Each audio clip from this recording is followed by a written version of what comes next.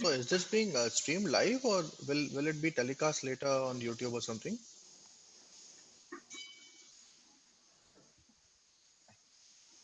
Darpan, I think you're on mute. We can't hear you.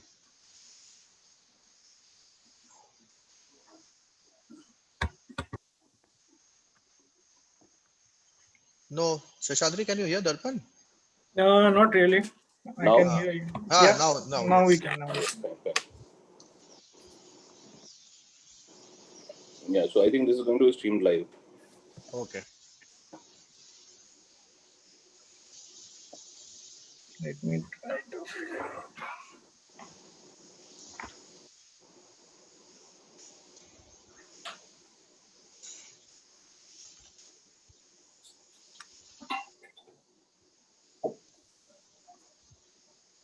Good morning, everyone. Hi, Hi, Manish. Manish. Morning. Hi, Manish. Hi, Shishadri. Hi, Abhishek. Hi, Darpan. Hi. Hi. I'm trying to adjust. Let me try to figure out.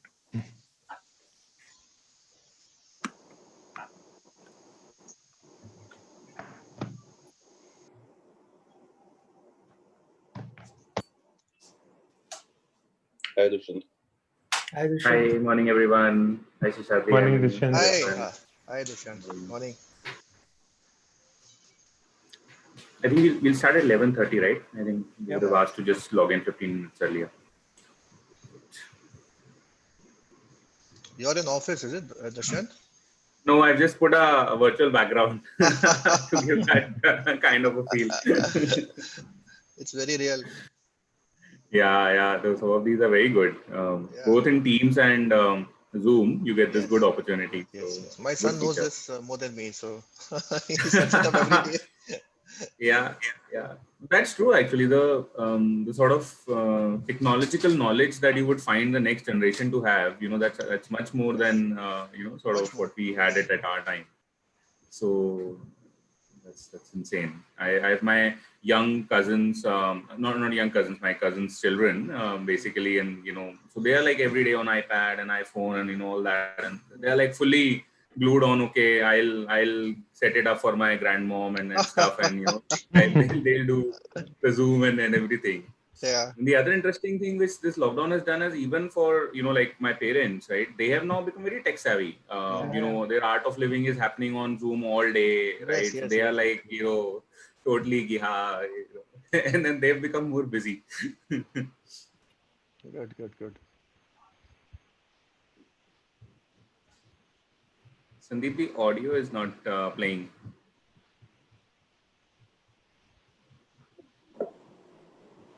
When you share the video, you'll have to select an option saying send computer audio as well. Disrupted. They cannot scale and win new customers and impacts their ability to innovate.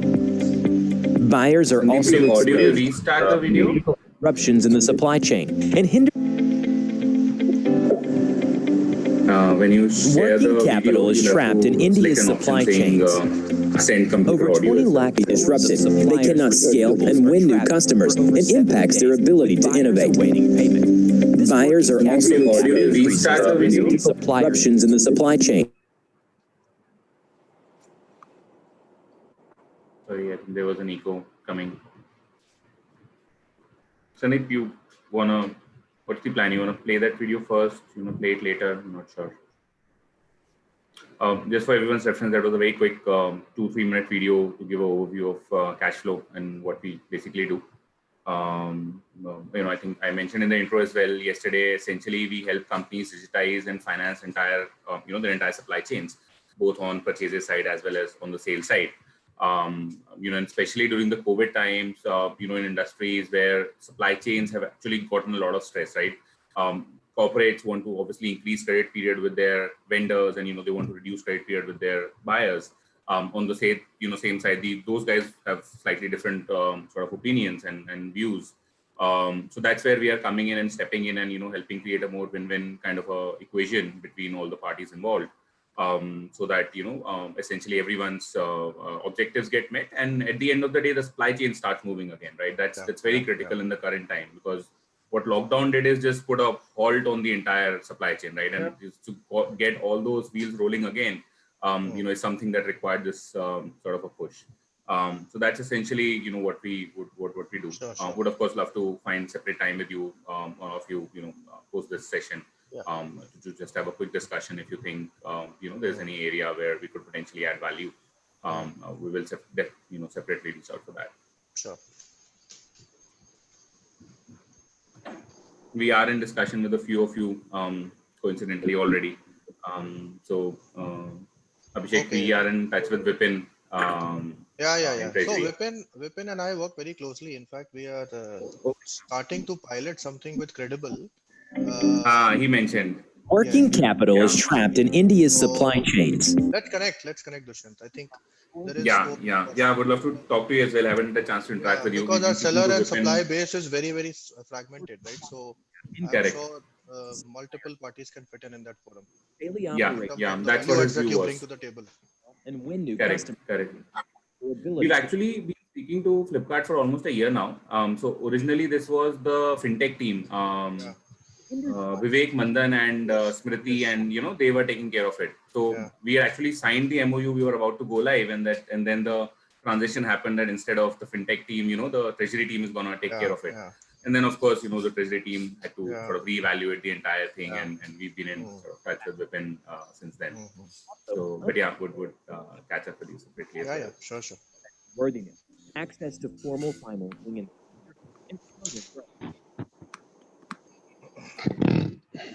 vendor financing programs, or even direct cash discount programs using their own Hi, treasury. Anand. Morning. However, such initiatives Morning, everybody. Hi, 5% morning. Hi, Anand.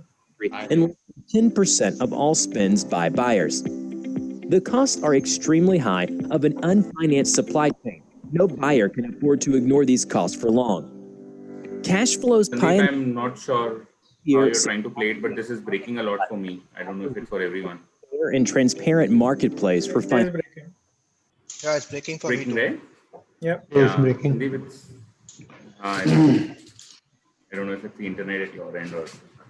So, very interestingly, I participated in the ET CFO, summit just I think 10-15 days back, and they recorded the program one day earlier, so that Is it? the briefing went on uninterrupted, and only the questions were live.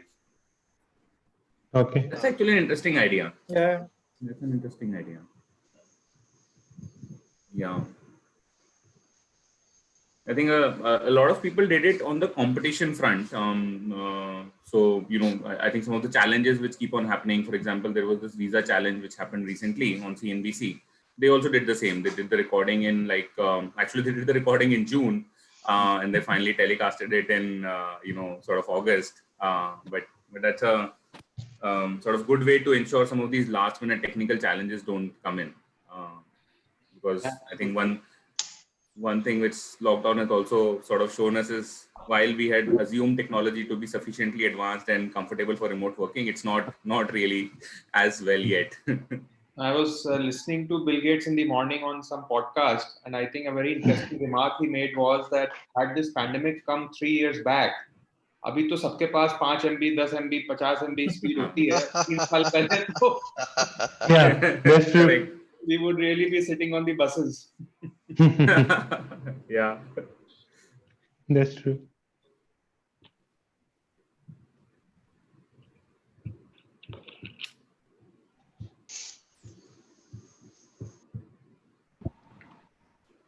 Has everybody joined? Morning, Samba. Morning, Dushyant. Good morning. Morning, Samba sir. Hi, Good morning, hi, Samba. Samba sir. Morning, everybody. Yeah, Good morning. yeah. I came through the WhatsApp link. The mail didn't arrive. Oh, is it? I got the mail. Yeah. I for some reason I couldn't find the mail because I don't know why. But Maybe only thing it's is in I your checked only spam. just now. I checked only at 11:20 the mail for the mail. Maybe I didn't check properly. I think we are missing a few, no, Darpan? More than Vidya is yet to join, I think. Okay. And we got one decline. after yesterday, between yesterday night and today. No. So they Vidya and Ms. Tyagi had not joined yesterday.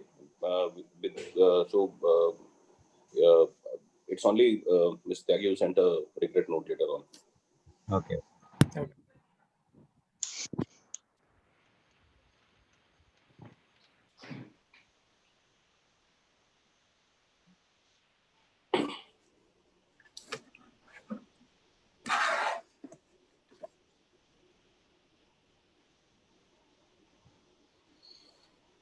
Any idea what is the audience here and how many people are there in the audience?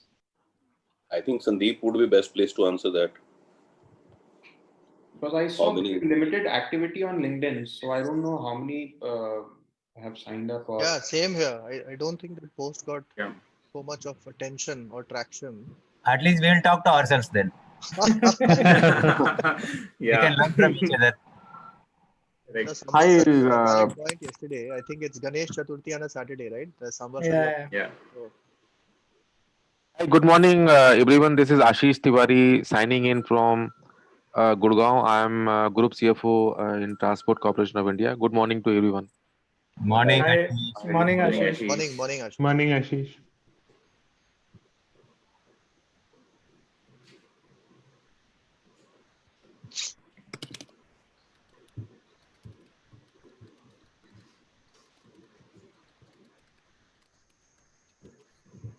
We're waiting for one Vindhya and second Dave, right?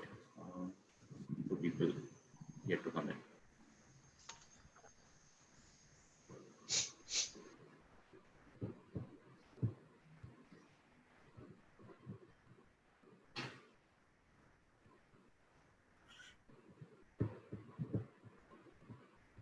Sandeep, I can't see the mail also. I just checked. Couldn't find. What's the full name? Sandeep? From whose ID it came? it has come from Sandeep A. I have Sandeep Tripathi, who is from my office. Actually, the email ID would be no reply at zoom.us. No reply. No reply. dash reply. I'm just seeing. I'm just searching in my mailbox. No, that is also not there. Just check if it's in there in your junk mail or something. Yeah. Junk mail also, there's nothing which is there. I just checked. I have a junk folder, but there is nothing which is gone there. So it must have got bounced or whatever. I do not know. No reply is not. Yeah. Because it came in from Zoom directly. That also. Yeah, it might have bounced or something like that. It's not coming. Yeah. I was originally looking for a calendar invite that maybe it would directly appear in the calendar. Actually. It's always better to put it in the calendar invite so that, see, I went to the calendar and there is no link actually. There's because no link there. Correct. You are used to going to the calendar and clicking the link there. I just forward it to you. Just check in case you got it now. Yeah, just forward to me. I just did that. Guys, sorry, I entered into a wrong panel. So this is not mine. I have to be in 1 o'clock. Sorry for this. Thank you very much. Bye. No issues. No issues. Not connecting. Okay, good. Yeah, that's what I was thinking. I saw his name in the other panel. I think maybe some last minute reshuffle. Agarwal, I got your mail. Good. I got your that no reply. That my email and your email are working. Yeah, that is true. It is working. That is there. But I didn't get the other There was one. actually a big outage on Gmail a couple of days back. Yeah. We were all impacted. Yeah. Yeah.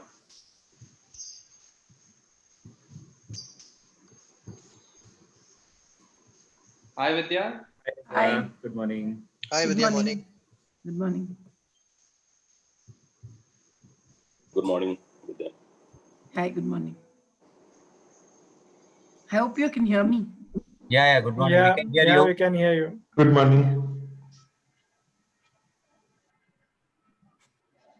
Hello, everyone. Hello. Hi, everyone. Yeah. Morning. Yeah, just going to start a speech. Good morning, ladies and gentlemen. Welcome to 18th Inflection CFO Innovation Web Conference and Awards 2020. I am Namrita Kumaya from Team Alden Global. I will be the host for the day and navigate you through interesting panel discussions. Inflection is a series of web conferences, webinars, and awards, and offline conferences across Delhi, Mumbai, and Bangalore. Today, we are here to gain insights and celebrate success and innovation in finance. The top leaders of the countries will be sharing the thoughts and will be a part of panel discussions. The theme of today's conference is delivering impact, driving value, and achieving last change. Today, 150 CXOs and 400 plus attendees have already registered to gain insights from top leaders. Now, let's start the conference with some interesting CFO consumer panel discussion. So, I welcome all the panelists out there. I would like to call moderator Mr. Darpan Vashishta. He is a CFO of AAK India since last year. Before this, he has done 18 years in PepsiCo in business and finance roles. Vidya Srinivasan, she is the CFO of Puma. She handled all the finance, IT, and legal. Anand Agarwal, CFO of VMart. He is CA, CS with 23 plus years experience in retail. Before that, he have worked with EY, Reebok, and HT Media. Samba Sivanji, CFO of Tata Sky. He has 30 plus years of experience and he was in a telecom for over 15 years. Munish Gupta, CFO of Interglobe Hotels. He is CA with over 16 plus years of experience in IT, travel, hospitality, and FMCG sector. Shishadri Savalgi, CFO for General Mills. He has experience of 16 years in FMCG sector and earlier worked in PNG, J&J, and Koti. Abhishek Gupta, he is a senior director finance from Flipkart. He is CA over 16 years in FMCG and e-commerce companies ITC, HUL, and Abbott. Dushyant Agarwal, he is a co-founder of Cashflow. They help large corporates digitize and finance their supply chains.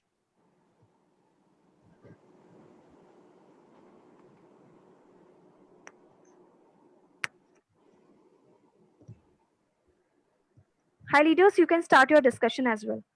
Right. So I'm Darpan. I'll be the moderator for this session. What that means is that I get to ask questions, but I don't need to give any responses. I think one theme which is very relevant to current situation is the entire C-19 situation and the lockdown which happened in country from 24th March onwards.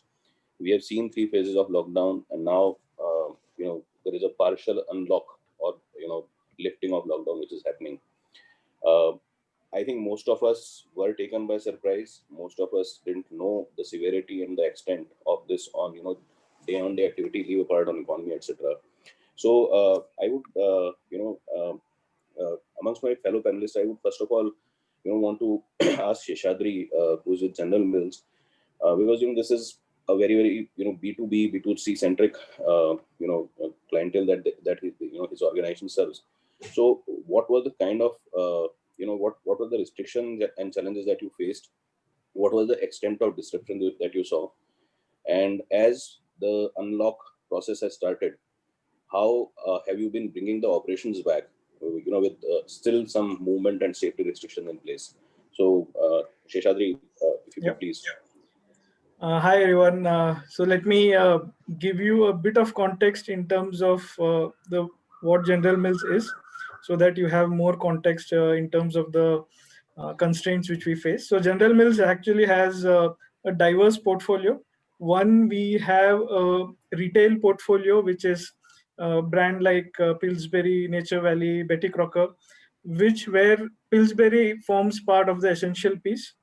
And when the lockdown happened, we saw that we had to the demand for the entire essential piece, even the branded atta piece, suddenly went through the roof. So we had to be ready in terms of serving the consumer, and there were multiple constraints which we faced, starting from restrictions, operations, availability of labor, availability of logistics, and also from a market standpoint, ensuring that the traditional trade channel was under severe pressure. Our distributors were, majority of the distributors were under lockdown areas, all the red zones, yellow, orange, all sort of restrictions were there during that point in time.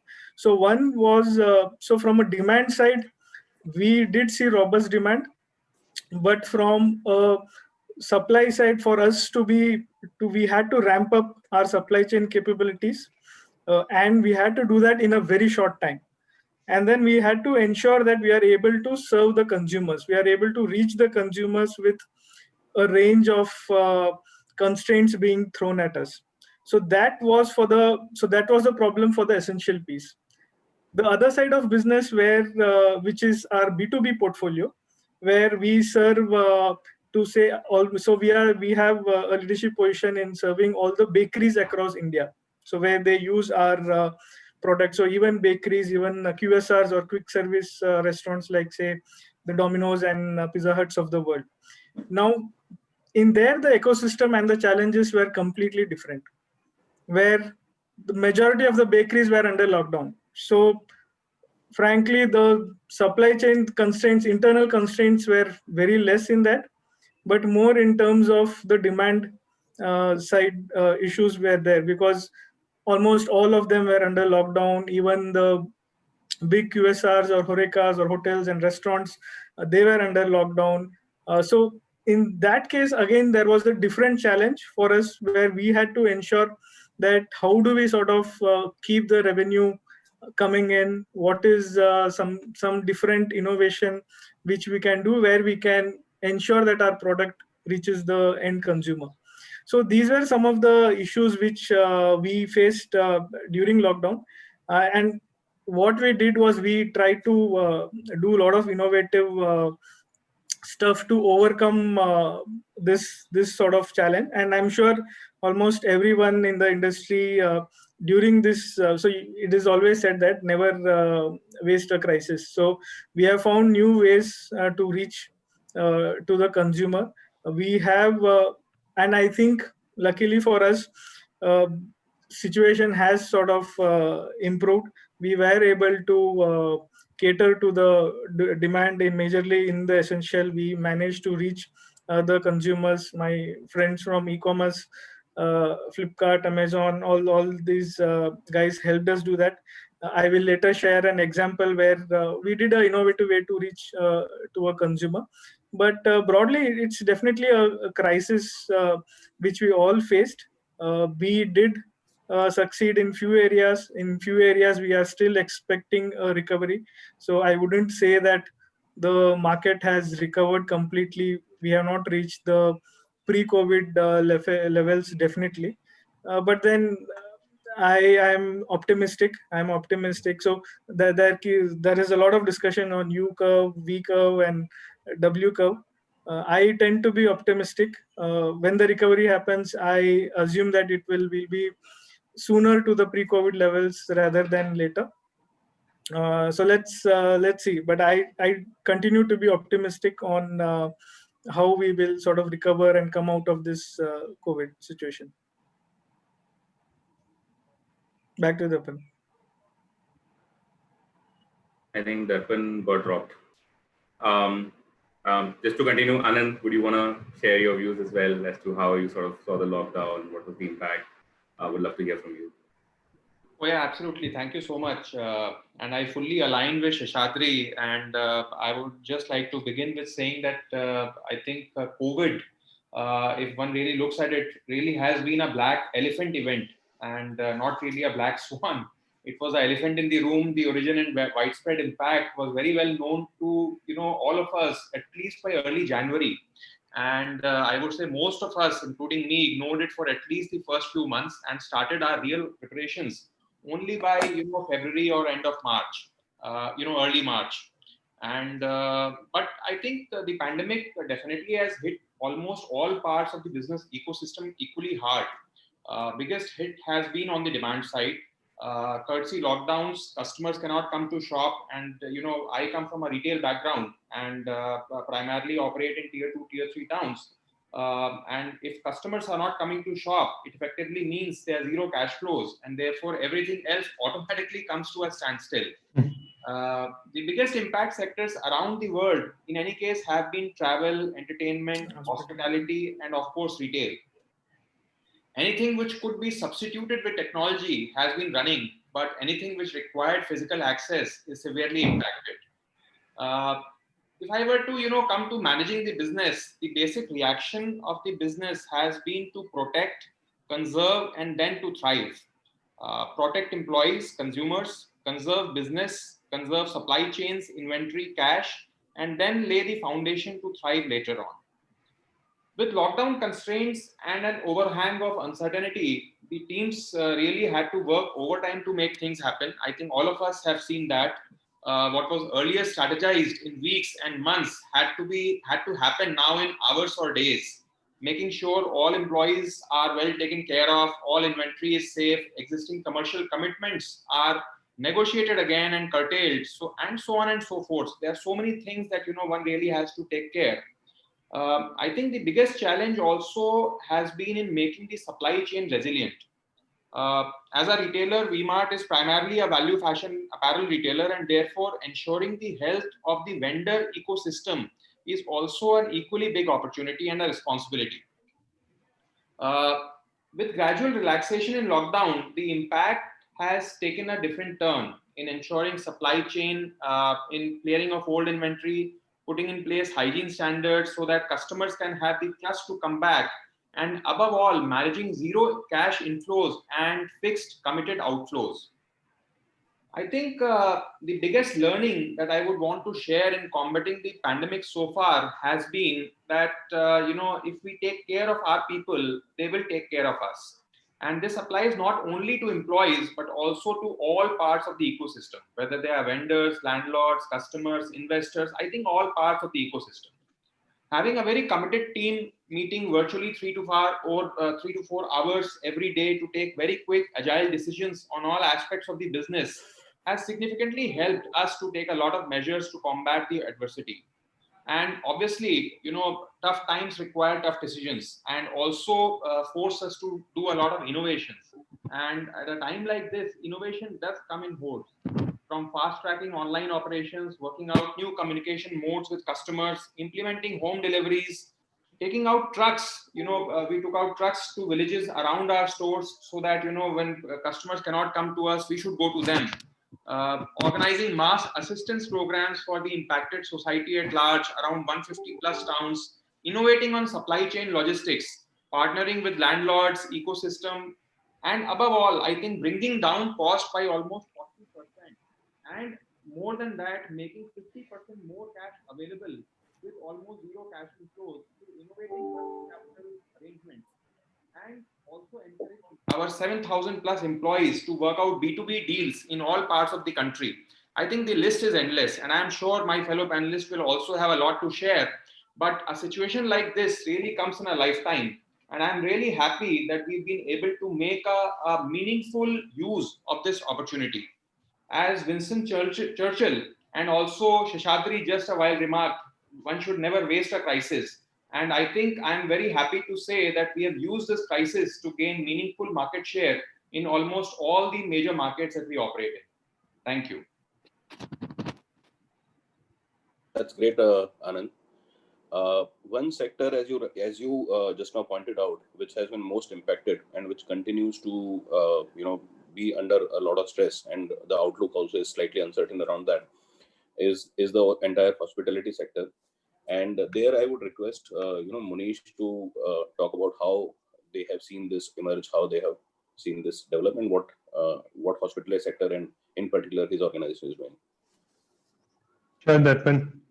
As Shadri and Anand pointed out, that nobody imagined this situation.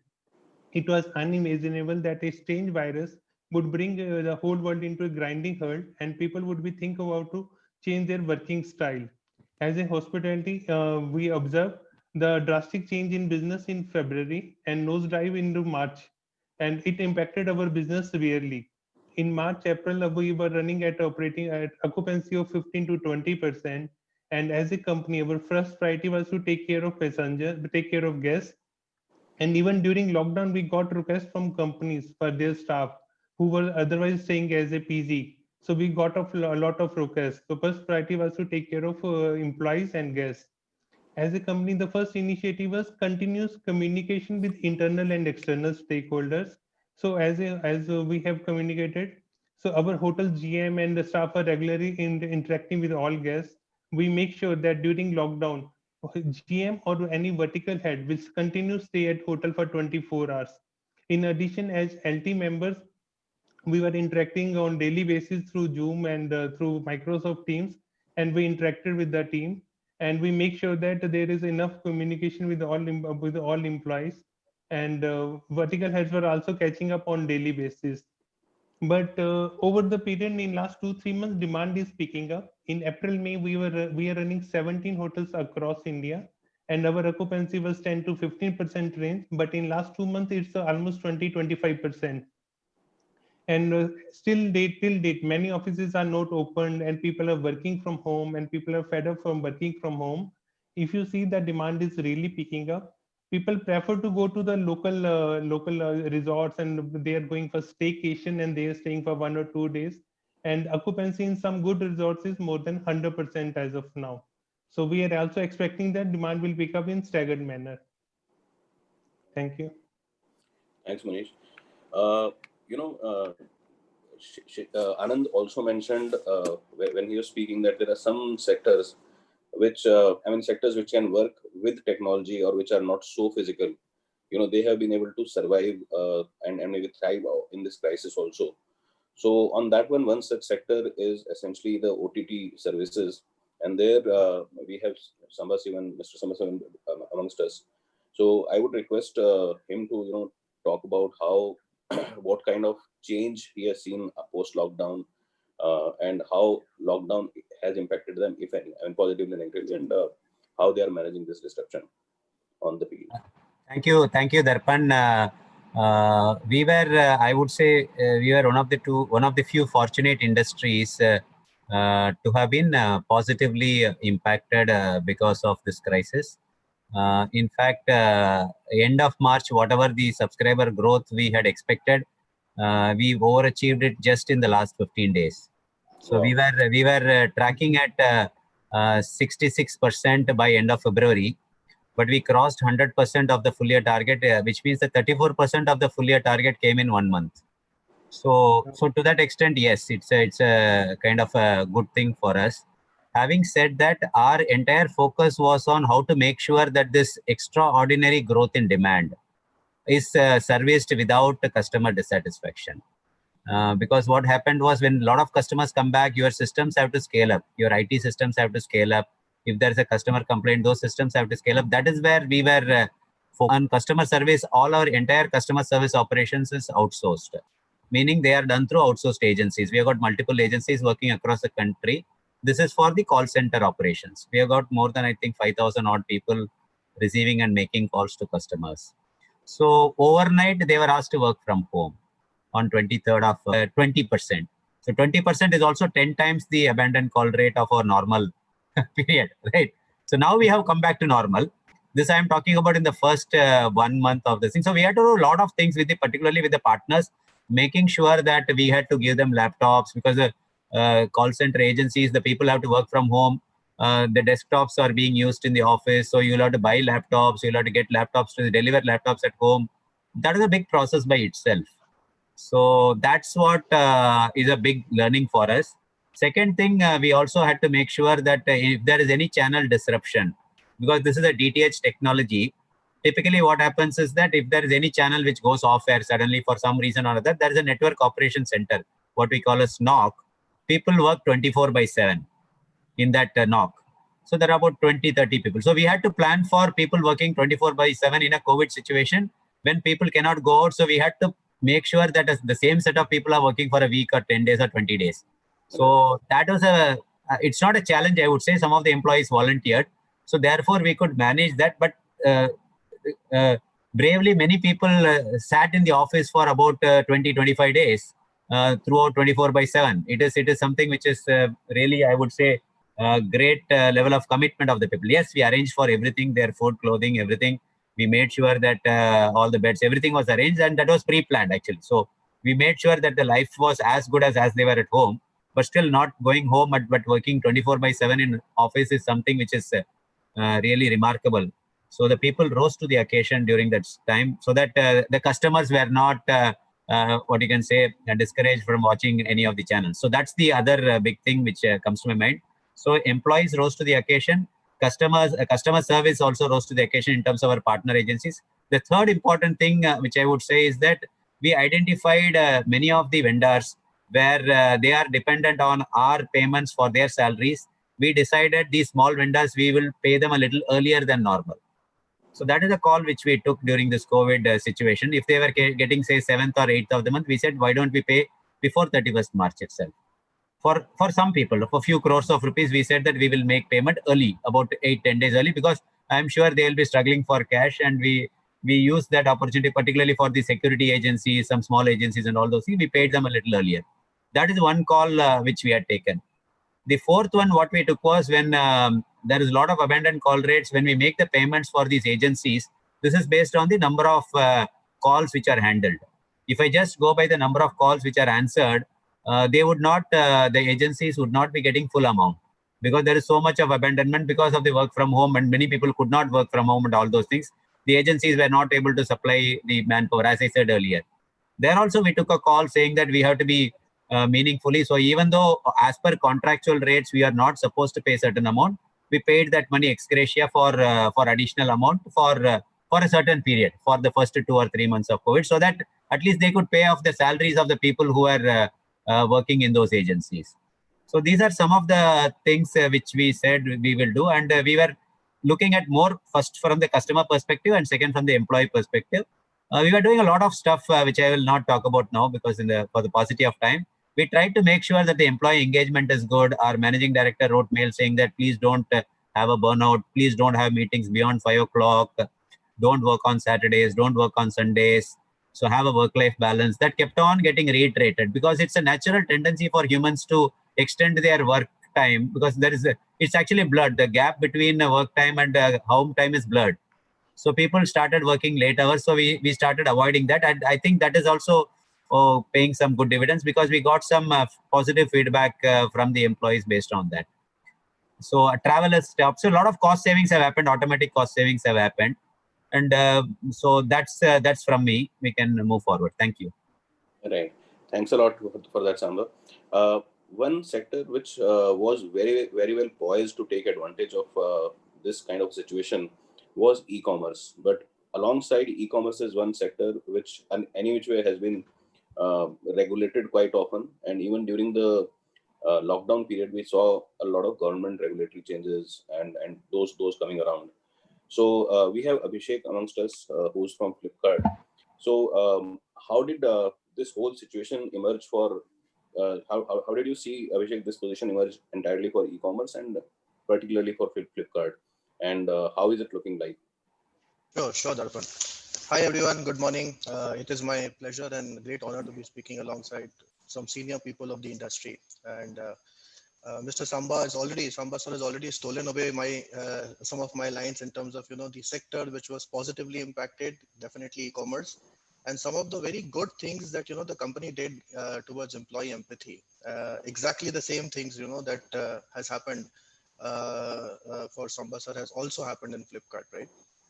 Now, coming to this topic in terms of, how did the COVID impact e-commerce, right? For us in finance, actually, we saw this as a leadership moment. This is actually an influx, a turning point for e-commerce in a very, very positive way. And for a finance leadership moment, it was predominantly about 4 or 5 things. The first was obviously, how do you ensure that you redefine your metrics with focus and clarity? Because we were seeing a huge migration from offline to online.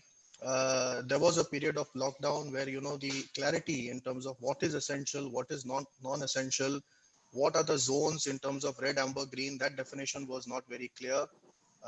There were central notifications, and then there were state interpretations and zonal interpretations and so on and so forth. So the finance team had to play a huge role here in terms of not just, ensuring that you interpret it in the right manner, but you actually serve the customer when he is locked down. So there were 4 or 5 things that we set out to do. One was obviously we had to ensure that, the support to the sellers and the MSME community is very, very high in terms of preserving their capital. The second was, how do you redefine metrics with focus and clarity? How do you bring about, a very good focus on balance sheet hygiene? How do you ensure that, your focus on fixed costs is very, very high, very similar to the point that Anand made? And how do you ensure that, there is a complete war on waste, any form of waste, right? Um, we also realized very, very soon that whatever AOPs, annual operating plans and long-term Right. plans that we had set out for, all of them went for a backseat because we were just, our growths were 4-5x more in terms of what we had planned for. So we had to move fast and we had to act today. We had to manage volatility and we had to actually innovate in real time. So I'll just narrate to you because otherwise this is a very, very long ending thing. I'll just narrate to you 4-5 key critical things that, the finance team worked on. Obviously, the first and the foremost was in terms of partnering with compliance and legal teams to actually brainstorm and find clarity and ambiguity on the changing regulations of essentials, non-essentials, etc. Very similar to the point that Samba sir made, we had to partner with tech and product teams because we were seeing huge migration from offline to online, right? And therefore, the traffic growth was unprecedented. It was something that we had to handle with a lot of sensitivity.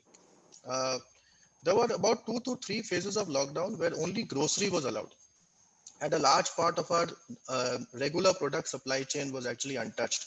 So we had to, come up with a very customized balance approach in terms of how can we tap into some of the other supply chain networks to deliver grocery and expand our grocery footprint in the country, right?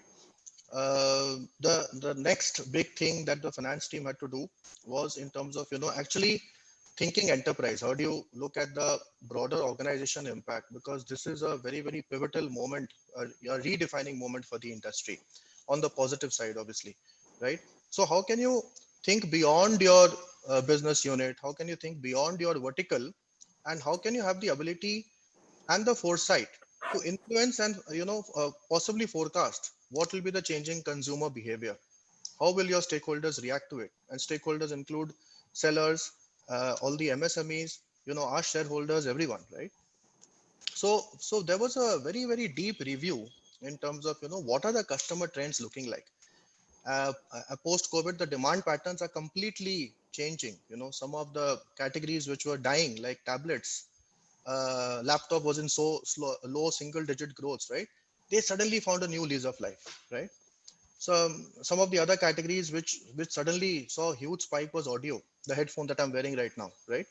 Some of the other categories which again saw huge spike in demand was, office furniture, because people were just, offices were enabling work from home. People were buying furniture to enable, a comfortable office environment at home. So all of this, these trends had to be married with the e-cart and the supply chain teams to figure out how will you be able to service, all this demand in a green zone, in a red zone, because we were very quick to realize that, the need for social distancing will continue in 2020, and e-commerce traffic gains will definitely sustain against an economic downturn that we were seeing in other parts of the industry, right? And a very good thing that we had noticed was that, the peak in e-commerce interest is very, very strongly correlated to the peak of COVID. We had hoped way back in April and May, it was our anticipation that there will be a tapering that we will observe when the peak is over. But fortunately or unfortunately, the peak is not yet over, and there is no tapering. Right? We are in a situation where demand is outstripping supply. And if you look at Google search trends for top horizontal e-commerce companies such as Amazon and Flipkart, it has moved up almost 40 to 45% of what it was in January. So unprecedented times. The accounting teams worked overnight, very similar to the point that Anand sir made and Samba sir made. You know, we ensured that not a single vendor or a seller payment was delayed or stuck in process. We also gave advances. There was a big shift of migration from office to work from home, right? And typically Flipkart is not used to a work from home environment. So how do you adjust all this? By ensuring zero impact on your seller community. Again, how do you ensure that your forecasting accuracy is very, very high? How do you predict that, and all of us are aware that there are these supply disruptions, there are these localized lockdowns which are happening. How do you ensure that, how do you forecast accurately to the board right, to suggest that, okay, localized lockdown will possibly have an impact of 8, 10, 12% on demand, right?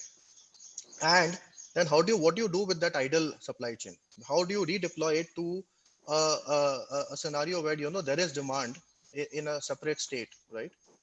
So just to sum it up, Darpan, basically, we were looking at three C's.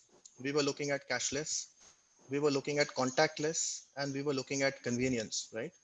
And all the decision making that was done by the team, and finance was leading that decision making. Every solution that the team came up with was with just that one goal, that, how do you ensure that the customers' needs are met? How do you ensure that the essential products are delivered to them as soon as possible?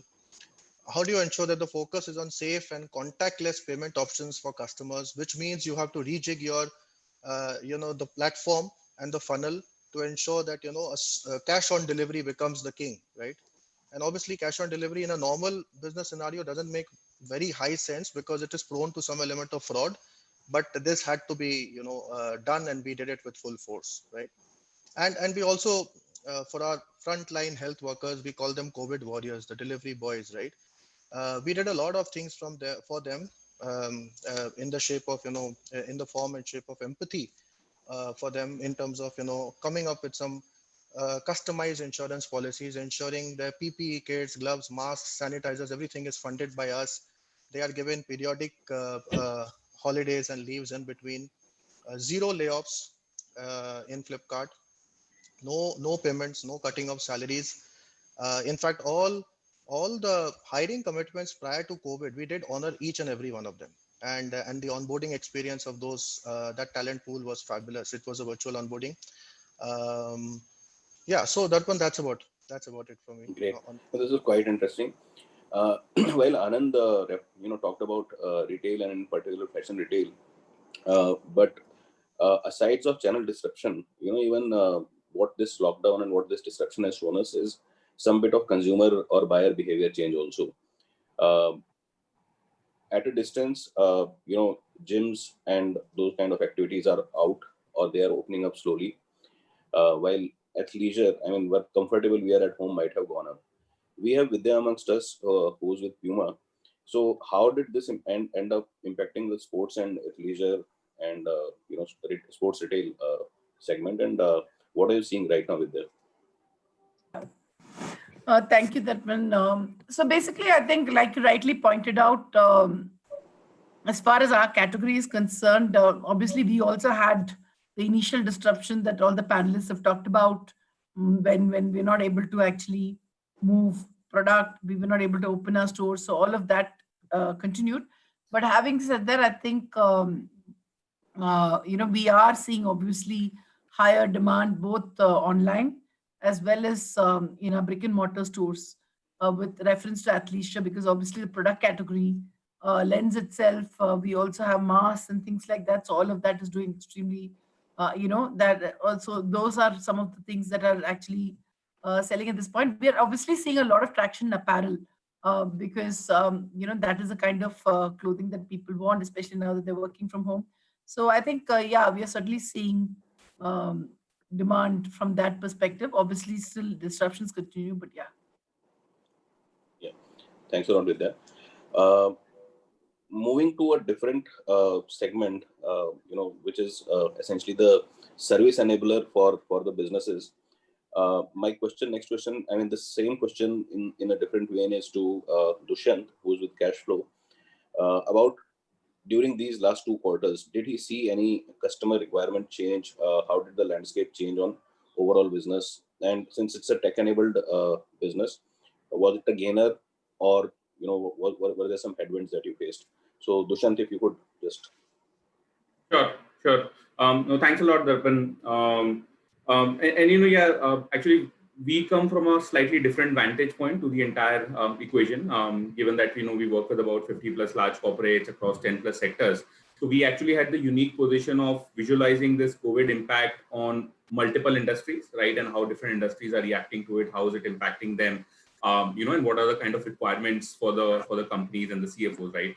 And as partners to CFOs and partners to companies, the challenge really, what we basically saw was a lot of spurt in demand, again, with respect to tech enablement, right? I think in some shape and form, we were always on a journey towards digitizing the supply chain. How do you sort of digitize your entire procure to pay processes? How do you digitize your order to cash processes, right? How do you ensure liquidity into your entire supply chains as well as managing your own working capital? And some of these initiatives basically got a lot of impetus and a lot of push across organizations, during these times. Of course, the initial 15, 20 days, I would say, was more around just BCP, business continuity planning for all the companies. But as soon as those basic hygiene checks were out of the way, we saw a lot of demand coming in for these solutions, right? And from our perspective, actually, what we ended up doing was doubling down on our own resources, on our own plans. And again, as some of my panelists sort of explained earlier, that some things which we had sort of planned for maybe next year, right, that we launched, we actually ended up launching during the COVID itself, right, because the companies needed it, the entire ecosystem needed it. So that's where sort of it had an impact on our own on our own plan, and from a growth perspective, from a strategy perspective, from helping the ecosystem perspective. And again, broadly, again, I would say, one of the industries which got positively impacted because of the COVID, tech adoption, of course, is increasing. Financing is now a very critical requirement across the supply chain.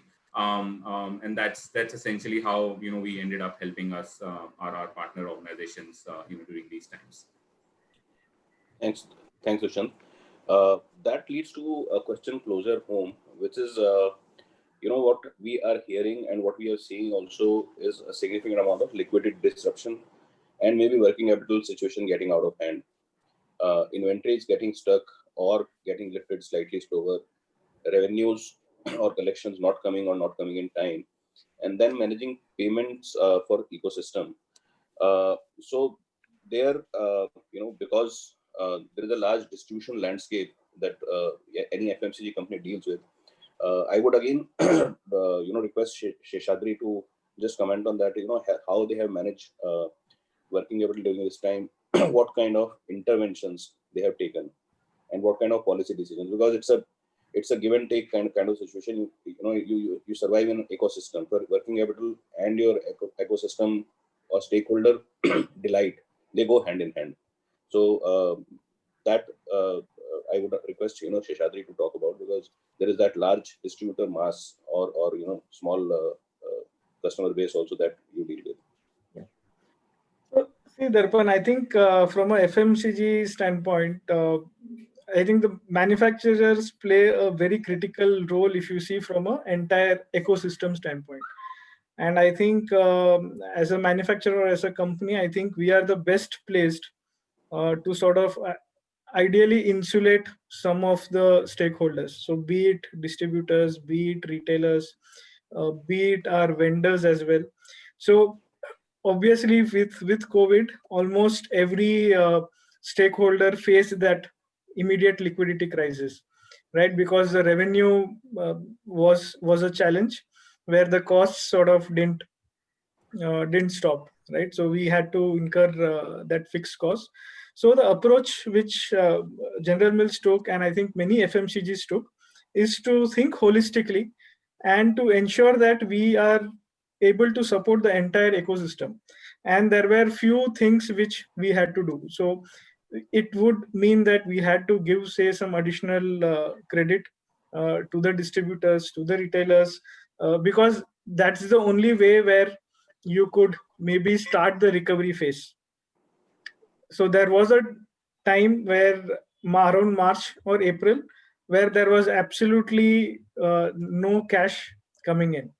And we being, say, the manufacturers or the MNCs, maybe we were in a better place to manage that. And hence we ensured that our partners, we support our partners through that.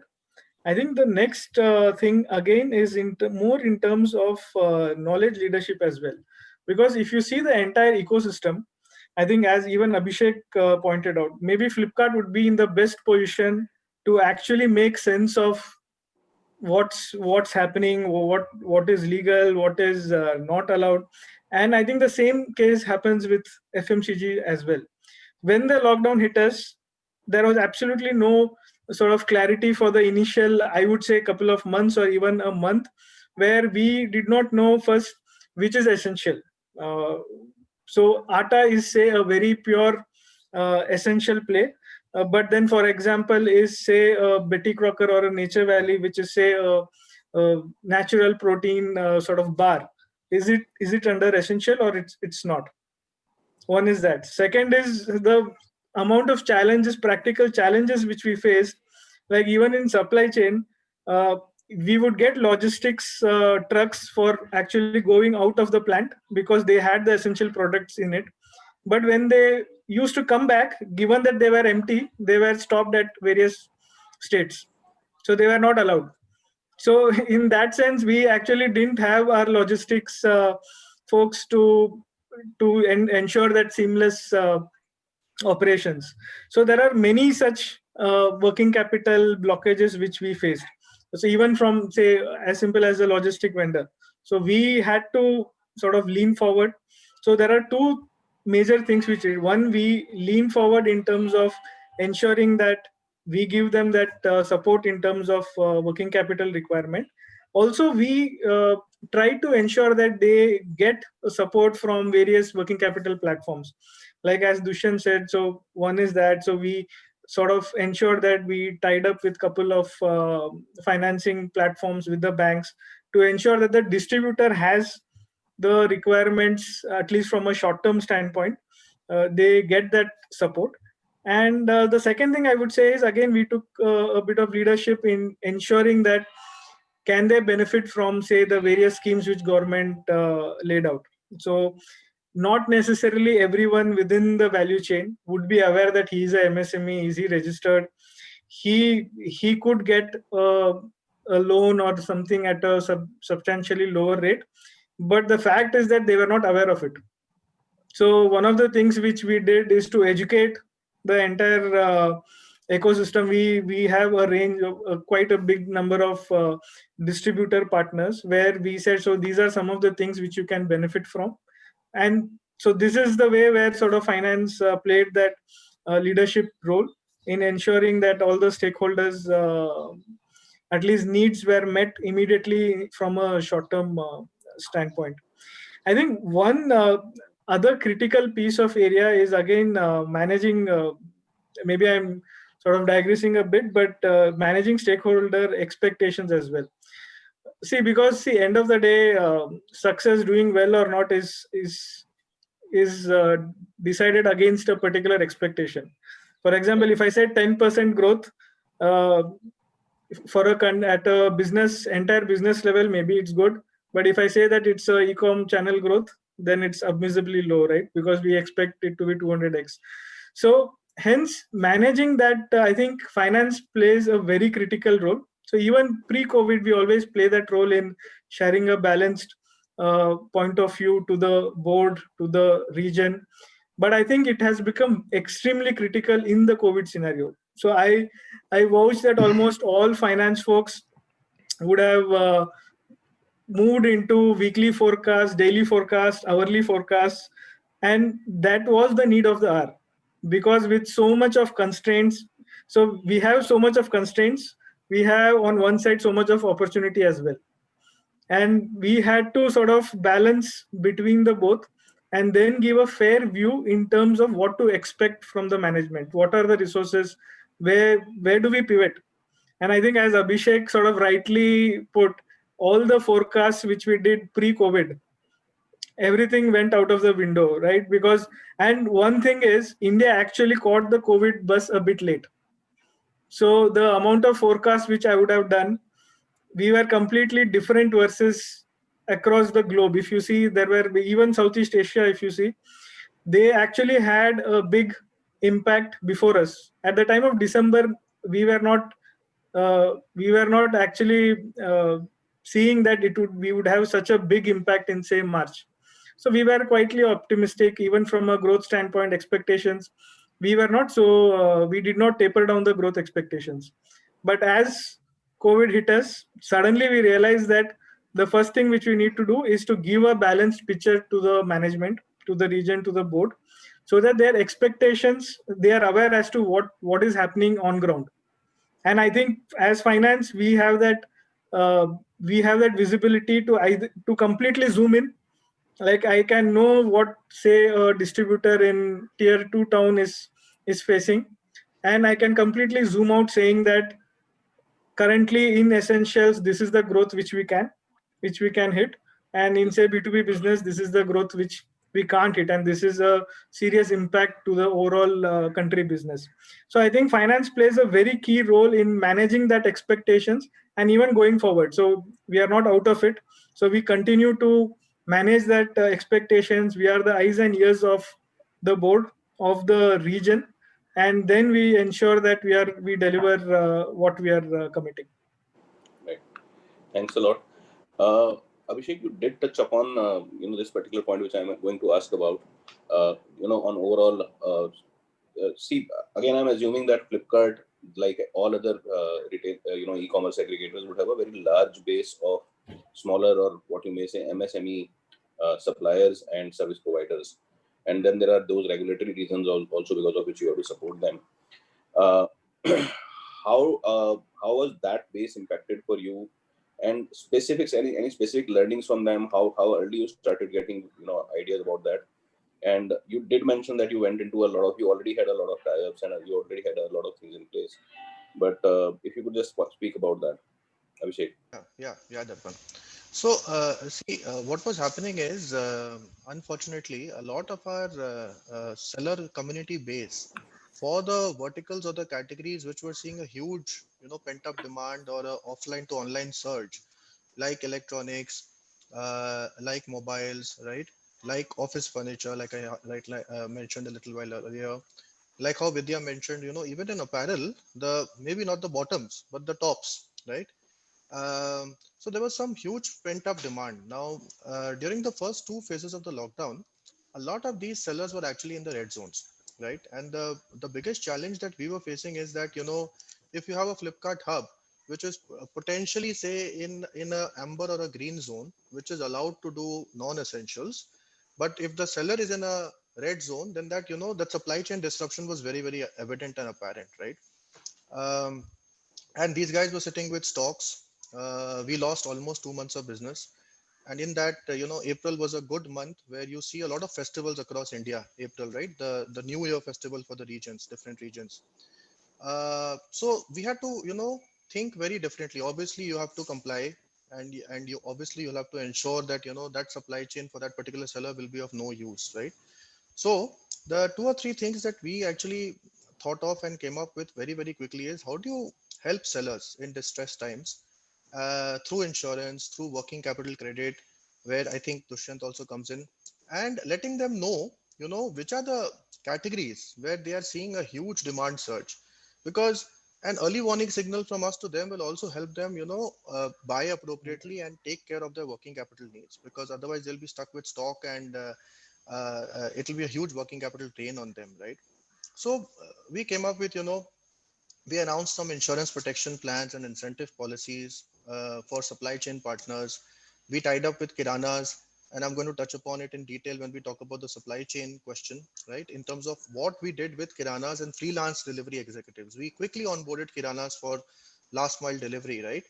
Uh, we actually, tied up with Uber and with Meru, right, and to help the driver community to, and they could deliver essentials, right? On the insurance cover also, we came up with income protection plans, which was very different. It was an OPT insurance that covered consultation and diagnostics for COVID as well, right? And we also, for the first time, we also came up with policies which will safeguard them against, any loss of income, right? Which was very, very unique and relevant in these times.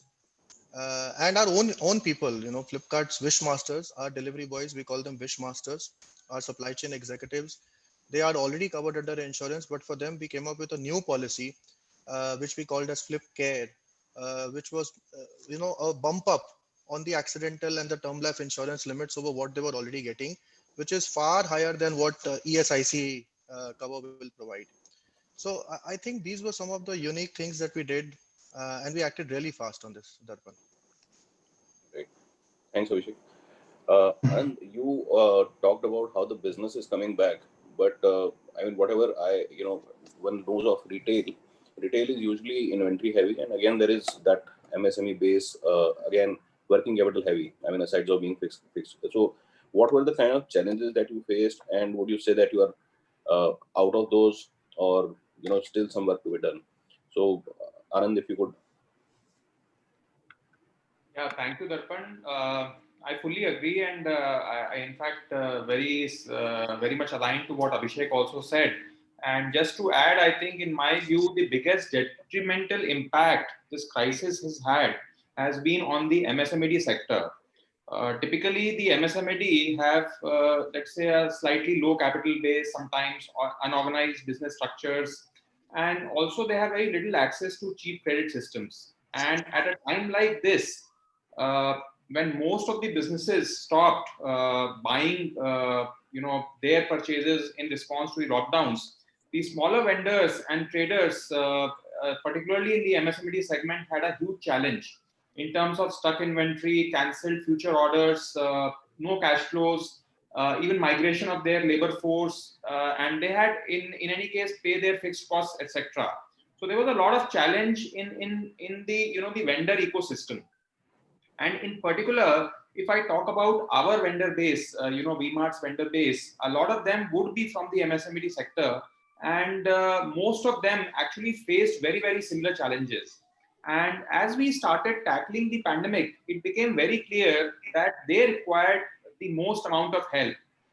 Sometimes not just economically, but also with a lot of advice and guidance to navigate through this crisis. And as a company, I think we put out a very strong charter on the vendor support mechanisms very early on. In fact, from March itself, we started very regular interactions with all our vendors, organized webinars for them, organized meetings with financial institutions, conferences with banks for them. We helped them get registered under the MSMED Act, and then therefore allowed them to get onto the banking TREDS platform for easy access to credit. We also introduced our own bankers to them for facilitating easy credit based on VMart support. And most importantly, I think we made sure that we kept paying very small sums of money to all our vendors. The principal being pay some to all, but not all to some. We were also in a sort of liquidity flux with zero inflows and zero sales, but we made sure that there was some money going out every fortnight to all our vendors. In fact, we also allowed early payment of full dues to our vendors with some discounts which were back-to-back negotiated with leading, lending banks who were working already with us. And the result, therefore, has been, very, very positive. Most of these vendors have become even more loyal than ever. They have started, and as we have started, buying for the upcoming winter season and the festive period, now we get the first preference in selecting the best of the merchandise, and in fact, our service levels have significantly improved if I compare our relationship now with our competitors, and also vis-a-vis the competitors with our vendors. I would also want to say that we also use this crisis to up the ant on technology implementation in the supply chain, and which has a very direct impact on the entire vendor ecosystem. We implemented a new state-of-the-art transport management system during this crisis, which plugs into our already existing artificial intelligence-enabled automatic replenishment system, and making use of these two in tandem to further optimize our replenishment cycles. Technologies like these are pretty much the norm in e-commerce companies, but I think in offline retail, we are amongst the first, to do such kind of innovations. We operate a network of 270 very large format apparel stores across 195 towns in 19 states. And together with the help of this system, we are able to service every one of our stores twice every week, and always with fresh inventory, as we never repeat our fashion inventory at these stores. We also use this crisis to improvise on our supply chain to make it omni-friendly, and in fact invested a lot in technology to make the entire store inventory visible for our online operations in real time. This will have a huge impact on our future growth and business plans in the months to come, as this is yet to be monetized.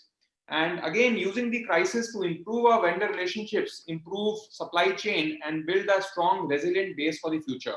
But I would just, conclude with the remark that, vendors remain the, the pivot of our entire operations. And I think managing their relationships has been the key to managing this pandemic so far for us. Great.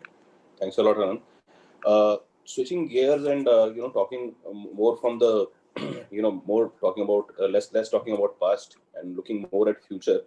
A quick question and, around the table, and maybe I'll, request Vidya to start with that. This is two questions rolled into one. What is basically the kind of outlook for the business or the segments that you are in? That is one question.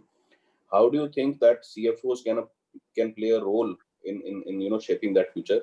Are there any changes that you're seeing to the role of CFO, and how do you think this will help? I mean, change the role of CFO. So, Vidya, you could. Sure. See, in terms of outlook, I think I was talking in some other forum where, people were asking, they started the outlook from what's going to happen as far as COVID is concerned. I think I've heard multiple projections ranging from, when this whole thing started in March, they said everything will be okay by September. September has become December, and now I think we are slowly moving towards first half of next year and hoping that it stays there in terms of that road. So that's as far as the crisis is concerned. We don't know. I think so. That's the first situation. As far as the segments that I am in is concerned, I think the prognosis is more optimistic. I think what is happening is that I'll break it up into two parts: brick and mortar and online. And Abhishek has already talked about online. I think online it's doing much better than last year. We are having significant growth both on Puma.com, which is our own, as well as in the marketplaces, and we're doing extremely well. And that momentum, because obviously customers are looking for our products. And it kind of plays well to the work from home environment. I think there is also a lot more amongst our target segments, a lot more focus on sports and fitness as people are stuck at home, and therefore they want to kind of build up on their health. And I think that is also driving growth. So that is something that's happening. And I think I see that momentum continuing, because especially in tier 2 markets where we were, that growth is pretty large, which to me points out, and I think Abhishek would be well placed to talk about that, whether that's happening across segments. But I think what's happening is that's a change in buying behavior. When we look back at this, maybe 2-3 years down the road, I think there is going to be a lot of lessons on permanent changes that are going to happen in buying behavior. And I think we are seeing some of that play out. I think we are very close to the mirror in this, so it's difficult for us to get perspective. But I think as we kind of get back and this gets into a rearview mirror, I think there are going to be fundamental changes in how people buy, how people interact, on how people are engaged with even their standards of safety and things like that. There are a lot of things that are going to change in the business environment. As far as brick and mortar is concerned, I think what we are seeing is, of course, there's been footfall drop, especially, and I think that's related to two parts. One is, of course, the closures and restrictions on timings and things like that. The second bit is on people just being generally more afraid to come. But I think not just Puma, but also a lot of brands are doing a lot of effort in terms of increasing the safety. I mean, investing in safety and health and protecting our employees and our customers. And I think that message is kind of getting across. The people who are coming, obviously, we're seeing actually ATV growth. And I think now the footfall drop is also coming down. So I think that is happening. And I think to some extent, our Indian philosophy of kind of embracing karma, like people are, I think, getting more, comfortable with the new normal and are kind of interacting. I think that is also happening. So I think we are seeing, the drops coming down from a brick and mortar standpoint. So that's as far as the overall, backdrop of categories are concerned. In terms of your second question, which is more specifically about the CFO role and what is going to change, I think immediately what's happening, of course, is like many of the panelists talking about, we are getting into a scenario mode And I think a lot of our effort and time and everybody in the organization, not just the finance, is going into scenario planning. And I think that's important because that is kind of uh, that kind of gives perspective, especially on industry segments where we are taking calls. In retail we take calls season +1, season +2. So it's very important to kind of have a perspective, especially from an inventory and cash position. So I think that is important, and we are constantly revisiting this and seeing whether there is going to be a fundamental change. But I think at a larger level, I think what's happening is that all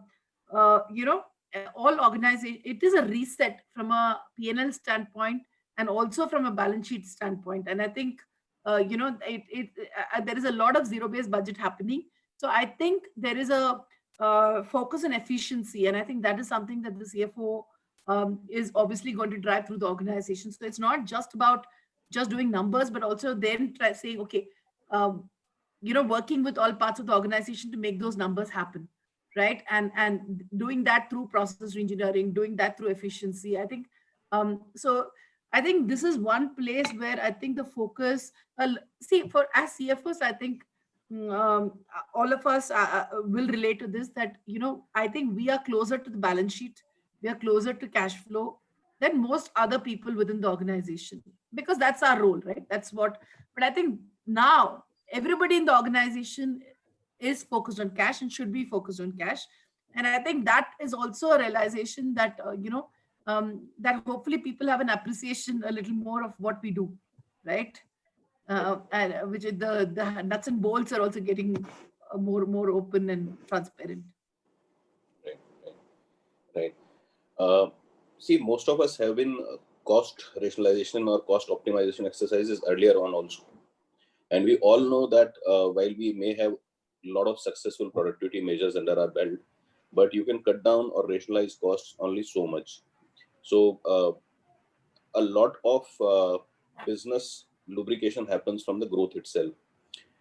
So question to Munish, because that's a very different kind of a sector, with high fixed cost base. What is the kind of role that CFO can play in getting growth, revenue growth back? Forecasting, right, obviously is one part, but how do we facilitate growth back from this crisis? I mean, what impact that? How does the CFO role and the finance professional's role get impacted because of that? So Munish. Sure, Darpan.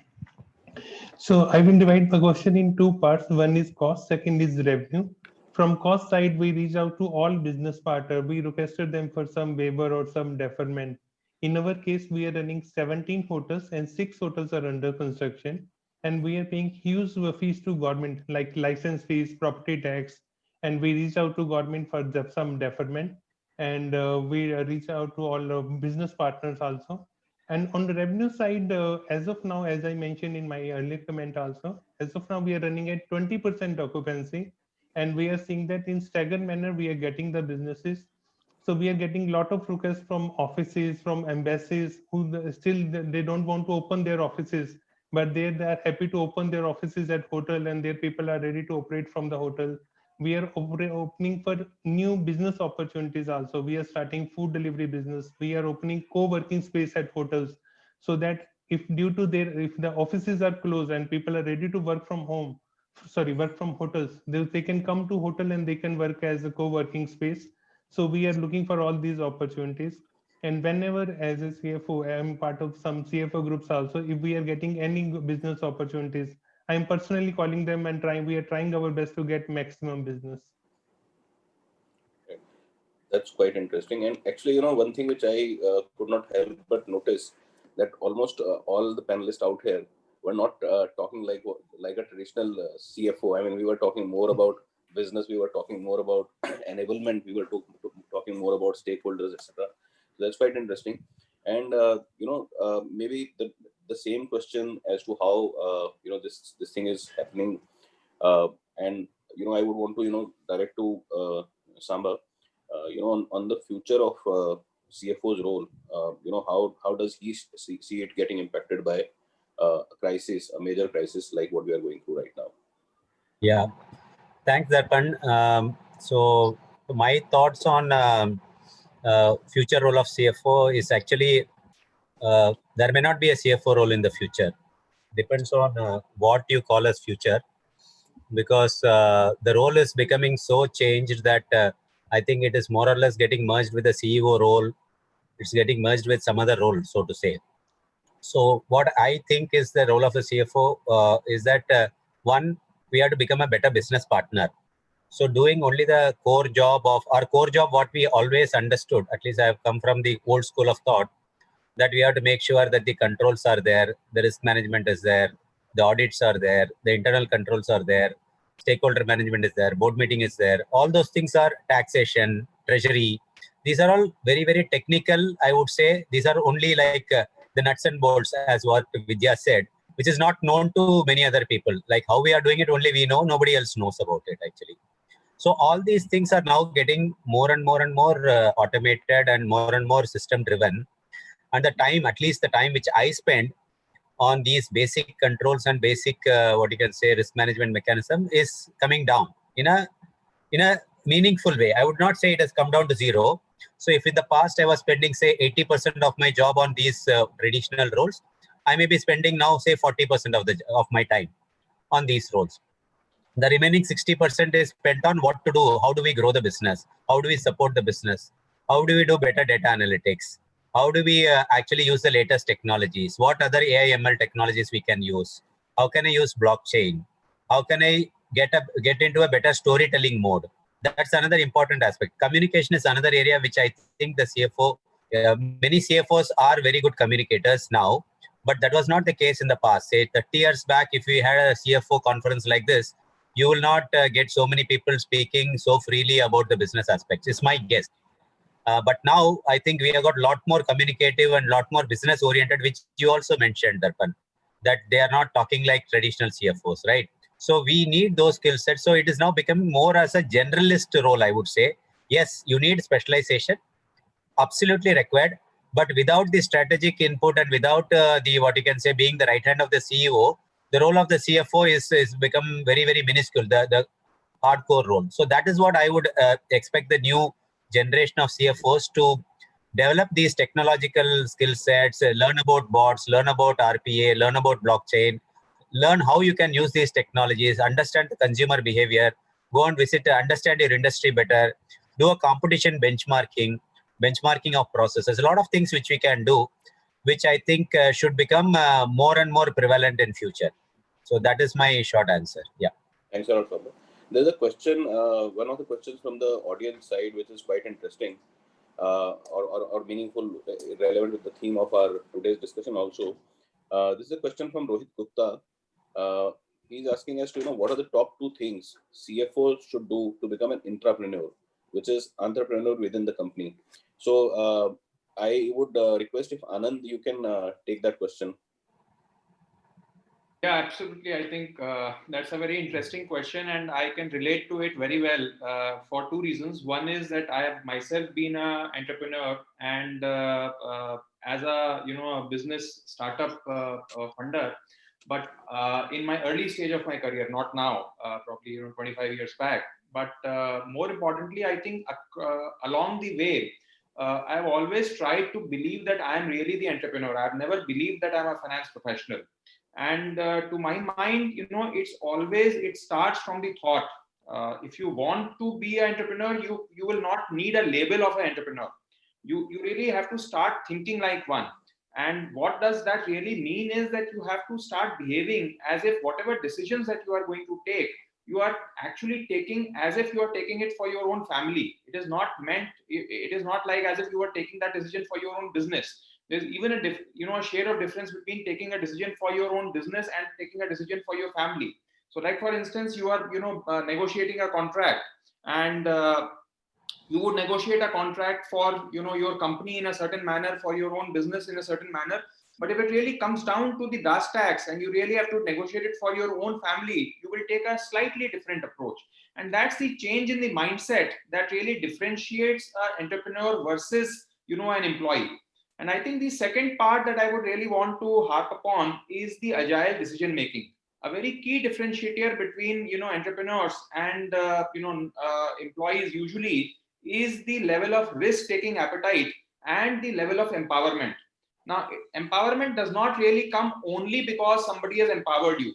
You have to start believing that I want to take this decision and I can take this decision.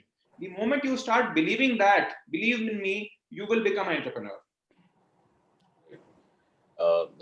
That's quite powerful, Anand. Uh, on in the same vein, I think the role of CFO in what I might call group companies or regional subsidiaries or local subsidiaries, that's slightly different. There are DOAs in place, SOAs and schedules of authorities in place.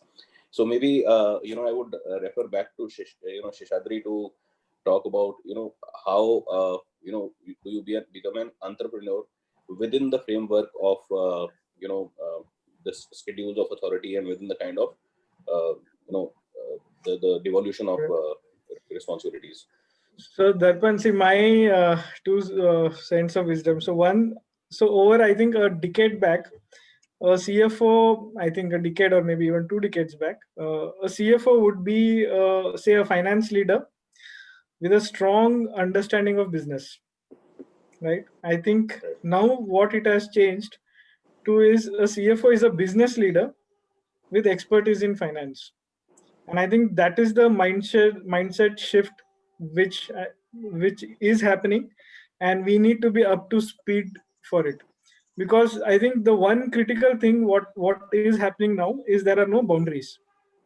uh, as Samba sir said, the CFO designation may or may not be there, right? Because actually there is no boundary, so there is nothing. So my expertise in terms of understanding balance sheet, P&L, the finance, the entire domain remains high, but the mindset needs to be that of a business leader, and hence you will see that shift. And I actually agree with Samar. So even maybe say a 5 to 10 year before, some of the webinars or conferences which I attended was very dry, where I would actually see folks talking more about, say, either numbers or specific finance domain topics. Whereas now, any domain, so any webinar which I attend or any conference which I attend, I always see everyone talking about business, driving growth. So one is, say, cost cutting, ensuring that efficiency is what we do. But again, as a CFO, we also need to have an eye on driving growth, identifying, say, different areas of business opportunities where we see it, because I think we have a unique lens. So we understand the nitty-gritties of it, and we also sort of have a view of the overall business. So I think we understand supply chain in terms of what the constraints are, what does it mean for us. So in that sense, I think so my advice would be to have or gain that business understanding versus limiting the thought process to, say, finance or related to that sort of visibility. And I think the expectation is same across regions. So even, say, working in a structured environment like us, the gravity of work has actually shifted. So from a control, from a process standpoint, the gravity of work has actually shifted towards driving business, ensuring that you are the thought leader in terms of the decision making, making the right choices, and everything moves towards what's best for the business. So having that mindset, I would say, is extremely critical for a new age CFO. Once we have that sort of mindset, I think being an entrepreneur is a outcome of that mindset versus input measure. I would say we need to have that mindset, and people or stakeholders will start to see you as an entrepreneur. Thanks, Sheshadri. Another question from audience. This is from Manjeet Kumar. This question is, and this I would place to Dushyant, because he has a bird's eye view on this particular topic. What are the companies doing to bring down the cost of working capital? Are these solutions available for SMEs also?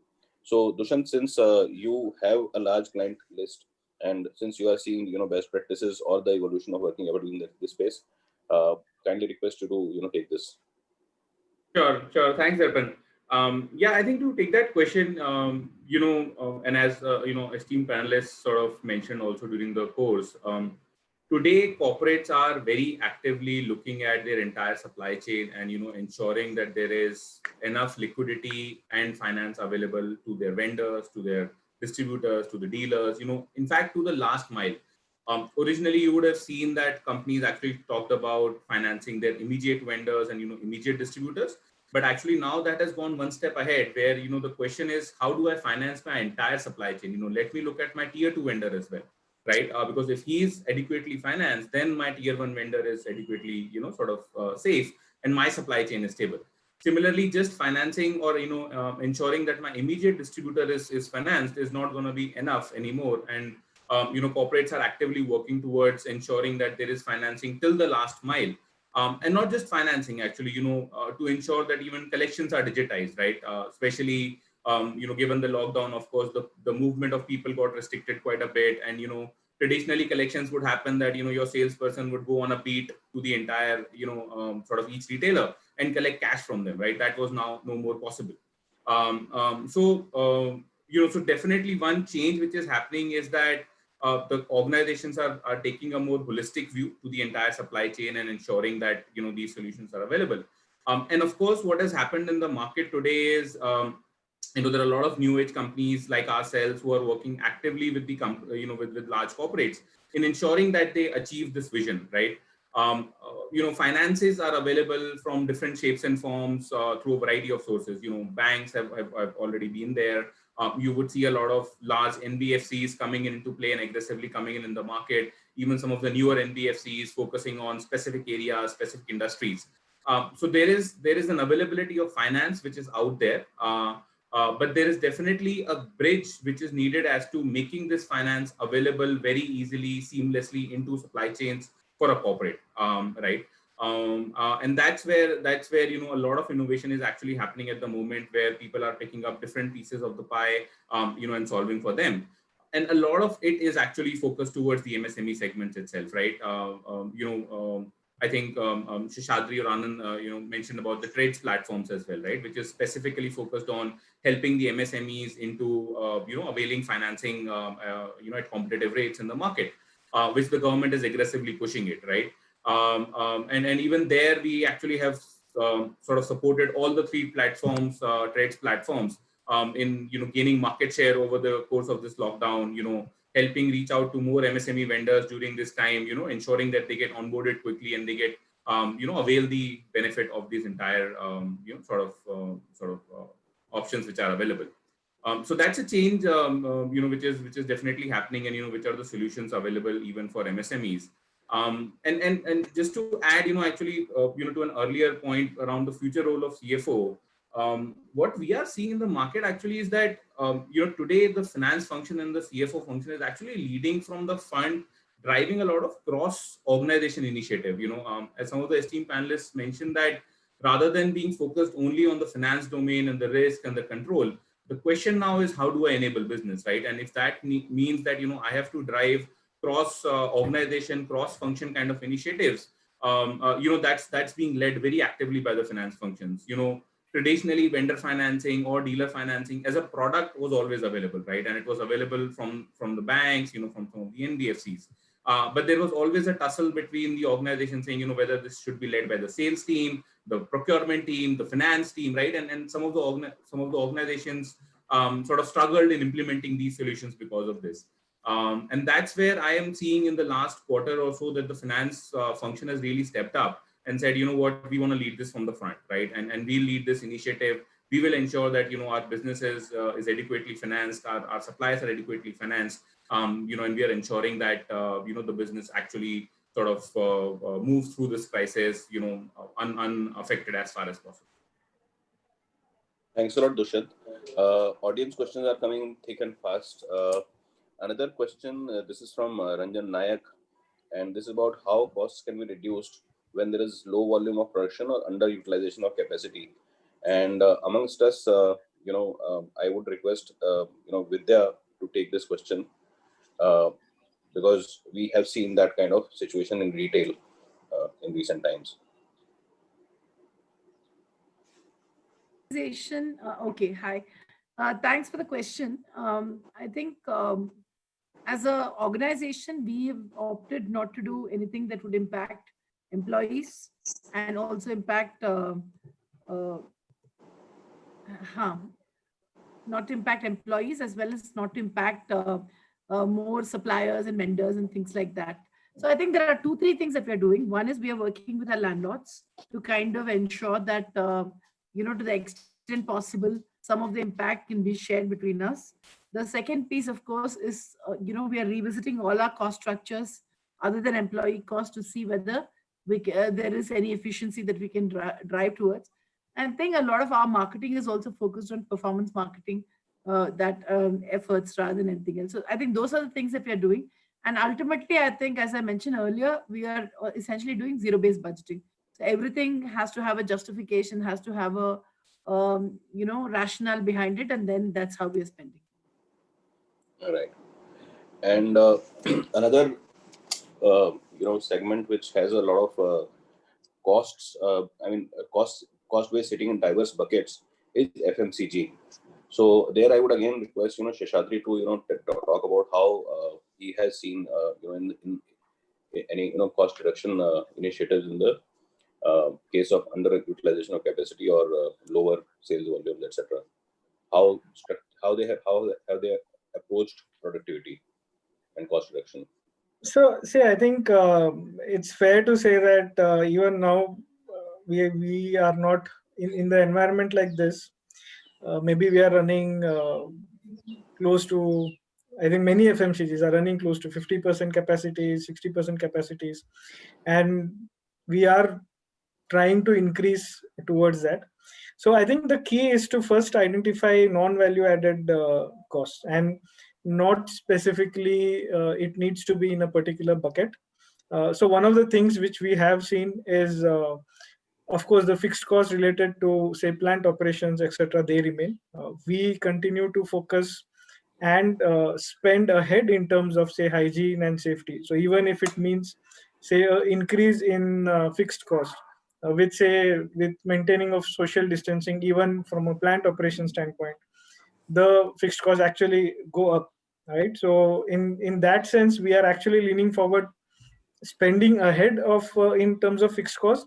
But one of the things where we are able to save maybe is in terms of the travel costs relating to employees, relating to, so even, say, across FMCGs, even the sales folks are actually not able to go to the market, right? So one of the things which we are seeing is in terms of a lower cost in terms of overall operational cost, be it operating of our corporate office, because the entire corporate of everyone is doing work from home. So a basic uh, saving or reduction we are seeing in the fixed cost there. But overall, see, as I put it, there is only a limit to which you can reduce the fixed cost, right? Fixed costs are fixed costs for a reason, because they are they are fixed in nature, right? So we have been agile. We are trying to see where we can reduce, and as Vidya put it, so I think zero based budgeting is the one which almost every company is going, seeing that whether this makes sense or not, and also to clearly prioritize our costs. So there are some of the costs which we prioritize, saying any cost related to employees, hygiene, safety is actually a priority.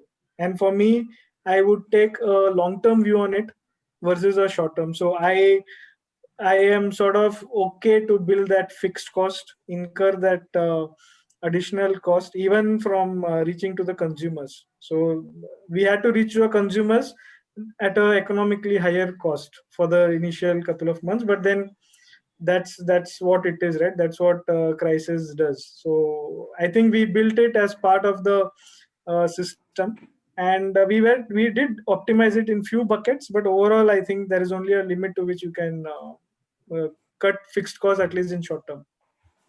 Okay. Thanks a lot, Sheshadri. One very interesting question from audience. This is from Neeraj Verma. It's more a hypothetical question, but is it possible for a company to have positive cash flows but still be in a serious financial trouble? May I request Samba to comment on that, whether he has Yeah. seen such kind of instances. No, it is technically it is possible. You have positive cash flow, but how you generate the cash flow is important. If you're generating positive cash flow but not actually managing with fiscal prudence, so naturally you will be in financial trouble, right? So positive cash flow is a position as on a particular date, but how you manage throughout the year will have a bearing on what projects you are running, what are the kind of investments you are making, what's the return on investment you are getting. All those things have to add up. So just having positive cash flow is not enough, is what I'm trying to say. Hope I have answered. Yeah, no, definitely. I think that's a very well answer. We are at about the closure of our session. Questions are still there, unanswered. But I think we have to vacate the chairs for next session.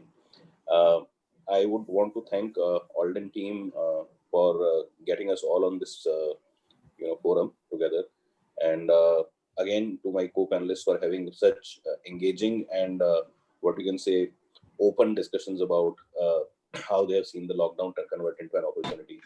Open the floor for any comments or observations from anybody, but we are almost done with our time actually. Okay, thanks a lot. It was very good. It was a very good session and I enjoyed interacting with all of you. And thank you for the questions as well. Thanks, Darpan, for conducting it so nicely. Yeah. It was a great honor for me to be present amongst all of you today. Thank you. Yeah. Thanks, everyone. Yeah. Thanks, Darpan, Thanks, and everyone. Alden. Thanks, Darpan. Thank you. Good learning. Thank you very much. Thank you. Thanks, everyone. Thanks. Great session. Thanks so Okay. much.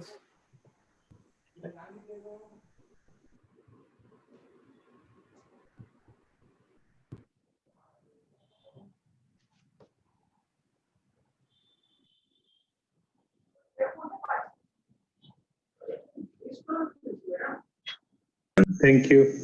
Good learning. Thank you very much. Thank you. Thanks, everyone. Thanks. Great session. Thanks so Okay. much.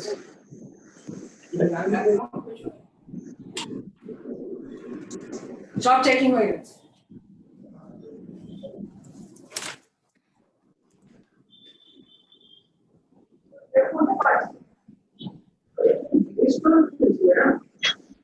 Thank you. Good learning. Thank you very much. Thank you. Thanks, everyone. Thanks. Great session. Thanks so much.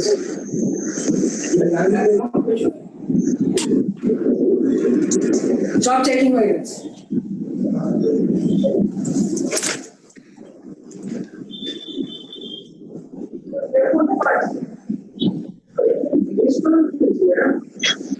Thank you. Good learning. Thank you very much. Thanks, everyone. Thanks. Great session. Thanks so much.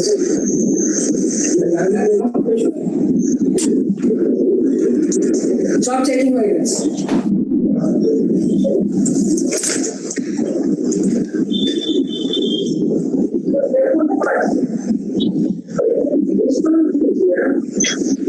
Thank you. Good learning. Thank you very much. Thanks, everyone. Thanks. Thanks so much. Supply chain, no buyer can afford to ignore these costs for long. Stop taking minutes. Pioneering multi-financier supply chain finance platform offers a neutral, fair, and transparent marketplace for financiers. Buyers pass on to the buyers. Also, unsecured borrowers Good learning. Thank you very much. Thanks, everyone. Thanks. Thanks so much. supply chain. No buyer can afford. Some buyers do run bank-funded Stop taking minutes. programs pioneering direct cash discount programs to finance treasury surplus. However, such initiatives are carried by financiers. All suppliers in the country with less than 10%. Also managed by buyers. Good learning. Thank you very much. Thanks, everyone. Thanks. Supply chain. No buyer can afford to ignore these costs for long. No buyer. Cash flows pioneering multi-finance. Stop taking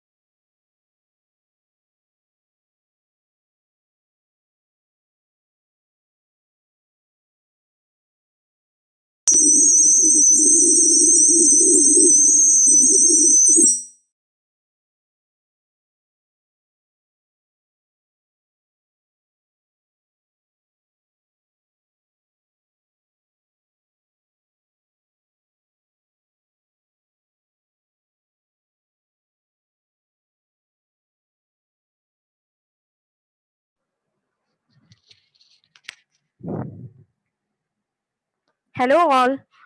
Now moving on to the further, we have another panel which is manufacturing panel.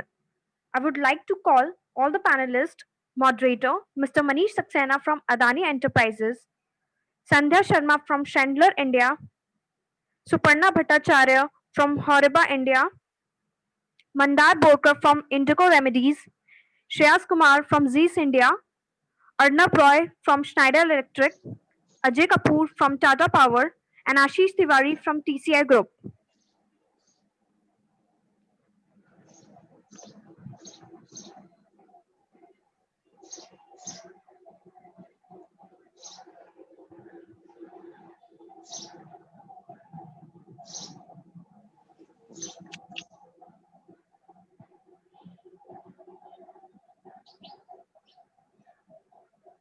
Good afternoon, everybody.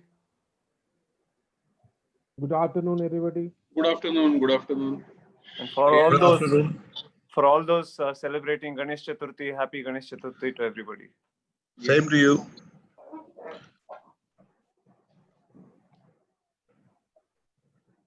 So looks like we are waiting Manish to take over. Manish, please start.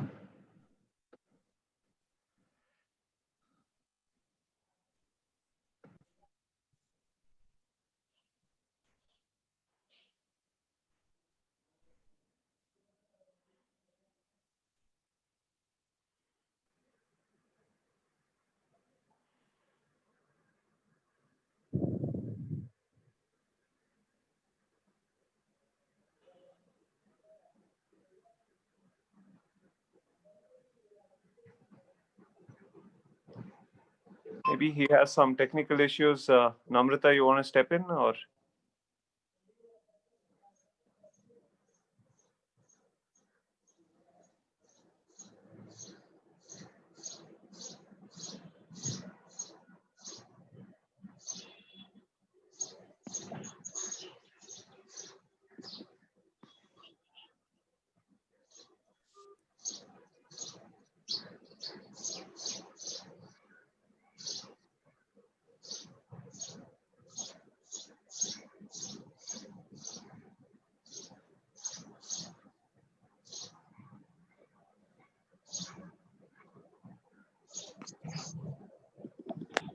Should we start? Maybe he has some technical issues. Maybe we just start and he joins us midway. Yeah, we can start, I think.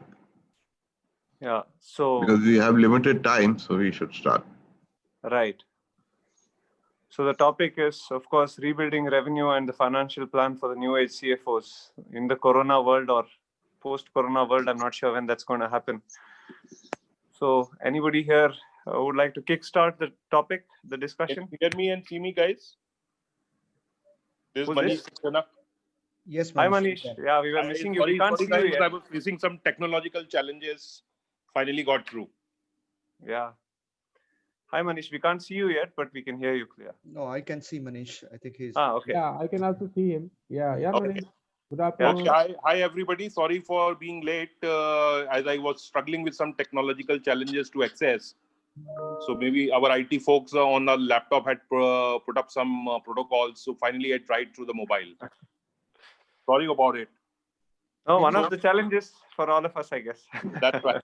That's right. So let's get going. We have, including me, I think 9 people. So if you people have already done the introduction round, or how do you want? No, introductions have been done. There was a display which showed the introductions, and I think we can start now. Yeah. So as the topic is that we have to go around, how do we see the role of CFOs in the revenue and the entire finance plan, and how does it have impacted each one of us working with various industries. So as I see the profile of various finance leaders, it is from infrastructure to services to production to various types. So I think we have a very elite class coming from various backgrounds, which will have a lot of inputs to be given and shared, and always knowledge sharing is always good for each one of us. I would recommend that we first, I will put this question, each one of you then can go around and give your inputs. That what do you think, in your opinion, role of finance is reactive or proactive as far as impact of COVID is?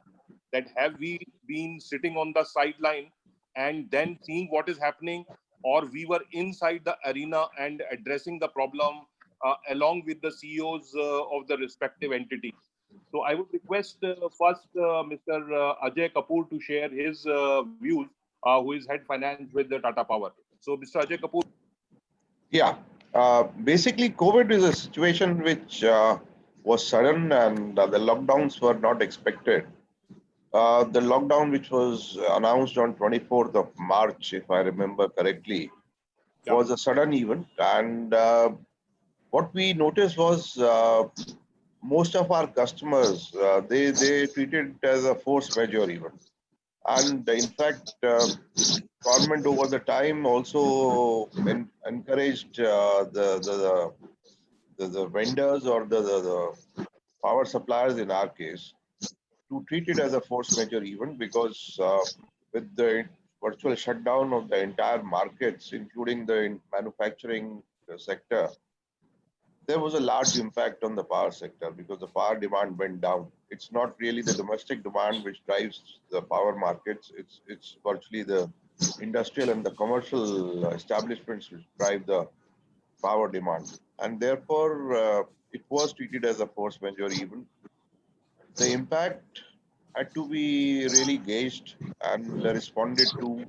Uh, it was not really, I would say, proactive. It was really reactive, because something which you couldn't have anticipated happened, and therefore you had to act on the basis of the inputs that you got over the period.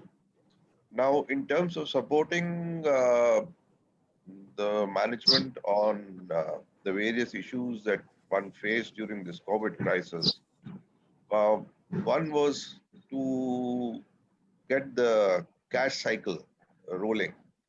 That was one of the major challenges. The working capital had to be put in order, because you had problems of receivables, you had problems of payables, and therefore the working capital cycle had to be balanced accordingly. Uh, in our kind of industry, which is basically a continuous process industry, you can't really shut down, because you can't stop the production and then restart it. So you have to handle the situation accordingly, and I think we were able to manage it uh, so reactively, but we were able to manage it by convincing our customers, supported obviously by the government. Government was a good support in our case, and we managed to tide over that difficult period initially. And today we are back to normal. Thankfully, the markets have reopened, and demand is almost 75% back, which had fallen to almost 40% level at one time. Now the challenge is to handle the backlog, which is the production and the supply that we lost over those initial 2-3 months. That is the challenge which today we face. And I think that is something which will hit our bottom lines also. So, luckily in our case, the impact was not so high, but most of the industry I'm talking about, not just our sector, but most of the industry would have to somehow handle that challenge, except for few industries which survived well during the pandemic. And those are very few. If you read today's newspaper, they have classified the industries which survived that, and they were able to handle it well. Other sectors would have to probably bear those losses for the period. Right. So Tata being anyway having deep pockets and a very large and one of the oldest industrial houses in the country, I'm sure because of the wealth of experience and the knowledge sitting inside the group, and also being the industry which you are in, I'm sure could have been a little bit of help because of the fact that even in 1918, which when we read history books, when this type of thing had happened to the globe, some Spanish flu or something like that, which I'm assuming that in Tata as a group would have been existing at that point of time. So group would be having some insight around it to face these type of unforeseen circumstances, which new startups or new companies definitely miss that, because at the time of pandemic or any epidemic or any unforeseen situation which you face during the business, if you have been there, done that, life becomes little bit easier. So what do you think that was that of some help to the group? Well, the group has been in existence for more than 100 years. So yes, they would have faced that crisis sometime whenever that Spanish flu was there. Right. But I Right. don't think so we had any learnings from that, because that was quite almost, I think, 100 years back. That's right. Those That's right. learnings obviously are not available. As far as deep pockets are concerned, each company of the group is on its own. We all have to survive on our own. It's not that the group is going to fund one company or the other. Right. Deep pockets, therefore, don't help. It's a standalone situation where you have to Fantastic. survive that crisis. Luckily, the sector is such, power sector is such, where demand can't be zero. Because That's right. even if there is a lockdown, the domestic demand would keep on existing. And there would be essential services which would keep on existing, like hospitals and Right. clinics and Right. all. But in terms of demand, yes, it fell very badly and did impact the businesses, yes. But not as much as probably a company which was, say, into automobiles or say in any other luxury goods market would have. Essential services in terms of things like FMCG and all, I think fared pretty well rather during the pandemic. So I don't think so they were impacted too badly either. It was more of the routine industries which suffered very badly because of the lockdown and not really due to pandemic. Yeah. Lockdown was a major impact, and I think all of us have to somehow bear that loss which happened during that period. Correct. Correct. You are absolutely right, Mr. Kapoor, from that point. So now let me go to another panelist from a very different industry, Mr. Rahul Jain, who is the finance director of JLL India Property. So real estate, all of us say that from a distance. I, as an investor, do have lots of interest in real estate as a sector. So you can give us a little bit of insight. How does this pandemic impacted your industry as such, and when you see it vis-a-vis the future, what do you think? There are a lot of analysts talking about the work from home becoming a part of life for most of the corporates, which will save a lot of costs, which will go on to reduce a lot of demand for the real estate as far as commercial space is concerned. So how do you think, if I bifurcate the question in two parts, how did it impact industry as such from where you come from, your company, and what do you think lies ahead in future?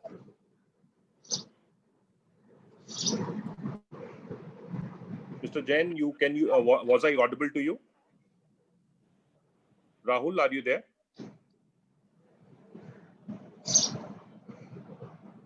Rahul, could you hear me? I think we are not able to see Rahul on the screen. Huh? He's not there in the panel, it doesn't seem. So then let me go to a completely different sector altogether, which is Mr. Ashish Tiwari, who is the Group CFO for Transport Corporation of India. We heard lots of stories about the transport sector because of the reason that manufacturing sector was impacted quite a bit, at least for 3-4 months. Now things are coming back to normal. And TCI, if I remember correctly, is in large commercial vehicle spaces wherein you provide large fleet solutions to the manufacturing sector and all other industries moving goods from one place to another. So your company plays a very, very vital role. Even if we as manufacturers keep the product ready, we will not be able to get our revenue if our products don't move from the warehouses to the end consumer or to the end market. So how do you think that transport as a sector reacted to this problem which happened, and what do you think lies ahead in future? Over to you, Mr. Tiwari. Thanks, Mr. Saxena. Basically, so I will correct the facts. So TCI is a a multimodal integrated logistics company, and we are not only the fleet solutions, we are also in the coastal shipping, rail transportation, and the warehousing and logistics. Sorry to stop you. Your voice is coming pretty low. Can you speak a bit louder? Yeah. Yeah, now it's clear. Yeah, better, better. Okay. So the company, TCA basically is a multimodal logistics solution provider, and we also do kind of warehousing solutions, automotive logistic to the all auto manufacturing industry. So yeah, the COVID was a kind of very unplanned situation for us, and it was just from a nil kind of operation. We reached to 15-20% in April, then 30-40% in May, and close to 60-70% in June end. And now it's almost a kind of 85 to 90%. The company basically is kind of a key link to the important and essential supply chain throughout all the manufacturing sector. And I'm proud to say kind of that we have moved around 1,000 of metric tons of those fruit grains, which is basically from northern part to the southern part of the India. So as a kind of a CFO, basically, Mr. Kapoor talked about a cash cycle. So basically, it's a more of a kind of a role to alleviate the fear and uncertainty in terms of the cash and the financial planning.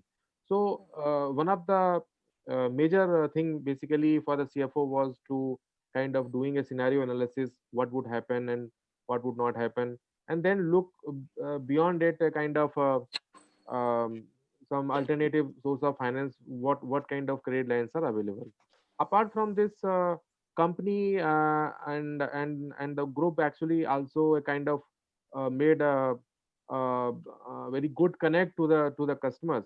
So that is also important, and we have told the customers that we are behind you, and even we have had a lot of customers in actually maintaining their supply chain, especially the essential commodity and essential services.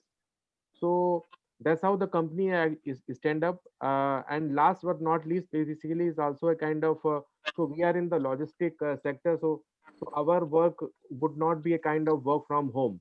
So basically, we have to a kind of very good infrastructure in terms of quarantine or the other security measures. So we did a lot of automation as well throughout the lockdown and even post lockdown in terms of the operations. Lastly was a kind of again connect with the customers and also connect to the employees. So basically we conducted kind of a regular town halls. Myself actually conducted around 6 to 7 town halls during the lockdown to connect to the field guys and even those who are working in the remote areas. So that's how actually the company able to overcome the entire kind of this lockdown and the problems. Thanks, Mr. Tiwari, for sharing your inputs, and I could relate that your industry is one where work from home is definitely not possible, because sitting from the home, you definitely cannot lift the goods from one end of the country to another. So this would have been definitely a huge tiresome challenge for people on the ground. Yes, your corporate office would have been able to decide to work from home, but definitely for the people on the field, your fleet operators, your supervisors who are on the ground, who were playing, I think we as a society were cheering only select COVID warriors because Prime Minister chose to name some of them, or maybe they were a little high on the priority list. But I think transport as a sector also played a phenomenal role because of the reason that you people were crucial to ensure that there is a demand which is getting met by the supply. Had transport sector not been there, and Transport Corporation, I think, is a fairly large competitive player in this entire market.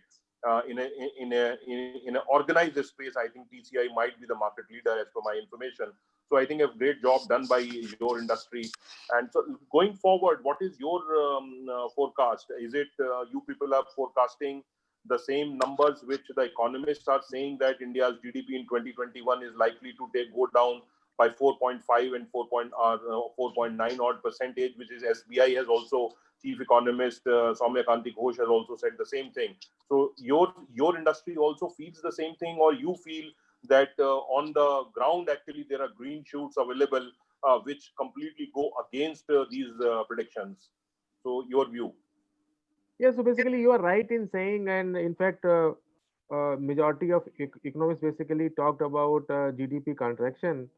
But the amount of contraction might be a kind of a different, and it could be a kind of a lower single digit number to kind of 5 to 6%.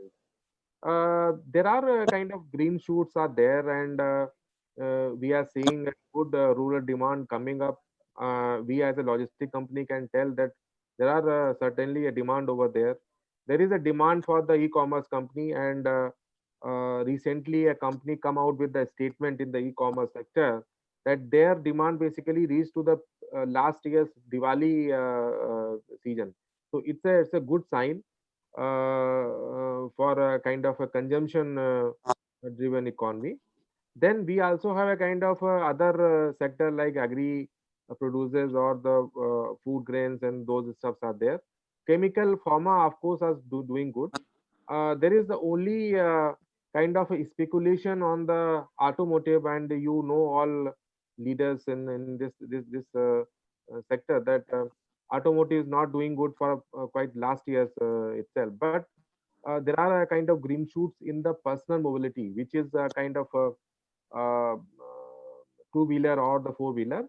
And I think that those lower segment four-wheeler probably may pick up during the festival season, or maybe after that. So these are all industry things where things would be normalized, I think, by the end of the year. As for the engineering goods or heavy machinery or those capital goods kind of things are concerned, probably there might be some challenges, and it would depend on the government initiative on the capex or those stuff. So that is to be basically things to wait and watch. Okay, fine. So thanks for sharing your inputs. Now let me go to Shreyas, who I think is the head finance and operations with Carl Zeiss. Carl Zeiss, I don't know whether I'm pronouncing it correctly, because whenever I've used the lenses made by this brand, I don't know whether I am pronouncing it rightfully or not. So Shreyas, please correct me if I have not been able to pronounce the name of your company correctly, Carl Zeiss. And I think you would be in the B2C space, because both Mr. Tiwari as well as Mr. Kapoor, who spoke till now, are in the space of B2B mostly. But Carl Zeiss lenses are, I think, if it is the same company which I am using the brands of, so then you would be having a very different perspective of because eyesight and eyewear is one of the things which is completely essential, like medicines. So did your industry go through and face some challenges? How did your role pan out? Were you on the ring fence, or you were inside the arena playing the game along with the CEO, and you were leading from the front? And how did it impact your revenue? And did you have to alter the finance plan which you would have already made around the time when the COVID hit us? Because most of us prepare our annual operating plan on a fiscal year basis, and it just gets ready before the beginning of the financial year. So most of us, at least in my case, wherever I've worked, we get it done it before end of February. And hence, all of us, I think we were on the drawing board, first of all, to revisit the plan amidst complete uncertainty. So would request if you can kindly share your views in this. Over to you. Hi, Manish. Yeah, thank you. Yeah, it's Carl Zeiss, a German company and a very typical German name. And contrary to popular belief, I think we are more in the B2B sector than in the B2C sector. B2C sector exists, but it's a very rather a small part, at least in India. It's a small part. Globally, it's maybe 25% of our turnover. Oh. In India, it's less than, probably it's close to 15% of our turnover is B2B. I think hindsight is something we don't have the luxury when we are going through it. So in hindsight, we could have always been wiser. We could have done this, we could have done that. And yeah, but it's easy to be critical of your own self a few days later, but probably tough to see what you can see currently. So I think that way it turned out to be a blessing. When a week before the lockdown started, I bought a PlayStation 4 for my kids, because otherwise I don't know what they would have gone through. And unfortunately for the business, we were all caught unawares. We didn't plan this. So we started off as reactive. Of course, all of us started off reactive, but we soon realized that this is here to stay, and we have become proactive. No doubt about it. And we have moved our focus from the controller mindset. When the sales is going really strong and fast, we try to be the perimeter, and put in more controlling.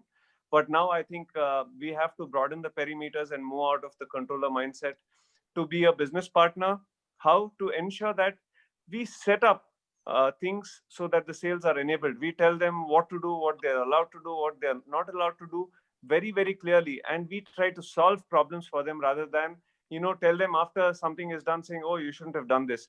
So I think that's one of the biggest changes that this pandemic has forced all of us, including our teams, because we have 5 different business verticals, and each business vertical runs like a P&L of its own.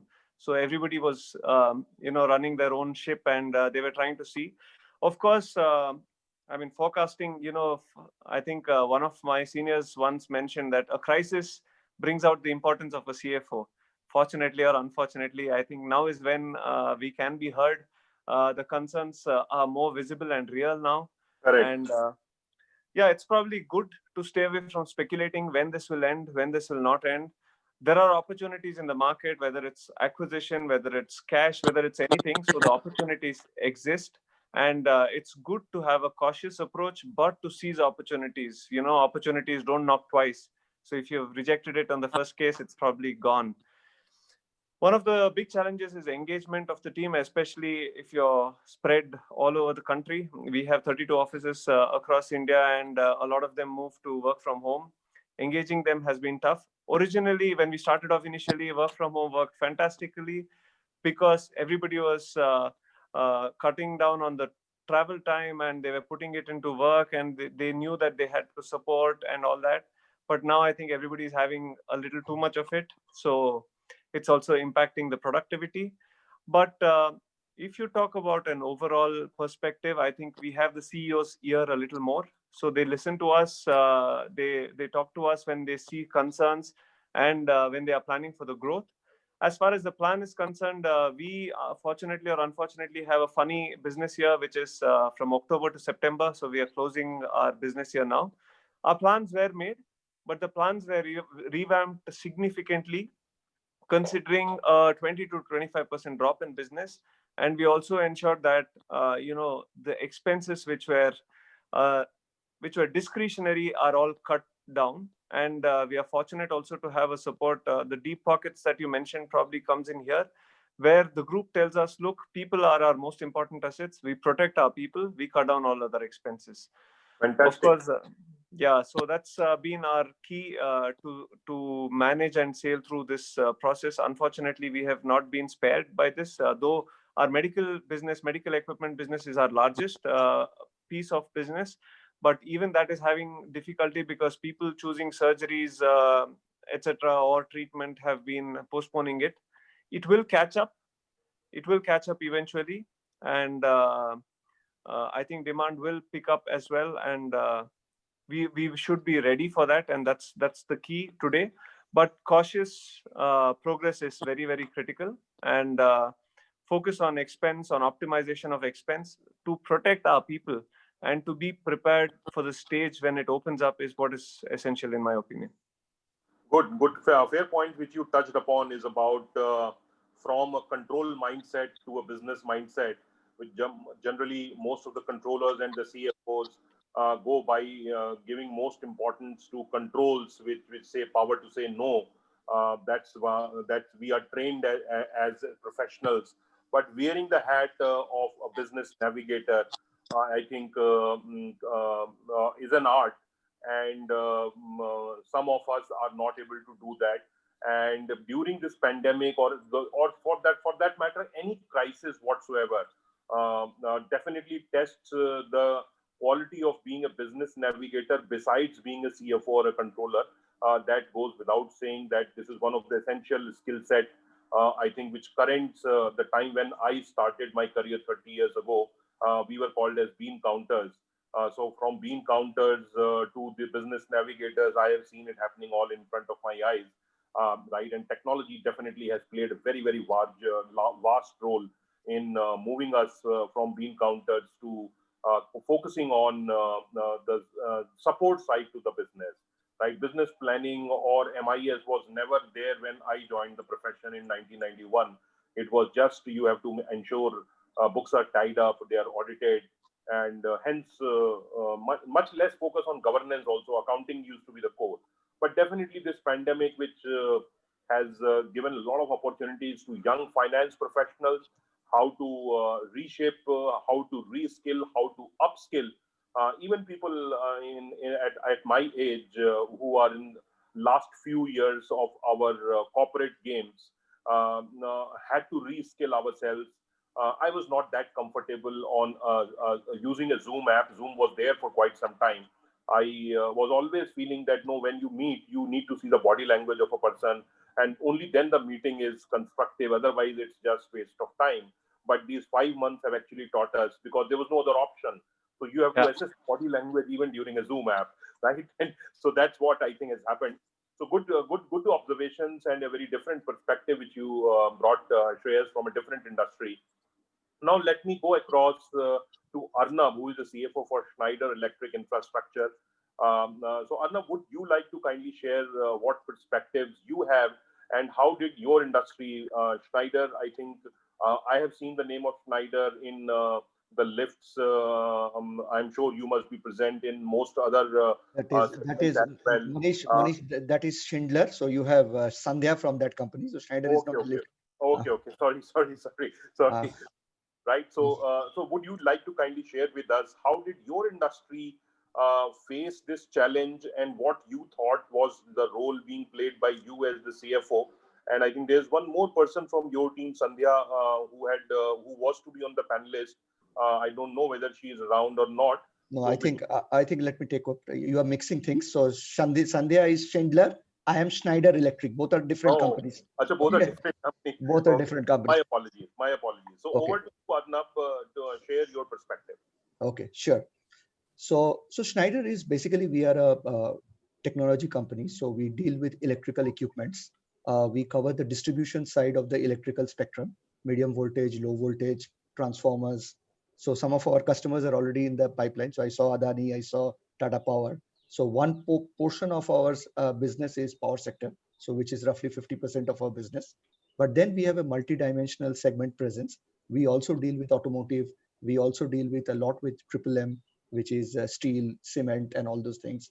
We deal a lot with consumer and electrical consumer sectors like industrial buildings and all. So the answer is really by segment. So the power sector, I think Mr. Kapoor touched upon. The power sector remains robust because it's an essential commodity. So 50% of the business stayed robust.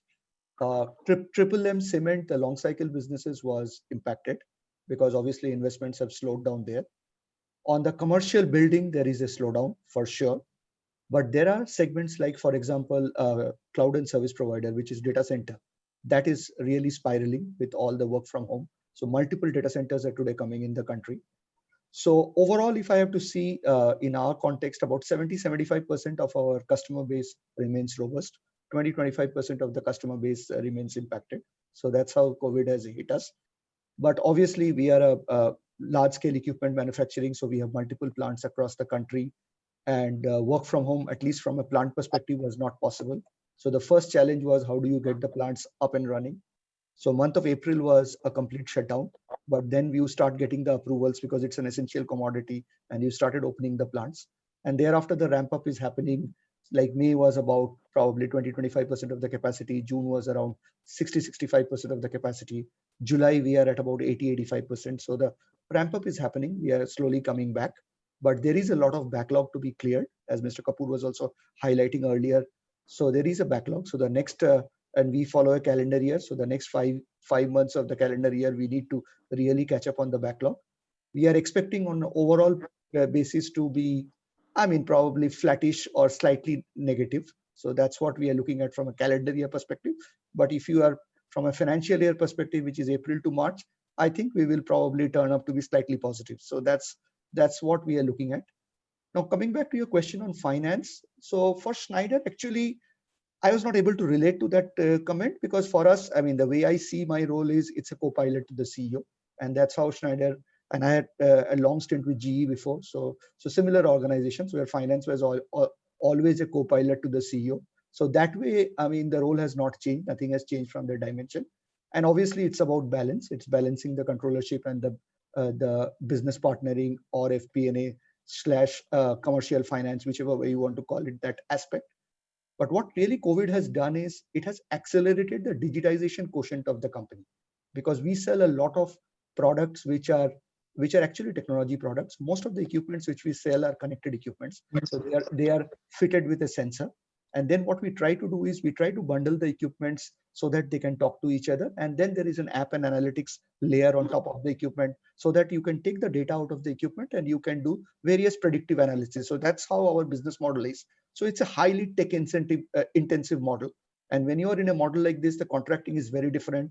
The skill sets which is needed in finance is very different. So, but that part of it has really accelerated, I would say, with COVID. So a lot of digitizations, which we had, say, a 1 year, 2 year plan, had to be done in 3 months' time. So that's the only change. And I'll come back a little later on the other parts of finance. But overall, I think, yes, different scenarios, different, planning scenarios, a lot of tactical actions on cost, a lot of structural actions on cost. That's how it is impacted. Of course, some of you mentioned on cash. So I was in a panel a couple of days back where we concluded that cash has moved from king to an emperor. And then somebody said that, no, the most important person in the house is the queen. So we should call that the cash is queen. And that's how we concluded in the panel. And I think I'll stop at that.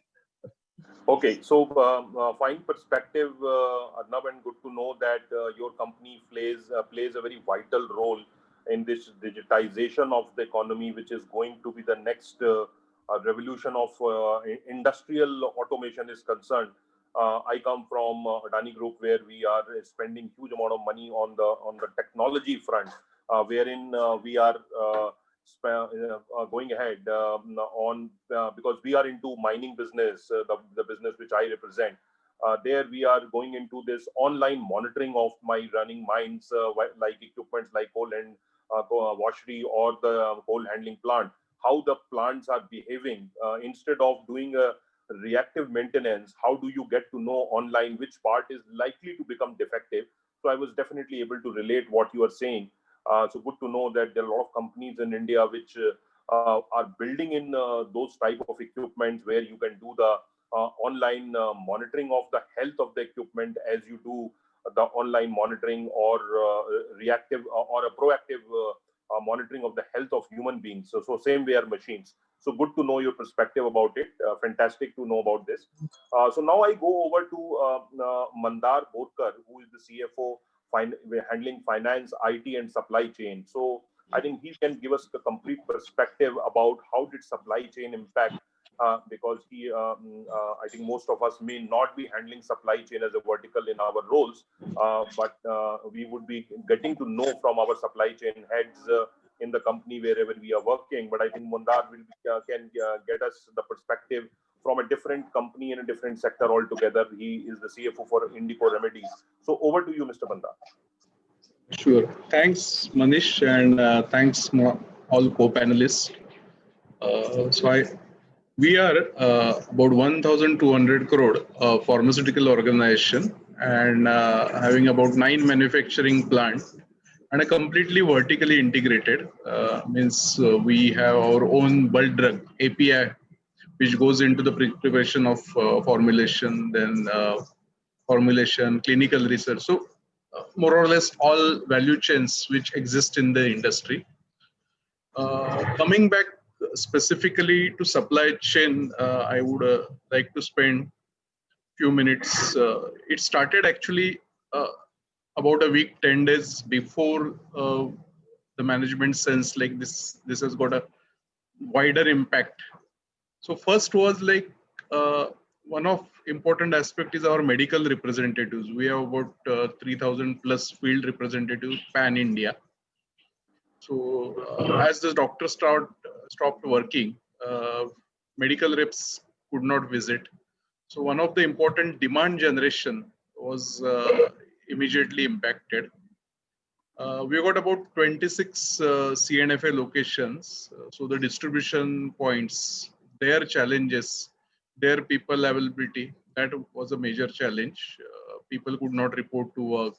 The freight. So initially, I would say 2 weeks, and incidentally, that was a March, which was our financial close period. So the targets typically during the month end, which are more critical, that got severely impacted, especially. But of course, the good thing what happened is we started a lot of digital initiatives during the same period in terms of online order portal, connecting to the chemist, having a continuous dialogues and organized platforms with our trade partners. So on a periodic basis, we organize region-wise CNFA calls. So basically to understand what are the concerns which they are having, or maybe how we can support this trade partner during this crucial period. In fact, at the top management level, we all the key members were involved, because ultimately, I would say reaching the product towards the consumers in hand, that was a very essential. As far as manufacturing locations were concerned, I think as rightly shared by Arnab or one of my team earlier co-panelists, gradually we were ramping up the capacity, and being in essential sector, the challenges which we faced, we could overcome it. But yes, supply chain has been a critical thing. So a combination of the strategies were involving the people, collaboration with them, bringing them on a digital platform. Some of the measures in terms of say for example, this is a crucial period wherein the cash management for us as well as the trade partner was crucial. So maybe at some point of time, extending some credit period, or giving some promotion discounts on the online payment, portal payment. So all these multiple combination wherein we could dispatch our goods and we could collect our cash in a seamless manner. So focus was on both the sides, end-to-end revenue recognition and the cash flow management. And I think sensitivity towards the people beyond our organization, like we have taken some initiatives, for example, taking an insurance cover even for a CNFA depot team member, because ultimately they were working on ground to ensure that material reached. So those kind of best practices helped us quite a lot, I would say. And of course, the demand planning, continuously tracking our third-party manufacturing as well as loan license and own in-house manufacturing facilities, connecting well with our own service input provider, our raw material or packaging material providers. So those were a critical thing. But of course, technology helped quite a lot. Immediately, work from home started. IT played a big role in terms of ensuring that we are all seamlessly connected and available. At the same time, managing the risk of cyber security and all other things. And I think overall, of course, while our new financial is started, it got reflected in terms of the top line because the doctors were not working. So demand generation has been a challenge. But I think considering the long-term scenario and a focused approach towards all these initiatives, we are fairly on track, I should say. Our being a listed public entity, I could say our Q1 results were also fairly good. To large extent, we could able to manage the cost also, because during this period, since the business promotion, field travel, that did not happen, that helped quite a lot during this period. Very good. Yeah. Very good. So I think overall combination of all these initiatives helped quite a lot. One last point, just I wanted to share. We have almost significant exports, mainly US, Europe. So during initial period, there were some challenges on the restrictions of this export, because being an essential commodity, first it should be available for Indian population. So that was a thing. But at the same time, we had to manage our global stakeholder demand also.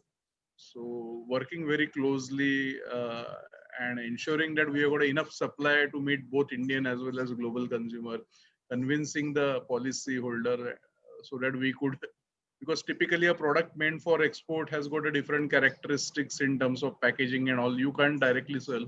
So while we had got inventory stuck up across all in factory and in CHA and warehouse and custom portal, but so that was a critical challenge, but we could overcome that.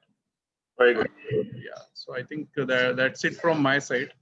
Yeah, so I was thinking always that pharma is one sector which is going laughing away to the banks during this COVID, because of the reason that medicine is something which none of us would want to compromise upon, and various types of medicines are being prescribed by medical professions to enhance your immunity and do whatnot. So, but you highlighted the challenges even amongst the time when your top line for Q1 is better than what your own expectations were. But there are still challenges around, and definitely. So good to know from your side that even pharma was not left unimpacted because of COVID. Otherwise, I was thinking at least that pharma is one sector which would not have got adversely impacted. Good to know your thoughts. Now I go over to Sandhya, who handles finance, admin, and IT for Schindler. Will bring a definite perspective. IT was, I think, the biggest savior for all of us for working from home, which we never gave them a sufficient notice. 23rd March was the Janata curfew, and which was a Sunday, and then from 24th it started the work from home.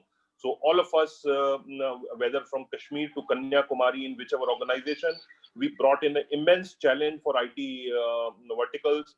And my heart goes out to all the warriors on the ground, that when we were saying that home, your team members were managing the data centers, were managing the NOCs, and they had no other option but to physically visit those locations. I also handle IT as a part of my role in Adani, and hence I know how much challenging is it. But still, over to you, Sandhya, for sharing your perspective of what all challenges your company faced in terms of finance as well as admin as well as IT. Over to you, Sandhya. Okay, let me start. We are both in B2B and B2C business. So we install new elevators, escalators, as well as we maintain them. So maintaining an elevator or an escalator is practically an essential services now, because people staying at home and the lifts or the elevators don't work, they won't be able to maneuver within their complex as well. So this was an essential service, and for us initially it became very difficult because government were not allowing our customer engineers who maintain the elevators to travel. So we had to take special approvals for them, and which took some time for us. In fact, a few of the places I remember, our customer engineers were even hit by the police, even having approvals in place. I know. It was very critical. So we had ensured that our BCP process was put in place, and there was a committee who was monitoring each and every case. Initially, what we did was, from business perspective, we ensured that all such customer engineers are connected every day, and we ensured that their health and well-being is taken care of. Also, they were worried because probably they were also worried on a personal front that if they get infected, what will be the scenario. So rightly said, we ensured that everyone is covered through insurance, including their family members. So we launched a Corona Kavach internally so that we can help them. From a business perspective, I would say things have started. Supply chain, our factory started working from 5th of May. Although with COVID cases at times it had to be closed down for sanitization and all, but still I would say we have gone up to 85-90% as of last week. So that was good. In terms of IT, I would say, frankly, our group is Swiss based, and they were very much thought process wise long term driven, and we had ensured that Microsoft Teams was there on each and every employee's laptop or desktop, whatever they had. So one thing from IT perspective we did was we ensured that all the employees who had desktop, basically the outsourced one, we employed them, we had them laptops given. We sometimes arranged to ensure that they reach their homes.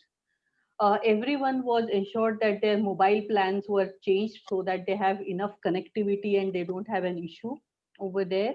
Microsoft Teams, the IT team ensured that there is accessibility and the servers are well maintained. So IT team actually got a lot of accolades, which was never earlier. People used to only call them to crib. Now at least at least they have got good recognition. Not that we wanted the recognition this way, but definitely it has come in. From admin perspective, I would say we had our strategy 2023, and which was to grow geographically, and we had planned new offices in many locations. Some of them we had recently added. So we had an being responsible for admin, office space rationalization was one activity that we started, and I would say we have been able to reduce our cost by around 25%. So it is both ways. At times rental reduction, but I would say that is more tactical. But strategic was to ensure that work for home policies are implemented across, and we try to categorize manpower into field manpower, hybrid, those who need to go to field, as well as office requirements, and some which are purely office based roles. So we have a rostering, and we don't allow anyone to come to office unless they have specific tasks related to documentation or something like that. So this has helped us, and we have now continued the work from home policy. Not that we have made it mandatory work from home for all, but we are working with this system, and we have extended it till 2021 full year. Oh, fantastic. Okay, so this is the new policy, and we will so basically office rationalization can only happen if we have a long-term perspective of what is the requirement going to be. Correct. And we see that running fine.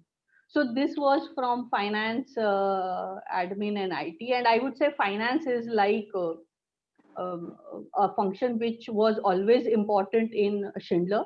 But it has got all the more importance being in an industry which does not have much of credit support, I would say.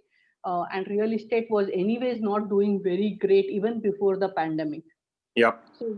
So that that continuous working with the business was the need of the hour. And as rightly mentioned, we are the co-pilots all the time, working on all the areas along with the CEO. So thank you. That's from my side.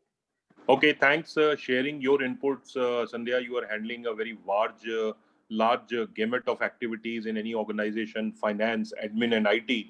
And sometimes I wonder would you be handling as an admin head? You may want to spend some money, but as finance head, you would say no, there's no budget for it. So I don't know which way you sway. You sway in favor of admin, or you sway in favor of finance. Definitely a very, very challenging role. I would not want to do this role because all my life I've only it's very interesting.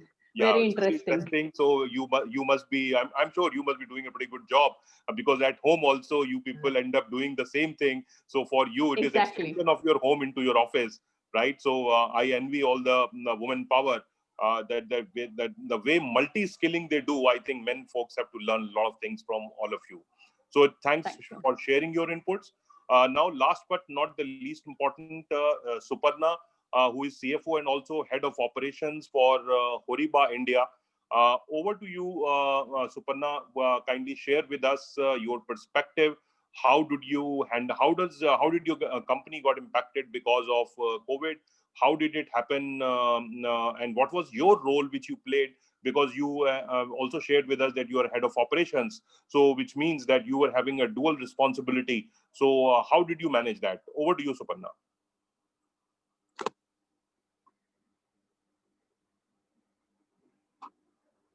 Can you hear me, Suparna?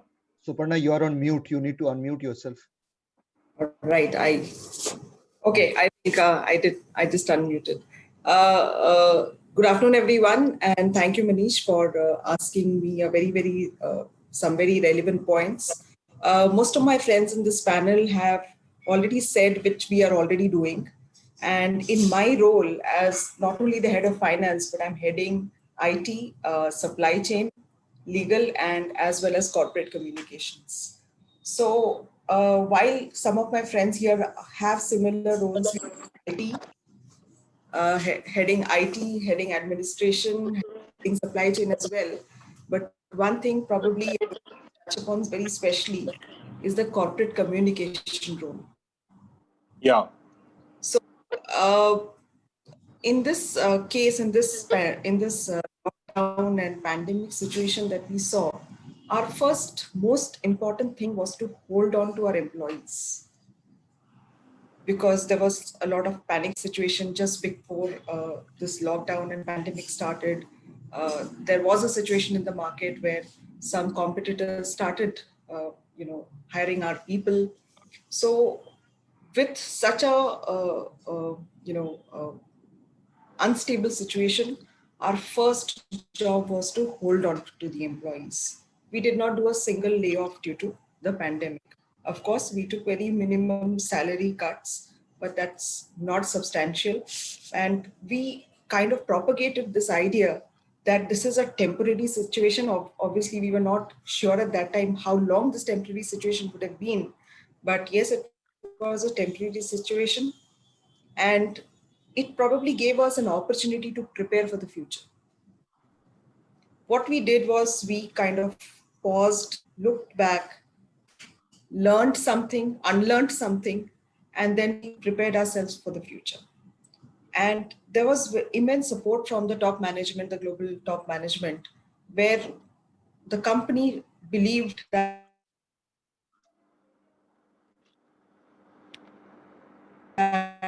we should not be laying off people. We should be, all my friends have already told that we did taking additional insurance coverage policies, taking care of the people, connecting with the people. And in our case, we even, put sanitizing tunnels in our office so that we could take care of the hygiene. So all these things put together, I'm just saying the first thing which we did was to take care of the people. Of course, from our traditional role of CFOs or finance professionals, we had to take the next role or take the next step towards holding on to the business as well. And that's where we did all measures digitally. We became extremely active. And like Sandhya mentioned that we had, even we had Teams installed in everybody's cell phone and laptops. We began our, okay, one more thing just to share with you. Horiba has two major businesses in India, the automotive testing business and the diagnostic business. While we all thought that diagnostic would really pick up because we are into blood, we had a lot of learning because all small laboratories in the country, they closed. Health checkups that the people do, the wellness market collapsed totally. It was only the illness market which was active, and that too with smaller or larger hospitals.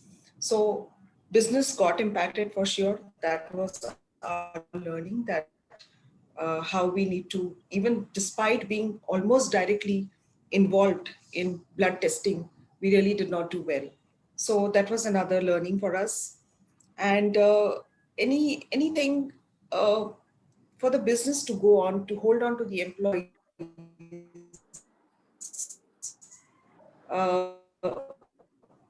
we took a lot of exception. That was a collective decision from the management, from the business head, from the finance. And yes, somewhere we had to loosen our controlling, but at the same time, it was all done with a collective decision making. So that's a very good thing in our organization, where we have a very participative leadership from all the functions of that represent the total function in an organization.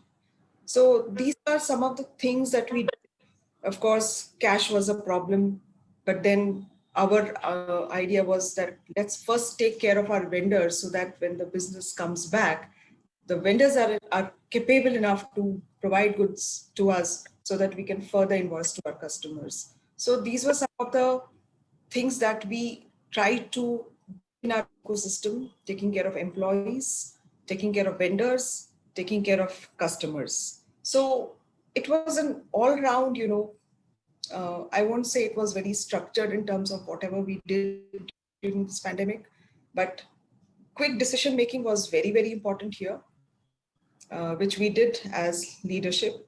And I think we kept sailing. I mean, taking our employees, retaining business, as in, of course, you lost some business due to the lockdown, keeping our customers with us so that whenever they get a chance, they give the orders to us, and keeping our customers with us and keeping the employees with us and sailing through is what is, today we are all looking up, and that's been, I would say that's a good result of whatever happened that we Yeah, fantastic sharing your inputs, Suparna, specifically touching upon the corporate communication side. Hello? Can you hear him? Yeah, you're audible, Manish. Yeah. So, Suparna, I think fantastic points touched upon by you, specifically pertaining to corporate communication, which I think... so I just a little bit more on it. We were very, very... Suparna, your network, I think on your side is little problematic. So, hello? You are barely audible. Yes, so. Can you hear me now?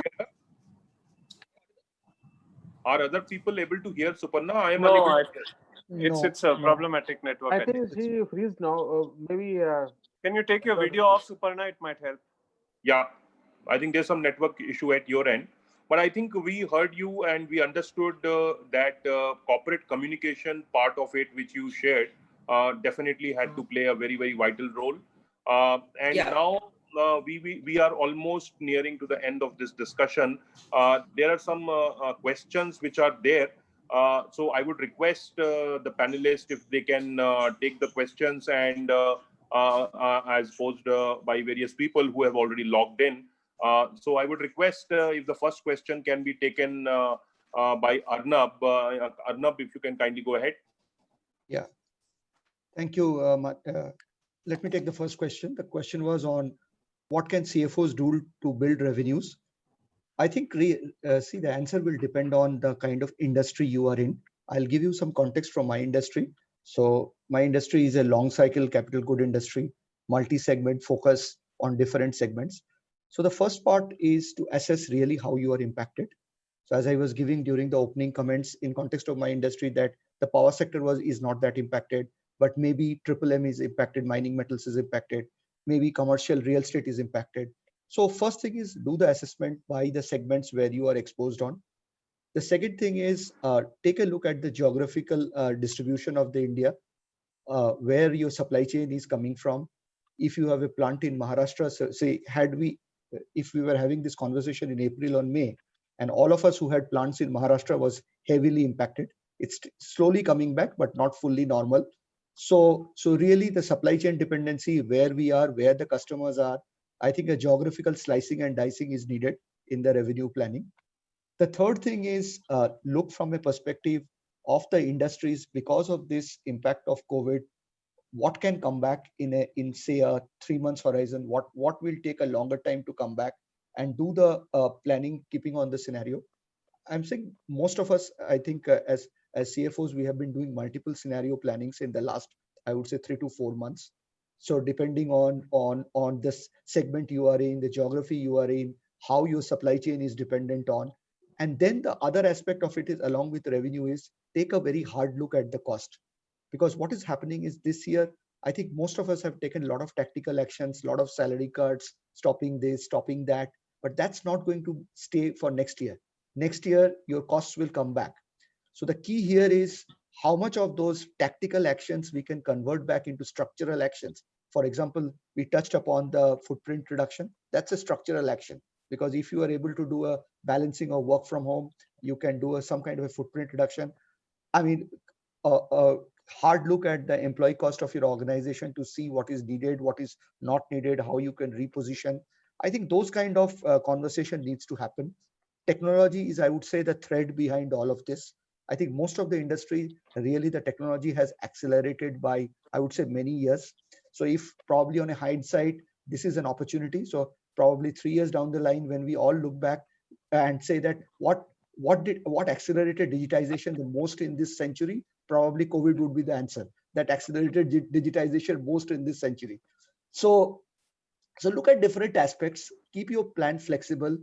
And I think the engagement of the CFO in the pre-sale stage becomes very, very important. So again, depending on the industry, try to get engaged more and more in the pre-sale stage. Go into, depending on whatever CRM tool you are using, whether it's a salesforce.com or whatever it is, get engaged on that aspect, start partnering, start assessing the risk, and start getting into the details of it. So from a postmortem, if you can move the needle more towards pre-sales, I think that will really help.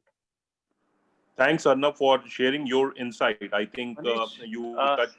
Manish, if I could add a point.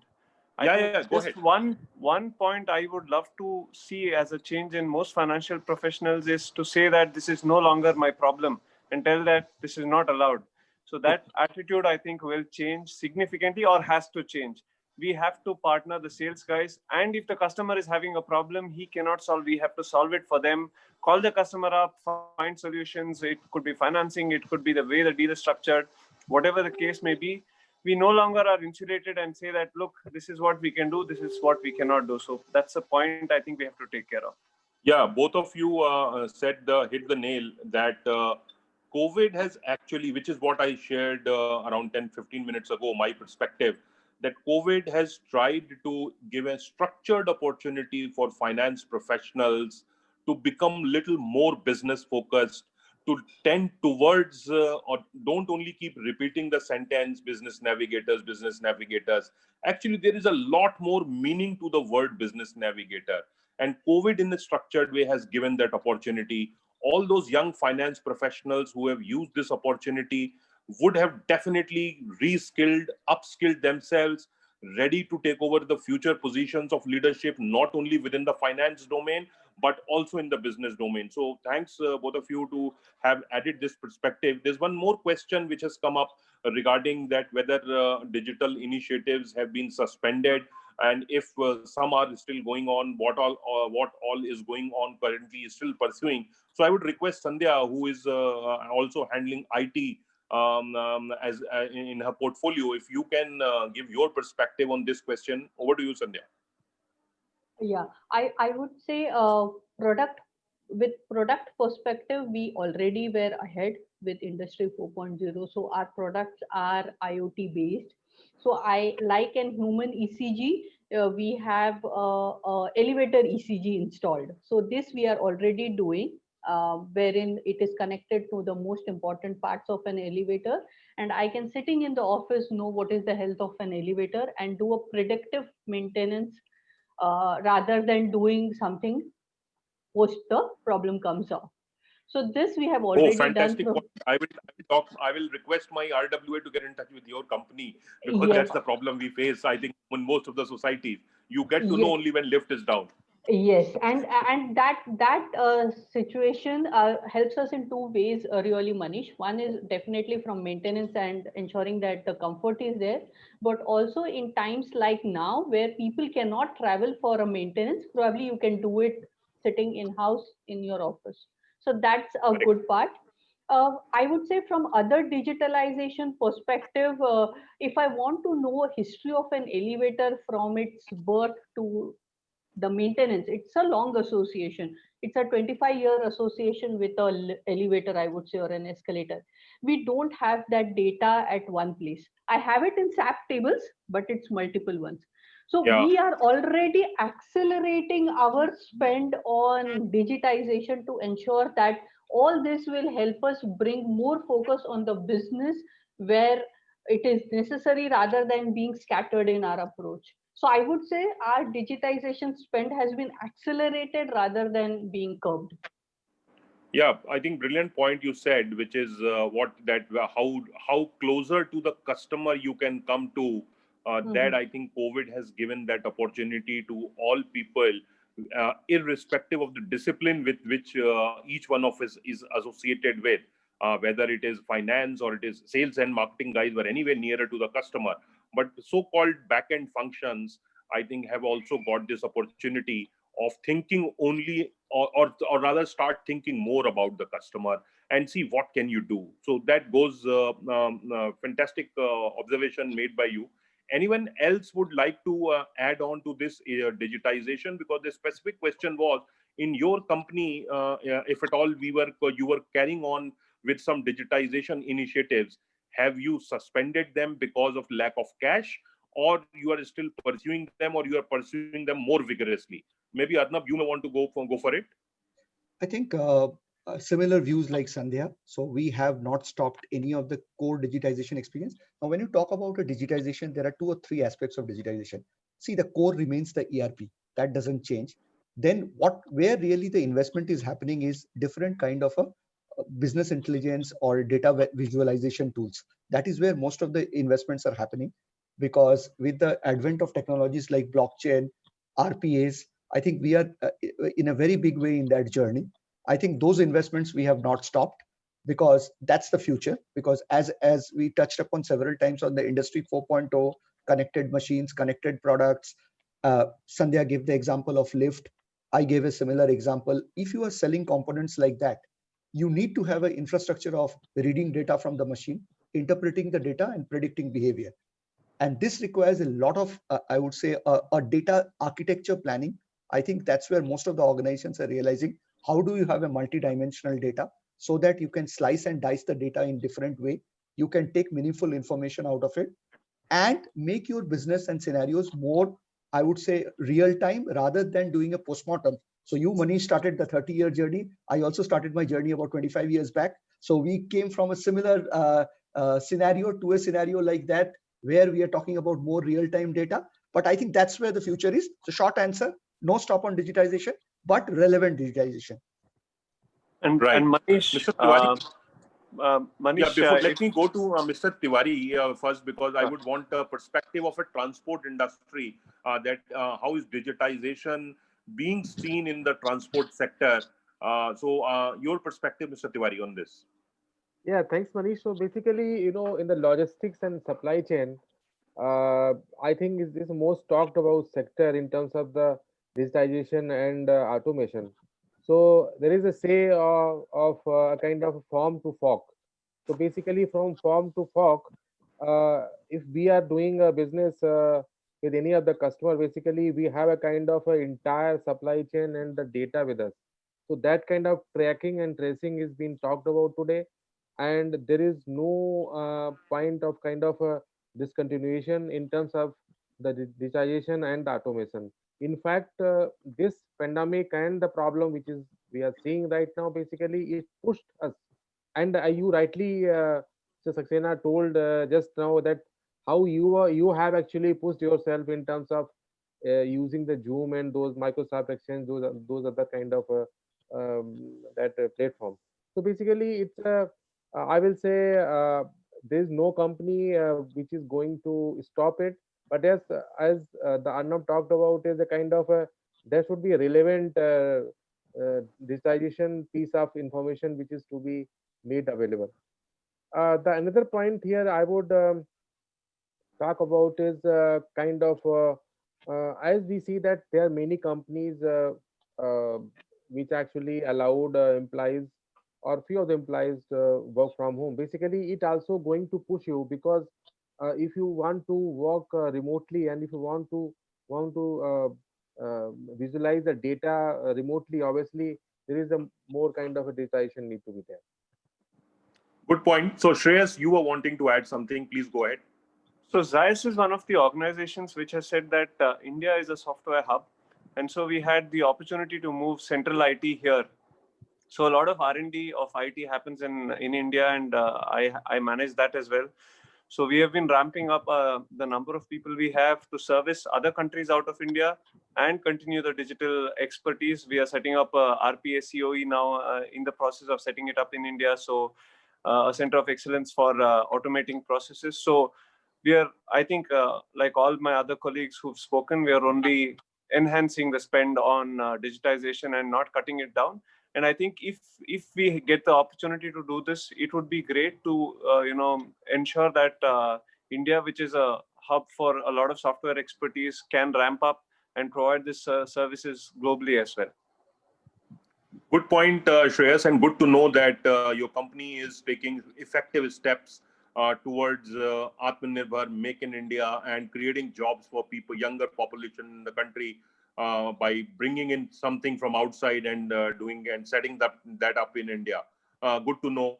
I think a few more questions have come up by the just audience. one point from my side. Yeah, please, Suparna. To add on to what Shreyas's company has done, even we are setting up a global software center of excellence for the group companies in India. Oh, so fantastic. I think that's a very good opportunity for us. It's a very good opportunity for all of us with global interest, because obviously we can provide the same solution at a much lower cost to our group companies. And I think that's a very good direction. Yeah. A lot This of is going companies to, absolutely. So this is going to definitely, once again, support PM's initiative of Atmanirbhar, Make in India and everything. So Make in India doesn't mean only manufacturing. If you're able to bring something up from outside of India to inside of India, whether it is even services, that also counts in the same initiative. So good effort. So there are two more questions which I could find. One of the questions is that how do you think that CFO is the first line of defense? So Shreyas, would you want to go for it? CFO being the first line of defense? Yeah, I think there are various interpretations of this question. I inferred it in a different manner. So I would first want to hear you before I give you my perspective. Go for it, man. So, first line of defense, of course, because when we start shutting down, I mean, when the lockdowns happened, so one thing was very clear: revenues won't come in, costs continue to go. So I think the first thing is to start setting up the structure where we can reduce anything that's discretionary. So what is discretionary, what is not, all this identification and planning around it, and planning of the scenario, so that if this happened, what happens next, what we do, how we set up to open up once this is done. All this happens from the finance planning team. So CFO definitely there becomes a first line of defense, because he is asked to show the visibility, and everybody then tries to fall in line. Of course, they bring their own views and their suggestions, but I think the original plan of actions then start, because then the topic here is about self-preservation rather than growth. Correct. A fair point you made. In my understanding, and this I had debated in one of the other webinars somewhere else around a month ago, that as CFOs or as finance leaders, whichever designation we may be running with, there is certain limit to which a finance leader or a CFO can contribute. But if a business, my full heart goes out to the CFO of PVR, whose business is completely shut, virtually zero revenue, because people are completely scared of going out to watch movie, even if they love, like me, that I am a movie buff. Every weekend I need to be in a movie hall. Right? For me, movie is not knowing the story, but movie is a way to de-stress myself. But I'm sure there's a large population in the country, whether it is a small town in Sitapur near Lucknow, where I come from, or metro, or best of the class in PVR Gold. So if you imagine the situation of the CFO of a PVR, virtual zero revenues, even if they have cut down on the cost by laying off all people, there are certain mall properties where they have not reduced their rentals. Some have agreed for reduction in rentals, and hence it's a very difficult situation. To be very honest, it depends, I think, more or less on a business model, because business model, if it had been profitable in the past, it has generated sufficient profits, there is a line of defense available. And that is where it is in custody and control of this person called CFO or a finance head or whatever we may call it. But if the business was not robust, it was not making sufficient profits, or it was loss making at all, or suddenly everything has come for a shut, I am not too sure how can this finance head be a line of defense. So it depends upon the industry where this finance leader comes from. If your industry has not got adversely impacted, yes, CFO can be a line of defense. And that is where the proactive approach, I think, the approach of a housewife, that whatever you may expect, your wife will suddenly find some reserve money from somewhere which you may have forgotten about it, and suddenly it would be ready to contribute to something which you wanted your scarce cash from, right? So same thing is CFO. Conventional CFOs, as I said, at the cost of repetition, I belong to that conventional style of CFO, but I've been trying to reskill, upskill, and shape myself up to match my young counterparts. But definitely a lot of it depends upon, could anybody have foreseen this pandemic coming in? Even if you knew in January, I was holidaying to Singapore in the month of January when this all struck, and there were lot many Chinese on the cruise where I was cruising along. So nobody knew. I had not even read what is happening around, right? So nobody knew. And when I came back to India, I heard, oh, there were some Chinese people who have got impacted. Then I started thinking, but now what could have done? I was already holidaying on a cruise along with a ship. Mostly 75% of them were Chinese, right? So it's fantastic point that yes, can CFOs be the line of defense? But I think it all depends upon the type of industry, the type of business. What was the maturity level of the business which you had been running? Was it profit generating? Were the free cash flows positive? If the free cash flows were not positive, very difficult to carry on for more than 2 months for any industry, for whatever it may be, right? Yes, it looks bad to know about that a lot of jobs have got lost, but look at the companies. They don't have any cash flow. What could have they done? Yes, it doesn't give us a good feeling, but if there was no money in the coffer, what could have anybody done? So yes, so line of defense, I think, will depend upon which sector, which segment, and which industry. Even if your group is highly cash flow positive, but if entity is not, very difficult for group to sustain that. So that's my perspective on that. And another point, yeah, you were wanting to add something, Shreyas, to my point? No, I'm good. I think you covered it all.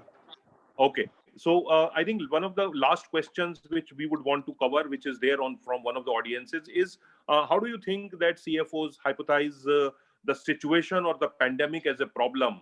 So somebody would want to volunteer. I think Mandar has not taken any questions of any audience. So Mandar, would you like to go for it? The hypothesis of this situation, problems which were being faced, though your industry was doing pretty well, as you have yourself said that Q1 was very good, but still, were you ready for a worse situation than actually what came out to be? So maybe that can answer, because your industry, I think, more or less did not get adversely impacted. So I think, yeah, definitely. So basically, I would say, for that matter, whether any industry or whether any particular organization, to what extent they were prepared for this pandemic, it all depends upon your overall investment in your supply chain, your information technology related tools, the way you build your talent. So if everything has been like a focused in a nice manner, then probably any such sort of a pandemic we can fight very well. So I would say, so in our case, we have been consistently investing in our IT tools, security enhancement, developing a lot of business intelligence, warehouse, data warehouse related investment. So it has helped us quite a lot. So that even though people are not physically possible to attend and all, so I would say it all depends on the long-term strategy of the any organization for that matter. Okay. Good, Mandar, sharing your perspective. So I think we will stop at 2:45, which is another 2-3 minutes to go. We have one last question. I think somebody has asked about the investments. So I think Mr. Ajay Kapoor would have been the best in a position. I saw him logging off. Mr. Kapoor, are you still connected? No, he's not there. Yeah. So would you mind if I go for this question, guys? Yeah, I would sure. want to answer that. Should I, And should I take it? Go ahead, please. So basically, investment basically is a kind of a long-term action and strategy, and we should think about investment keeping in view that when the economy would revive next year. So that way it should be taken, and the reassessment or a kind of cash planning or any kind of a scenario planning should come from that angle, because next year would be a kind of a revival which is there. So COVID, of course, would not be going to be for a year. It has to be stopped somewhere, and that way we should plan it. Yeah, so good point, Mr. Tiwari, for having mentioned that investment decisions are always long-term decisions, and you do not alter them just within flash of a second. But yes, this also is one side of the story. I come from an infra space. We do have mines of a coal and iron ore. And for the year 2020-21, we had some investment plans of putting up for making new mines operational, which we decided that we will postpone it and push it to the next year. So once again, it is, I think, not a general answer. One has to specifically look at it from various stakeholders' perspective. You have lenders, you have shareholders, and you also have employees, right? So currently, as you would be seeing in most of the infra space, it is highly debt oriented. So if you have taken a debt for a given project before COVID, then that money is lying with you. You can't go paying interest on that, which that comes without giving any profit to you, right? So that has to be considered. But if some new commitments were to be made, yes, that I think would have been postponed, because that is what is reflected even in the India's credit numbers, offtake by. So and that's what is happening to the stock markets world over. There's so much of liquidity which is not finding its space anywhere in the industry, because there are no credit off takers, and that is why you find a lot of money is getting into the stock market, which has got no fundamentals as far as bullish behavior is concerned. India is taking banks. Why? Because people have felt, let boss demand first come back to its BAU, that is business as usual. Once that happens, then we will see whether we need to invest in capex or not. So I think more or less the mood of the corporate is being interpreted with the credit offtake numbers. And whilst I was making this point, I think one more question came in from somebody. Meenakshi Buddhiraja has mentioned, how should CFO build finance talent in COVID times? So Manish, somebody would want to go for it. Yeah, Manish, I would like to take that question. Yeah, please. Yeah, I think, Meenakshi, to your question, how should CFO build talent in COVID times? I think even before COVID, with the advent of the kind of changes we are seeing in the last few years, I think there is a lot of, I would say, rejig happening in the CFO thinking in terms of the talent profile. So my take on it will be two sets of people is going to be the sought after talent in finance. One is the real technical experts. So technical controllership is not going anywhere. Tax expertise is not going anywhere. Treasury expertise is not going anywhere. So these kind of technical specialists will remain in demand. What will get challenged is more the generalist. If you are a set of person who has been working on a lot of Excel spreadsheets, that is not the future, because so some of the so-called FP&A jobs are going to get challenged. That is where more and more automated data, more and more business intelligence tools will take over. COVID is accelerating that journey in a big way, I would say.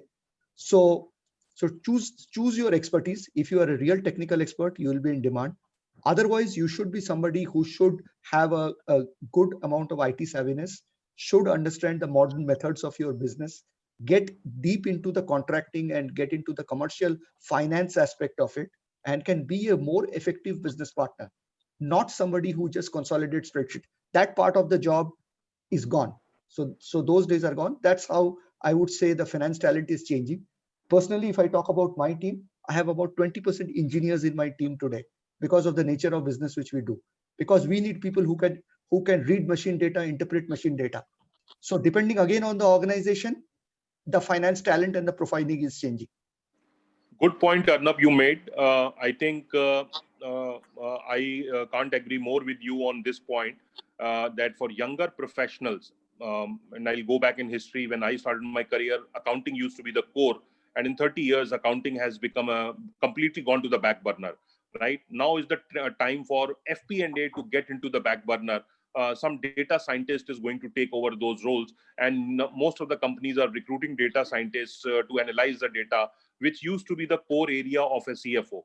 So yes, you have said it correctly, that for young professionals, reskilling themselves, people who are starting their careers just now, for them, and also who are in the first 2-3 years, reskill yourself, because COVID is temporary. It may go off in the next 5 to 6 months, but it is going to reshape the future of a finance professional going forward.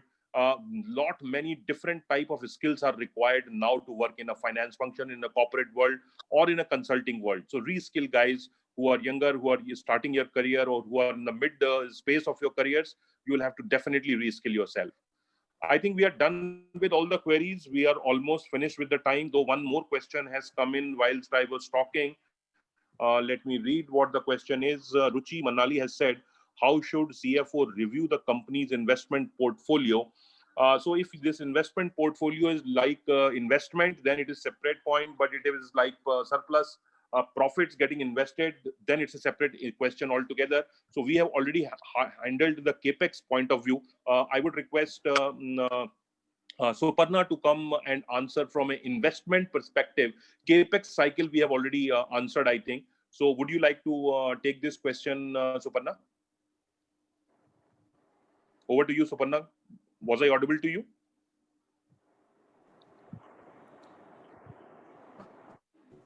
Suparna? Sorry, there's a little problem today. You quickly just tell me the question. Yeah, so the question was that also, I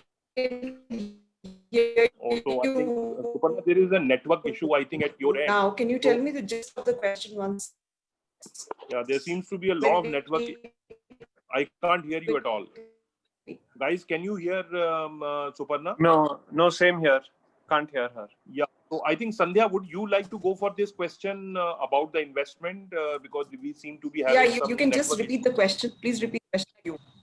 Yeah, so the question was that how does CFO look at the investment during this pandemic times? And investment, I'm differentiating between the capex. Capex part we have already answered.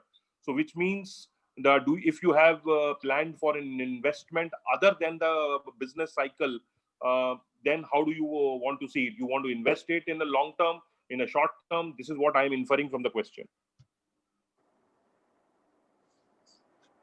Was I audible?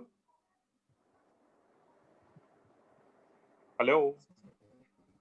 Can I take it now? Yeah, please go ahead. Okay, so for me, agility is very important. So whatever investment decisions we need to take for the organization, if we have a long-term perspective for that kind of investment, of course, we have to go ahead. And if you're talking of short-term investments, we have to quickly analyze. And as Arnab said that, I mean, we have to have the data in place for taking that quick decision. And today, I mean, despite the fact that we've lost on our revenues, profitability during these 4-5 months of the pandemic in India, but from the long-term perspective or as a leader of an organization, essential investments should not be compromised at all. So good point. And or a long term, yeah. There is a small anecdote here, Manish, that says that I think one of our seniors keeps telling this, that return of capital is more important now than return on capital. Fantastic point. I individually believe that. And that's why I, being a heavy stock market investor, I liquidated all my investment in the month of April and came back out of the stock market. So I have seen a very different behavior of Manish Saxena as an investor, as an individual pre-COVID and a post-COVID. So I completely agree that return of capital in current scenarios is extremely important than return on capital. We need to focus where the capital is safe. Only there you should go ahead and invest. So with this, I think we come to a very great session. Thanks everybody. Some of the people have already logged off, but I will want to thank them. Mr. Ashish Tiwari, Mr. Ajay Kapoor, who have logged off due to their pre-occupants elsewhere. Mandar, who is still around with us. Shreyas, Suparna, Sandhya, and Arnab. Thanks for being extremely supportive panelist members. You came out with your knowledge and industry insights, which I'm sure would have definitely helped the audience who would be listening to this. But I was richer by your knowledge, by your skill set. And these are the forums where you get to know the inside story of some other industry which you generally are not aware.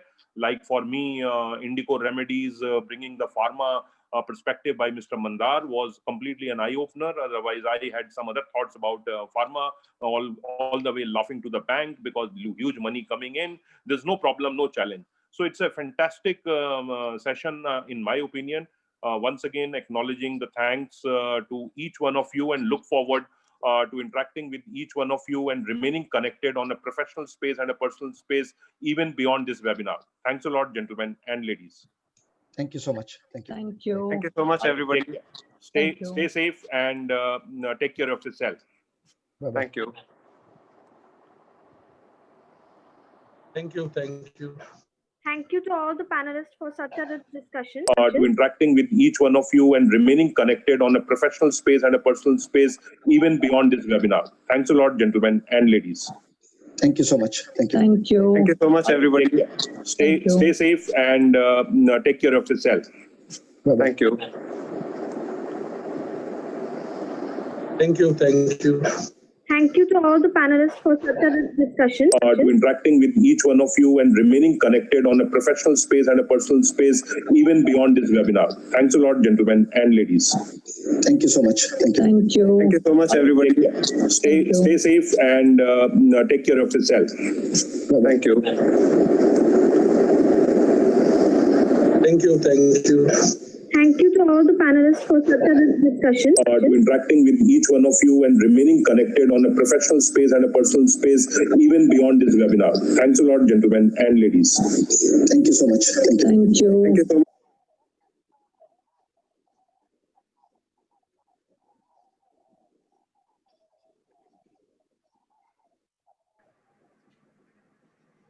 Now we have interesting fire chat round with Tarun Ustagi from Canara HSBC OBC Life Insurance, moderator Ms. Upma Goyal from Ujjivan Small Finance Bank, Nikhil Surve from R3, and Rakesh Kumar Dubey from Shubh Lakshmi Finance Limited.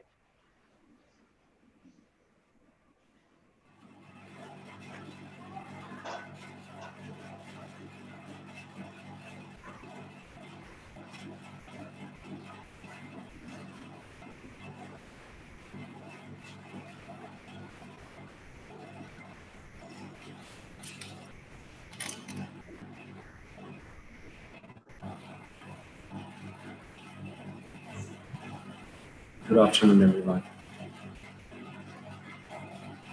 Hi, good afternoon, everyone, and we'll start this session. Today's topic we'll be discussing about role of CFOs in the disruptive times. And as we all know, we are going through a very, very, we call it as a black swan event in a real disruptive environment.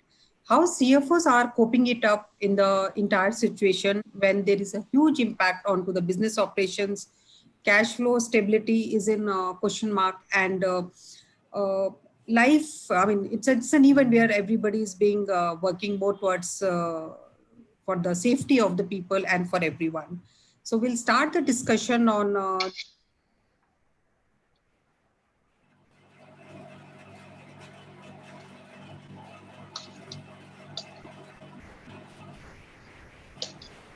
the role of the CFOs in disruptive times. And first question is like, since we are now, it's almost, was your immediate crisis cash become the king during the disruptive times?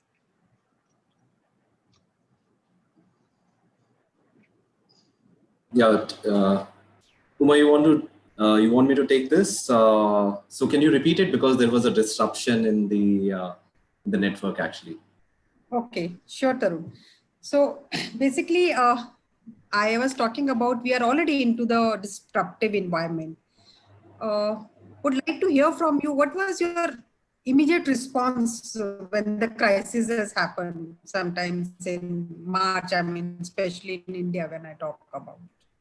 Yeah, if you actually look, it's been 4 months now. It would be completing 5th month. And immediately when it started, if I say what everyone felt is, okay, now they have to start working and evaluating what can be done from the company side, what will be the impact. And if I recall, if I go back in March, it was a year-end time, right? And for all the CFOs, the most important period for closing the books, right? And being an insurance company, for us, investment is also one big portfolio. And immediately when this started, I remember the market crashed and there was a panic around that. And also there was no kind of a sort out solution for how you will complete the financial year, how will you complete the audit, etc. But I think as a human being, we are very fast learner, we are adaptive to these changes. So immediately all of us, like not only us, our company, all the companies started evaluating, how the things can be managed remotely. People immediately started evaluating and working towards how they can enable their sales team and including our employees to work from home. So I think the BCP, which we used to do it became a reality, and all of us suddenly shifted to the 100% BCP kind of environment. And I think such situation actually tested all of us. And I'm 100% sure that most of us came out and immediately adapted to that situation. So this is on the operation side. We quickly shifted to work from home. We enabled our processes digitally, whether through Citrix connection or any other way. People can access the files, folders, etc. And the business continued, right? And that's the beauty of this. The business, in the sense, for the manufacturing, yes, it stopped. For us also, it stopped because of the lockdown for a certain period. But once the lockdown was open, then it all came back. In terms of, we have been talking about the cash part, and cash is something which actually was always important. But when this situation came, it became more and more relevant, right? I was hearing the last session, the last question was on the investment side. How the investment portfolio shifted, how people started realizing, and somebody quoted that, people started liquidating equity, etc. So just to keep the cash with them, because you don't know this uncertainties what will happen, right? So immediately what we did is, and most of the companies started doing is, they stopped the expenditure which are not required to run the business. They stopped deferring the expenditure. They started keeping the cash. And during this period, especially in the initial months, the insurance industry faced the liquidity challenge also, in terms of, because people started deferring the payment of premium. And as the banks sector also started giving that relaxation to the people, the similar situation must have been faced by other companies also. So it was very important to keep the cash with you, liquidity, because you don't know what will happen tomorrow. Now, on the hindsight, we see that how we have cope up with the situation, but at that point in time, it was really uncertain. So see, at this point in time, if you ask me, Upma, the situation has changed, and it has improved significantly. And this is all our, if I say, effort of us, all of us, right? How we have adapted to that. Now you go outside, you see people venturing out. They're trying to get into the business. They're going back to the business. So I think it's a time now people will start using that cash and start putting in the required businesses or required expenditure. But the situation is still not that great because we don't know when the medicine will come. And it's very important that we still maintain that kind of a rhythm in terms of, containing the expenditure, ensuring that our digital is always on the top. And as a company, we are, this is one area where still investing, right, on the digital technology side. So we are keep on investing, looking out the opportunities, whether, giving tabs to people, salespeople, ensuring that their safety is there, they can remotely sell, and they can remotely manage. So I can see that there is a change in the scenario now as we are sitting in August. And hopefully that it will further change and improve, because all of us have seen it now. And I think we all have changed our the operating models and the structure and everything, the policies, etc. So let's hope that the situation will soon be over and we'll back to the normalcy and start putting the cash which we all have saved back in the business so that economy can revive. That's still a gray area. If you ask me, it's still not a gray. It's actually gray in terms of the revival of economy. So let's wait for that. And I'm pretty optimistic in terms of that. We'll have a great recovery from now on. Yeah, absolutely. Hey, I think it was quite. Sorry. Yes, Nikhil. Yeah. Hey, thanks. Thanks. Over to you. Tarun. Yes, Nikhil. Yes. Yeah. So completely agree with Tarun. I think a great start to the conversation. I come from R3. Just as a brief introduction, we are a blockchain platform company which works for enterprises, so not in the crypto space. And I probably will come from a very different angle than the rest of the panelists, because you are from the domain. I would try to share my insights from a technology perspective and how I'm seeing other companies adopt digital technologies. So completely agree. Even for us, I think the number one priority was the safety of employees, making sure that we are making everything that's possible for our employees to work from their homes remotely. Obviously, coming from a technology angle, most of our company was used to doing work from home and stuff like that. So not as abrupt change as it might have been for some other industries. But that was, I would say, number one priority. And then coming to business, what we have seen is digital transformation. I think a lot of people, a lot of companies were talking about it pre-COVID as well.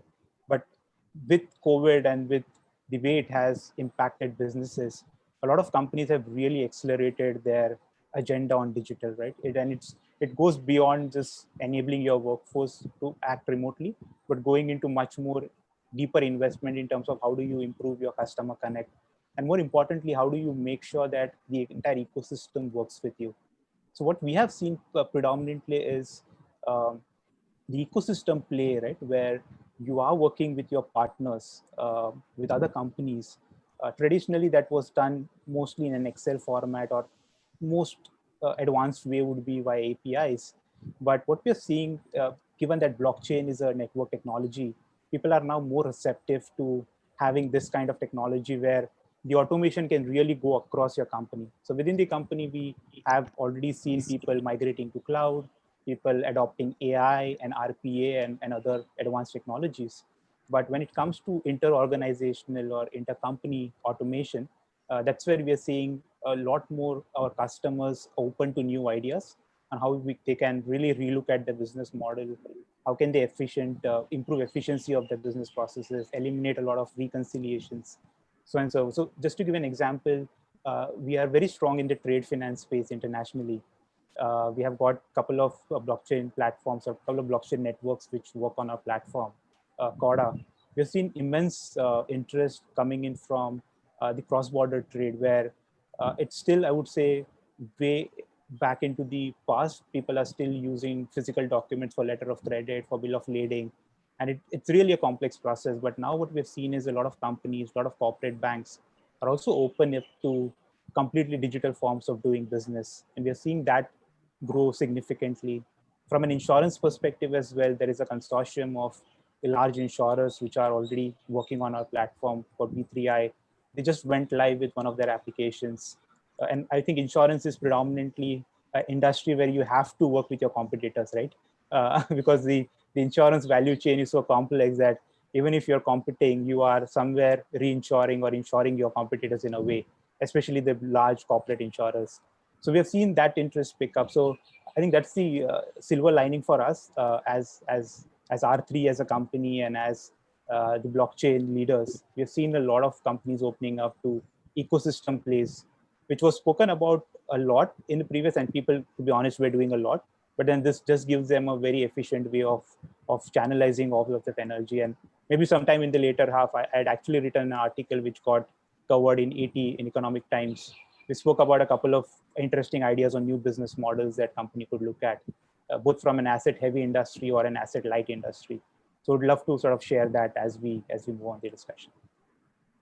Thank you, Nikhil. And good to hear from you that during the disruption, definitely the adoption on the digital side has really gone up, and you have really benefited by the time most of the disruptions were happening and your business is being improving or being actually enhanced. Good to hear from you. And let's go back to Rakesh and hear from him how you have handled the crisis situation. Yeah, the situation is a little different for us. I think it's the same as for you as well, because being a financial institution, money is not only food, it's also blood. So, and the March was a significant month, always has been significant month to raise funds, to keep funds for the next quarter, equity used to come, funding. So that's a kind of a storage month where we used to store the fund for next 3-4 months. And it started around 5th, 6th March, that's a COVID anticipation and everything got stalled. So institutions, basically the small or medium institutions, their loans were put on hold by the institutions. Then that they were doing some assignments of that, so liquidity got held. So suddenly on 22nd, 23rd, when that lockdown announced, the first worry was that whatever the cash is there in the branches, how it is going to be disposed of, because that's a risk. Staff has to move out from those places, and the banks were closed. So then that was a bigger situation in the institution. That if you are handling 200, 300 branches, and that's one institution is having 5-6 lakh rupees collection, it becomes a good amount of money. So that was one so till midnight we were arranging how to cash has to be disposed of. So we thought that's distributing the salary, and then that's give people advance. Otherwise, once the people have moved out, that's a risk to the cash. So that was the first thing. Second thing which came to mind, that's how we are going to manage that 30th March repayment, because that's again the financial closing, and that's and then how we are going to manage that's the next 2 months, 3 months, 4 months repayments to the funder, because that's blood. So and also we should not be put on default by the lenders.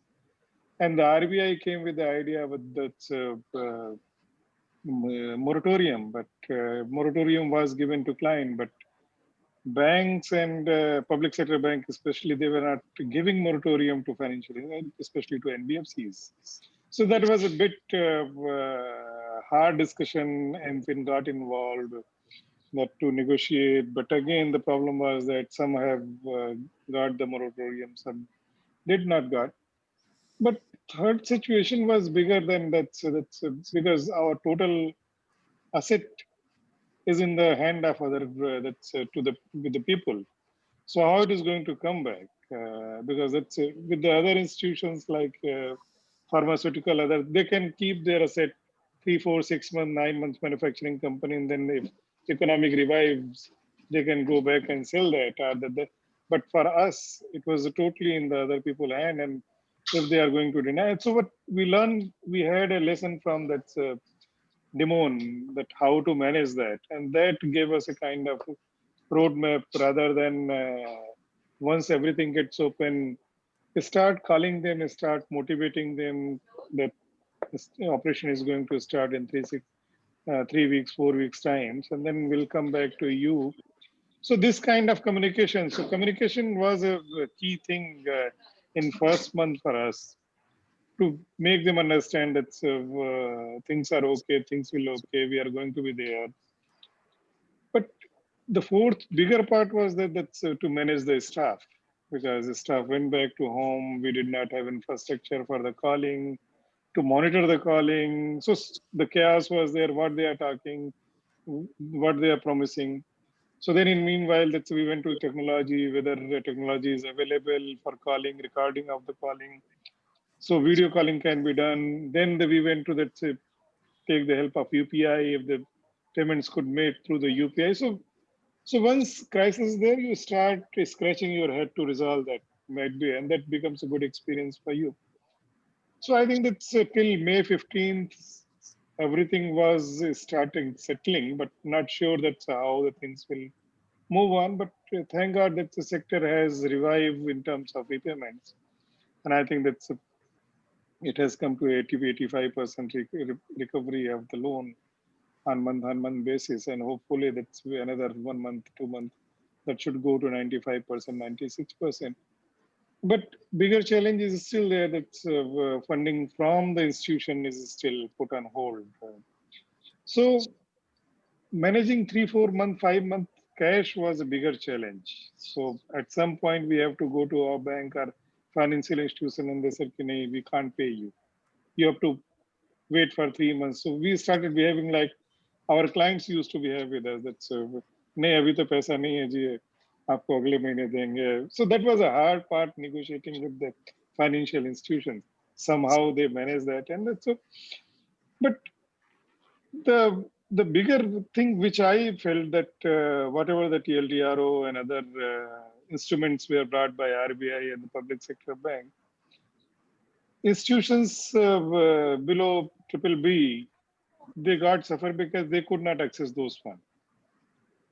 Initially, those funds were accessed by the PSUs or the institutions which were having, let's say, A rating, A minus rating, and still that people are getting fund only those who are having the A minus rating. So, but if you take that's a market, 30-40% market is being catered by these triple B minus companies. So that was a struggle, and we were kept talking with the RBI, with the public sector bank, but couldn't find that solution because that was in totally hand of the local bank people. And the guidance were like that, that if institution is like that, then you can fund them. So 4 months were a nightmare for us. A nightmare for us. That's now once cash is back from the field, so that gave us kind of a relief that institutions can survive, and probably that's we can repay, and that's there would be little lowering in terms of asset. But yes, if you're having the profit. But now the question is that those who 15%, 20% people did not pay, what to do with them? Whether we are going to restructure the loan, because it's a restructuring is now in the air. RBI is saying restructuring, but we cannot restructure. This will be called 100% NPA. So I think that situation is little dicey for another 2-3 months to get the clarity. And then if you're going to extend their loan period, so many things has to be done. But as a CFO, I think that I was not a CFO of the company, but I was managing that and that part also, because CFO left in that part. So it was really double thing, that's being a CEO and CFO. So it was so you're wearing the double hats, right? Double hats. It was difficult time. But anyway, that's time people learn. Digitization can help only, that say, if the people are having money into the bank for us to reach to the people. But if the moratorium is there, everything is there, then the digitization does not help much. Because if people are not having cash, they cannot have money into the bank and they cannot pay you. So that's one part we could say, that digitization is a mean, but cannot be survived wholly on that. That has been with the microfinance. It might be true for other institutions where people can do work from remote. For us, there is no remote, because in the branches you have to go and meet customer to collect the money. So as soon as that lockdown got open, that the branches got open. So there was no respite. So people are taking risk of the COVID. The field staffs are taking that risk. They're moving in the village area, in the town area to meeting people. So that's a risk to the field staff as well. So we have to get insured them. But insurance is a only arrangement. But people are taking a life at risk. Sometimes we found that three to four staff got infected in one day. They got tested. पता चला कि पूरी की पूरी अगल बगल वाली सारी ब्रांच वापस घर चली गई. The landlord. So many challenges are there because that's not only financial crisis like Demon. It's much more on the It's life threat crisis. So you can't force people, you can't meet people, you can't. So मतलब web पे या zoom पे कितना motivate करेंगे आप लड़कों को until you are sitting at home or you are saying कि नहीं नहीं आप तो गांव जाके मिल के आइए कलेक्शन लेके आइए कितना कर पाएंगे. That's true. I think absolutely right. And Rakesh, what you highlighted is especially for the lending institutions when your cash is your raw material. If you are in lending operations, and if one side of the receipt of the cash is being stopped, then obligations, and it was a big challenge for everyone. And it was a difficult time. But would like to again come back to the same question of I understand the crisis was there, managed pretty well, very difficult time. But now again, as a CFO or as a founder, what are the things what you are planning to do, the long-term perspective to build resilience in the system to take care of these type of black swan events? So we haven't thought of these type of black swan events. The moment we talk about CFOs finance, we talk about leveraging. Keeping cash is not something is it's always being advisable. Anybody's who's keeping anything more than X amount is being always considered as a not a smart way of handling or managing the cash. So how are you planning to take care of to build resilience in the system from the long term perspective, and what should be the right percentage of cash that should be there onto the balance sheet when the crisis happens? So everybody were, it's a smart way of handling the things. Everybody was doing it smartly. Then the thought process came, since there has been a complete disruption of operations.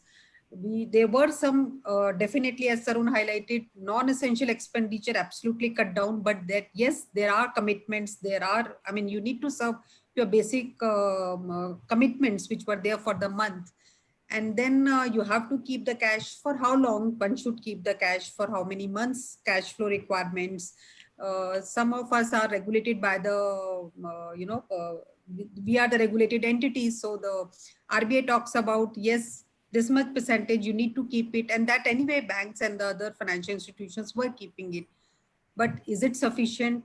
What could be the real comfort level which takes care of the you can say that you can sail through the crisis as a long-term perspective. So people are talking about something keeping cash or near cash close to 10% of the balance sheet size. It can reach anything from 10% to 30%, but anything what we are keeping is also coming it at a cost. So how to balance it out, and what are your long-term perspective? I'll start. See, yeah, the issue is that that's not the percentage, which I feel that's more discipline. If you decided to keep whatever the number, 10%, 15%, 20%, and that's a calculation. That's a 3-month expenditure, 4-month expenditure. You can keep not more than that because, as you rightly said, that's a cost.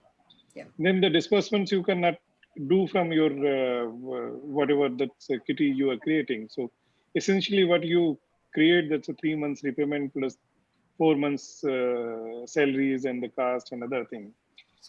But what happens that's we don't do the discipline because that's in March.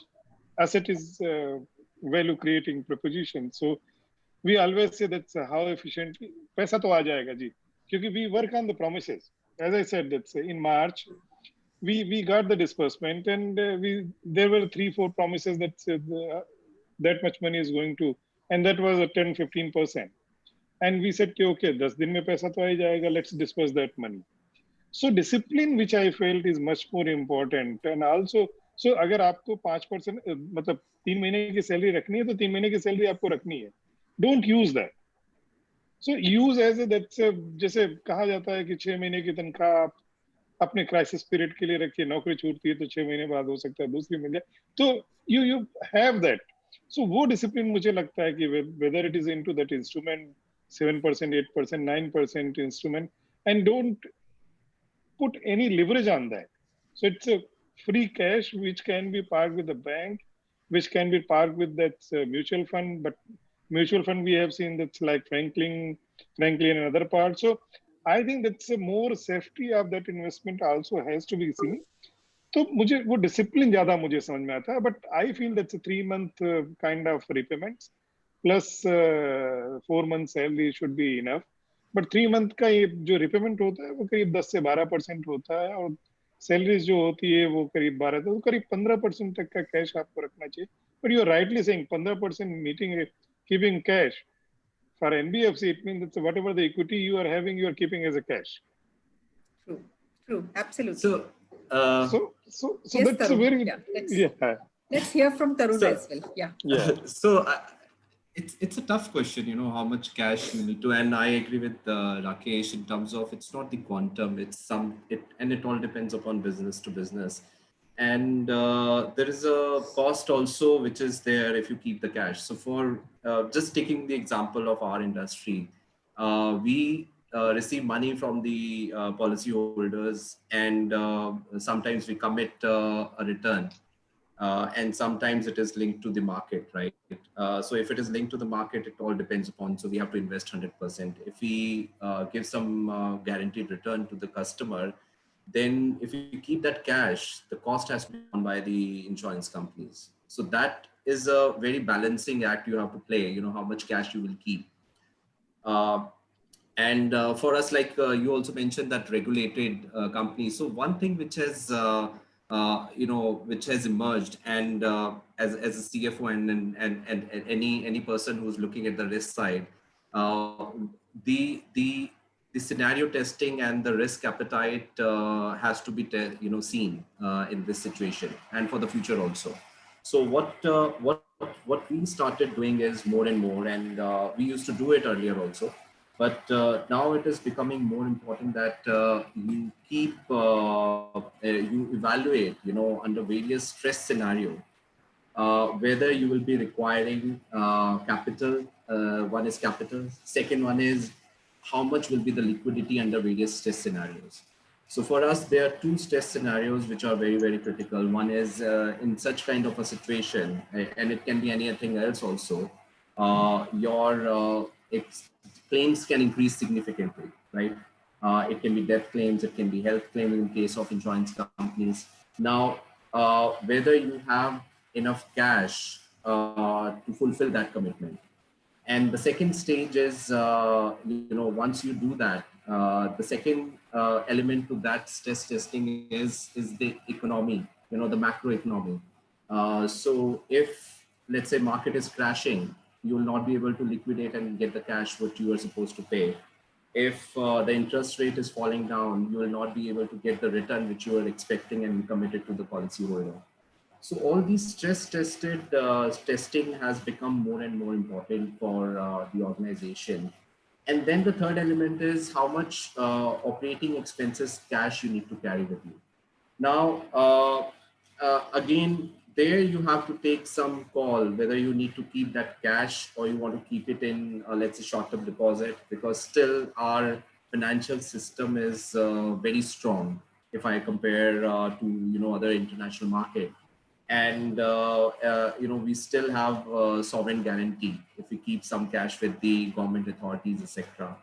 And there is a market to also to that. Now, it's very, very tough question and difficult to predict whether that will also get impacted in future, because you never know such kind of a situation how it can impact various entities and various if I say opportunities or options. So if I go back and calculate how much liquidity we keep with us, it will come to around 2 to 3 months of your operating expenses. So because that's how you're keeping it.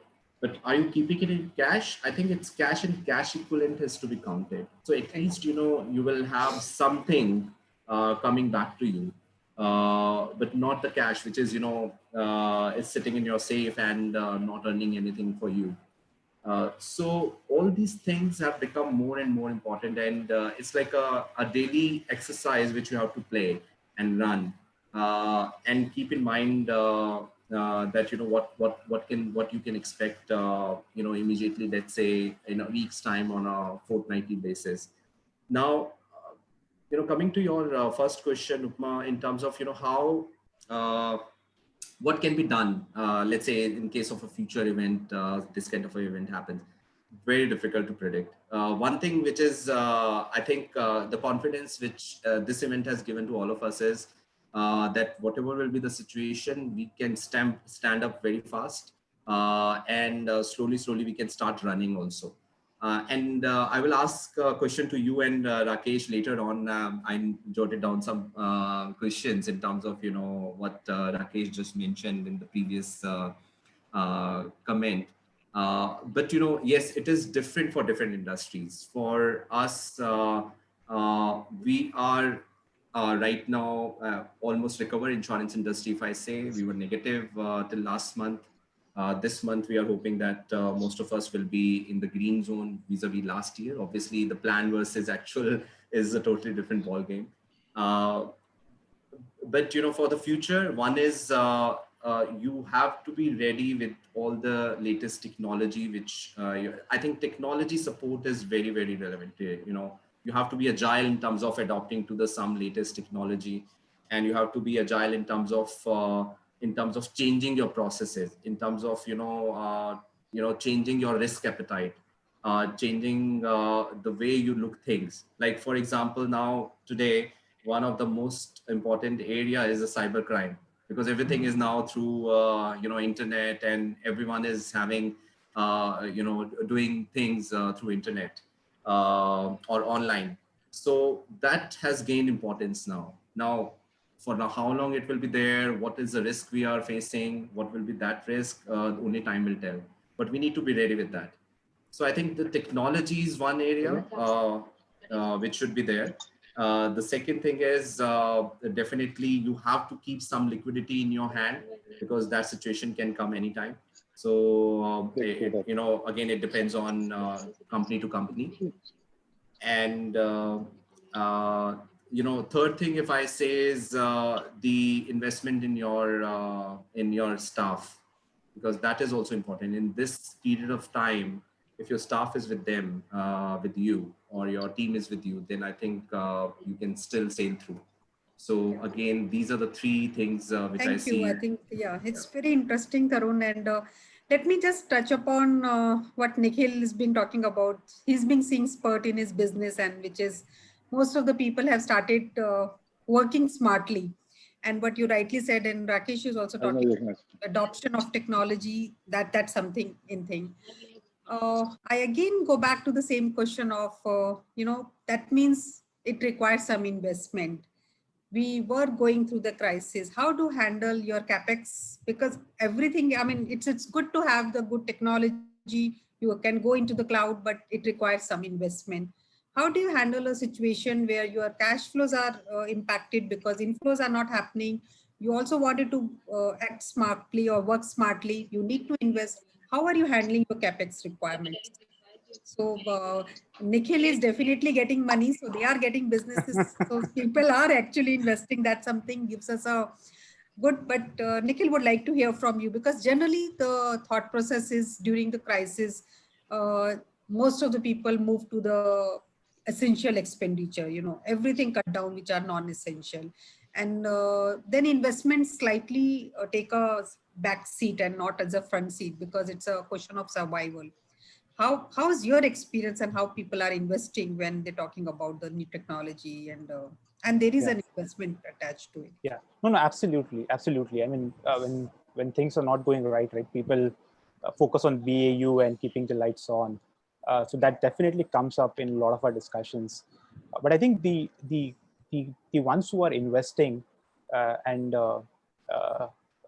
taking example from insurance, people typically see this as an insurance for something like a future event like this, right? So it's not it's not really an expenditure in a way, but it is basically you're insuring yourself for such events.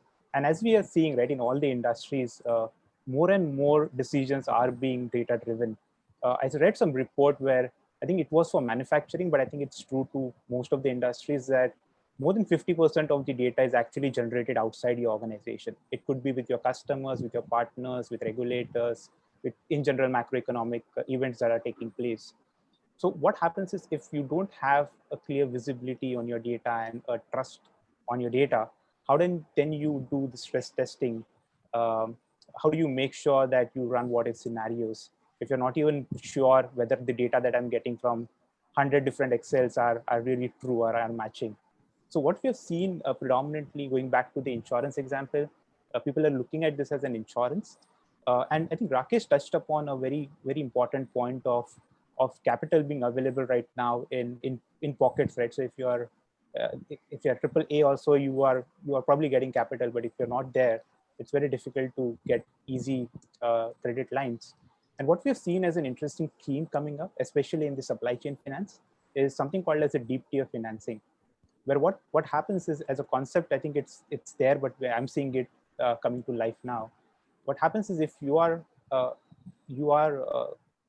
providing credit lines to a bigger manufacturer, and if that manufacturer has 3 or 4 different tiers of suppliers, a third or a fourth tier supplier might not have the credit lines that a tier 1 supplier would have.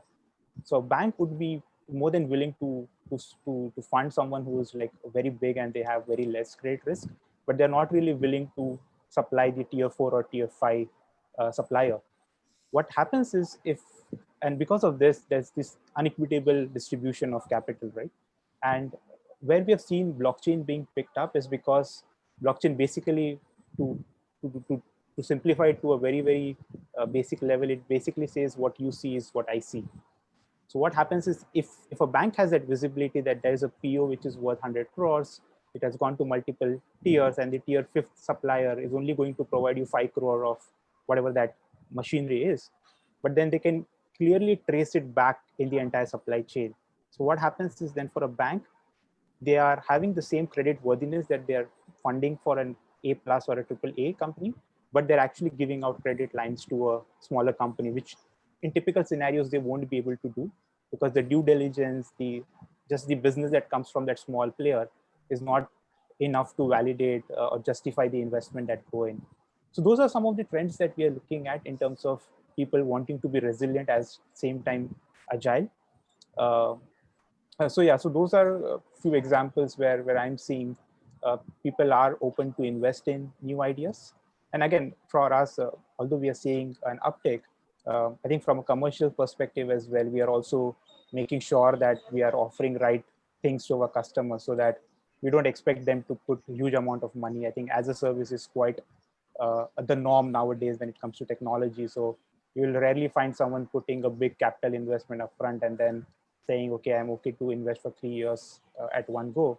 What we're also trying to do is make sure how can we make it more as a service model. So it's not a huge investment for an end customer, for a bank or for an insurance company. So even they are not putting a lot of risk into this particular investment. But as I say, it's more of like an insurance for such future events and making sure that you're making your organization much more resilient than really saying, I don't want to invest right now because I only want to keep my lights on. So thanks, Nikhil. I think it's a very, very good insight that investments are happening and it's like an insurance, and people would like to invest into the insurance, making sure that the future is safe, and that's how they wanted to make themselves resilient. Let me again go back to the basic question of cash is the king. Again, we cannot deny when I'm saying cash or cash equivalent. There has been a lot of government support, and how from the finance perspective, how all of you are in a position to avail that, and how's your overall planning, to take care of your medium term and the long term requirements by utilizing those schemes. Then a lot of we can say the stimulus which has come up from the government. See, as far as microfinance, that's rural lending. I really doubt. I may sound that the schemes are there, but we are not witnessing or we are not kind of giving a proper recognition to them. But uh, packages where more or less that's political than economical. That's my personal view. Because whatever has been given, like there is a one scheme which is being launched that's for street vendors. The processes are much more cumbersome, much more. So if you have to give any loan to vendor, what will happen? That the list will come from the municipal corporation. So on that, you have to decide that to whom you have to give the funding. And you may understand that, say, if the list is coming from the municipal corporation or the local bodies, that's how the list would be. And then this would be treated as its government funding. So the risk on the repayment, which we have seen, that's another part. So that has been a kind of that thing. That's the second is that whatever the cash has been transferred or DBT or whatever is there, that gave a kind of cushion or that's a confidence to the customer that whatever the money they are having, they can pay and at least livelihood would be going ahead. But again, that was not a very big amount. So whatever the resilience has come, which I have seen, I visited last 15 days. I was in the field in UP, so meeting people, seeing the Banaras, Raebareli, Pratapgarh, especially that's eastern UP part. I was into that. That's so fear is less in those cities about the COVID. People are on the street. They are doing businesses. They are putting ठेlas for fruit selling this and that. Whatever the small shops are being opened. Even in the bank, I have seen the big queues to get that money which has been transferred into their bank account. So social distancing and all is gone. So वहाँ पे तो नहीं लगता है कि कोई social distancing है. So it means that the people are being immune or whatever the risk they are taking. So revival of the economy, which I am seeing, would be on those places first. Then will be the last place would be cities like Gurgaon, Bangalore, Mumbai, because that's their economy is much more different than so. And then the benefits there, I don't see that has been what I have spoken to people. They have said, yes, we have got that grains. 10 kilo अनाज मिला 15 kilo अनाज मिला वो खाने के लिए हो गया जी तो जो कैश था वो हमने पे कर दिया तो that kind of benefit has been converted into that kind of initial recovery which started the benefit then they moved to the business so there was a kick starter but वो 1 महीने 2 महीने तक रहा उसके बाद फिर मुझे मतलब I should say or not that corruption is around always वहां भी पता चला कि जो अनाज मिलना चाहिए था because that was in the hold of the ग्राम प्रधान तो 2/3 मिल रहा है 10% कम मिल रहा है वो सब सारी चीजें हो रही हैं so in that crisis people did not leave their character so that's a bigger problem Yeah, which no, right, Rakesh. Any thoughts from your side, Tarun, on the What we have seen in our industry is government is supporting through policy changes and relaxation. And if I look at, like Rakesh was also mentioning, there are some SOPs given, but whether there are any takers for those SOPs or not, that's very important, right? And that was my question also to Rakesh and to Upma, now the situation is coming or changing. Do you think and do you see that there are takers for loan and there are takers for credit? It's going back to because it has impacted the ability of people to borrow money and this situation because some of them were out of jobs, like the people who used to take and go to the microfinance institution. So it has impacted that. For them, relaxation is okay, but at the end of the day, they have to earn that money back to pay back to the institution. So whether the government has given those kind of a SOPs, I'm not privy to that. Is there any further relaxation? Coming back to our industry, it's mostly given through relaxation, like like RBI has done. It's mostly given through in terms of if something is let's say the person has not paid the premium or etc. Don't just take the calls on those things, give further relaxation on those. On the investment sides, there are some relaxation. On the taxation side, there are some in terms of deferment of the payment of taxes, etc. So that way, the government has done their bit. I don't expect that. Obviously, in some other countries, they have given the other benefits also. So, but so far, and you cannot rely on government funding in such cases. The only thing which again, it's on the hindsight. We can say that the lockdown could have been for a shorter period, but Sure. we don't know. We don't know, whether it would have resulted into the more cases or it would have resulted in the faster recovery of economy. So all this situation now you can evaluate and talk about, but these are very, very tricky questions, and there are no one answer to that. I do understand. So we have some questions for all three of you, and anyone can pick up, and would like to answer that. So Sure. one question is, we talk about the financial risk, and specifically as of now, we're talking about more onto the liquidity risk. What happens to the market risk and the credit risk? So credit risk, Rakesh has touched upon, there is a possibility of default, and how do we take care of that? But at the same time, we are also living in a situation when there is a huge market risk also. So while we are talking about our liquidity risk, yes, we are making sure that our balance sheets are, we do have the sufficient liquidity to take care of our immediate risk requirements or the near-term requirements, but how do we handle the market risk and the credit risk? Any thoughts on that? Yeah, so I have reverted on this particular question, but I can state that I think all financial risk in this situation are relevant, and the market risk, which we have seen how important it is, because in this situation there is a possibility that the market will crash, and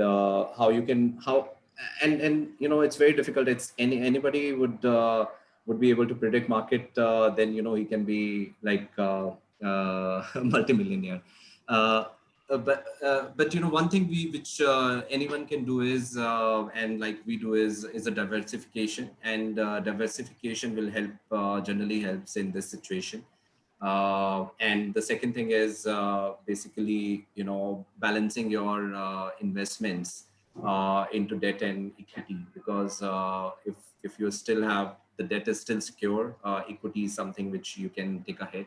On the liquidity side, I think what you should also ensure, liquidity is very important from two perspective. One is and there is a risk now. Whatever you are supposed to receive, the people are not paying it. And second side is you have to run the business, and you have to pay to your vendors also. Now, in this situation, holding cash and not paying to the vendor is not advisable, because they are also in a need of money. And as a business partner, you generally don't want to hold back to the normal credit period. So as an organization, we started paying much earlier, changed the credit cycle for the vendors, etc. So I think liquidity is again one important risk which you have to take care. And the third thing is the credit risk, especially from the lending company and for the borrowing companies also, because when we are borrowing, we are also from that perspective, the other person is looking, whether we will be able to pay that amount. And when we are lending money, it's very important that you assess the credit appropriately and see the line of business which is there. So all risks are balanced out, and no one is more important than because every risk is having their place in the overall picture. So that's how we should assess the risk, and especially these three risks are very, very important in such kind of a scenario. Thanks, Tarun.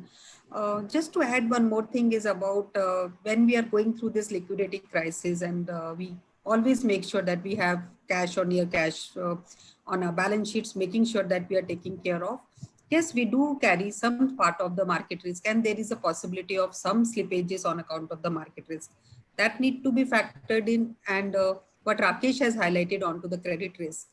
There are moratorium processes going on. There could be a possibility of some slippages, and with that possibility, the everybody would like to be more cautious while again lending it to the customers.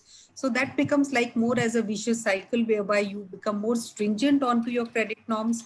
Your offtake becomes much stricter compared to the earlier part of it, and then there has been an overall squeeze into the overall cash flow. So something which is I mean, it's a very good question, and when you really think about it, yes, it will take some time. By the time when your credit norms gets relaxed, the moment there has been a delay or there has been a deferment of collections, then the first important thing which happens is more onto the squeezing off of the credit norms, and with that there has been some stress onto the overall cash liquidity. Another question is, there is a question which talks about how should Treasury reassess the adequacy of current funding sources under various potential downside scenarios? We do talk about stress testing. Now we know the stress testing has happened. We have looked into the black swan event, but very easy to say that yes, we will keep the cash, but the thing is, from where do we get this cash or cash equivalent? So what are the various sources of funding, and how do we ensure that when we're talking about 3 months, 6 months requirements, or maybe 1 year requirement, how do we assess the adequacy that what we are having it today, we can have a very comfortable situation that for next 6 months or 9 months we need not worry? How do we assess or reassess that situation? Yeah, Rakesh, please. I'll No, pitch on later on. no, Upma is a CFO that's bank. She knows that banks are for good days only. So no, Rakesh, let me again put it. It's always, it's a situation that one says that the banks are, I mean, everybody's, we are all going through a difficult time, and correct, I understand. is following the same, prudential norms and making sure that we'll sail through the difficult time. So, of course, but the point is that we have seen the ILFS crisis 1.5 years back. Then the market crashed. So it's not only vicious cycle; it's a kind of multiple impact you get. Yeah. That's NBFC gets problem, then bank because they have lended, then the NBFC have lent to others, then the share market. And then if the share market goes down, the whole sentiment of the country goes down, whether I have put the money or not. Then the mutual fund. So it's a whole kitty of the liquidity gets impacted. Once the whole kitty of the liquidity get impacted, and what I was talking about, that's asset side where that's money is with in the hands of people. But if we are not, so then income starts getting lower and lower. In last 4 months, what income we used to get, we did not get because 70-80% it's a collection only came. So obviously, yeah, कि उतने से income कमाई होगी. We did not disburse, processing, though other income did not come. So many things. So 3-4 months, 6 months. So how long you could go to have your balance sheet in black? That becomes challenging for the CFO. 6 months, and then if you go to the regulator, which we have seen in during the demand, they said let's go and bring more equity. And if you go to the investor, and if you do not have the larger investor group, they'll say things.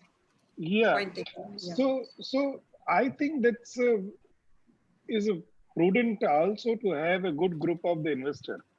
If you're in the crisis, investors should come forward and put the money at least 3-4 months. So they should not be shying away. business is going to bad, and we are not going to put the money. Yes. And that was, yeah. But Rakesh, I think a lot of investors are coming forward, and there has been a good amount of capital raise which is happening from the. So that's what I'm saying. So if your investors are good, then you can sail through even with that market risk and that's a liquidity risk that you are having. Absolutely. If you are not having a good investors, then you are having a problem. No, absolutely. And now this question is for Nikhil. How can BFSI benefit from the blockchain technology? So this is something which is coming it out very interesting. And how is the benefit which will go to the BFSI? Yeah, absolutely. So great question. And in fact, just to take a step back, when we started the company, we actually started in the BFSI space as a consortium of global banks. So blockchain, and even if you see blockchain, it has its roots in the BFSI industry. So there are multiple areas in which people have already used it, and I will try to keep it as real as possible rather than out of the possible, so that it becomes, it is real, right? So what we have seen is the reconciliation space, especially when it comes to banks, is a huge one. Just to quote an example, in Italy, there are about 80 or 90% of the entire Italian banking industry is using CODA or blockchain technology. So CODA is our technology for interbank reconciliation. So what happens is, because the technology has also matured, people started implementing technology in their own individual banks.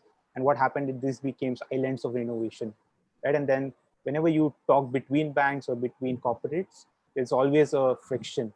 So that's an interesting area. We have seen a lot of interest in cross-border payments. So interestingly, we have a customer in India who are using our technology for cross-border remittances as well.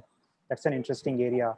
Capital markets is a huge space. So we have customers like NASDAQ, Swiss Digital Exchange, who are building the entire market infrastructure on blockchain, so as to have a payment versus payment or a delivery versus payment kind of a mechanism, which automatically gets settled on the blockchain platform. If I come to trade finance, I already spoke about it. So there are multiple initiatives where you can actually do cross-border trade, which is much more simpler using blockchain and other digital technologies. Insurance has been, I would say, a very, very interesting industry for us globally, because rightly I said, insurance is probably the only industry where the competitors have to work with each other. So there are two global consortiums in insurance. One is called B3I, which is predominantly European. And then second is Ristream Collaborative, which is a group of insurers from the North America region. And both these consortiums have come together with the sole intent of how can we use blockchain and other technologies to play at an ecosystem level. So I think Tarun also spoke about diversification, right? So wonderful ways of looking at blockchain in BFSI and elsewhere is, number one, obviously, like any other technology, it will help you make efficient business processes, so remove reconciliation and whatnot. But more importantly, it also is going to unlock a lot of business models. So just to give an example, outcome-based pricing or an outcome-based model is picking up in few industries, which basically means that I will pay my supplier only if I hit a particular outcome, right? So a very basic example could be real estate, right? So right now we are paying for the resources, right? So if I have 10,000 square meters of area, I will pay rent for that, irrespective of whether my retail outlet is getting customers or not. Now, can we move to a model where there's only a limited upfront fixed payment and rest of it is actually a shared risk? So going back to how do you diversify risk, there's a shared risk between the owner of that real estate and who is actually the leasee in that particular example. So again, if you don't have a blockchain kind of a layer, just the difficulty of putting all of this together, saying, okay, I don't know how many customers came in, right? Because that's your data, and then I won't know. So blockchain is that what you see is what I see, kind of a possibility that is now real. And based on that, it becomes very easy to build such business models. So deep tier financing, there are a lot of interest going on in the collateral debt obligation space, the CDO space, or asset securitization as we broadly know it. I spoke about capital markets. So there are a lot of different areas depending on. So Nikhil, tell me one thing, how successful it is in India, and how many financial institutions has adopted this technology? Yes, so in the banking, I would say in India, banking and insurance is again like globally are they two industries which have picked it up. We're also seeing some interest in pharma and manufacturing followed by it, but I would say those are the two biggest industries. So the cross-border remittance is actually done by Federal Bank in India. From an insurance perspective, Bharti AXA is working with one of our partners called Ledger Tech on auto insurance. So the auto insurance is again a more manual process that is taken care of right now, and the no claims bonus, the NCP space is truly manual. So can you have multiple insurers sharing their data together with each other so that the no claim bonus uh, scheme or products can be better utilized? Federal, like I said, cross-border payment. There are a couple of more customers, and there are a few more discussions which are just still under negotiation. So I won't be able to talk about those. I But think good to hear. Good to hear about that. Adoption is happening very, very fast. yes, absolutely. And like I said, trade finance is probably the most important piece for us in coming days, especially with whatever is happening in China and elsewhere. People are trying to reshuffle their supply chain, see if raw materials can be sourced or there can be a secondary or tertiary manufacturing hub, which basically means you will need a lot more mature platforms to make sure that all of your export imports are taken care of in a very efficient manner. So I would say those are a few examples. Obviously, if you can talk at length on this. Thanks, Nikhil. Yeah, that's really helpful. Yes. Again, back to my basic question onto the liquidity. We came out of the crisis pretty well. But again, the basic question is, we've been doing the stress testing. Are we really looking at expanding the horizon of our liquidity buffer, which need to keep? And if yes, what are we doing it? So this is the question for Tarun and Rakesh.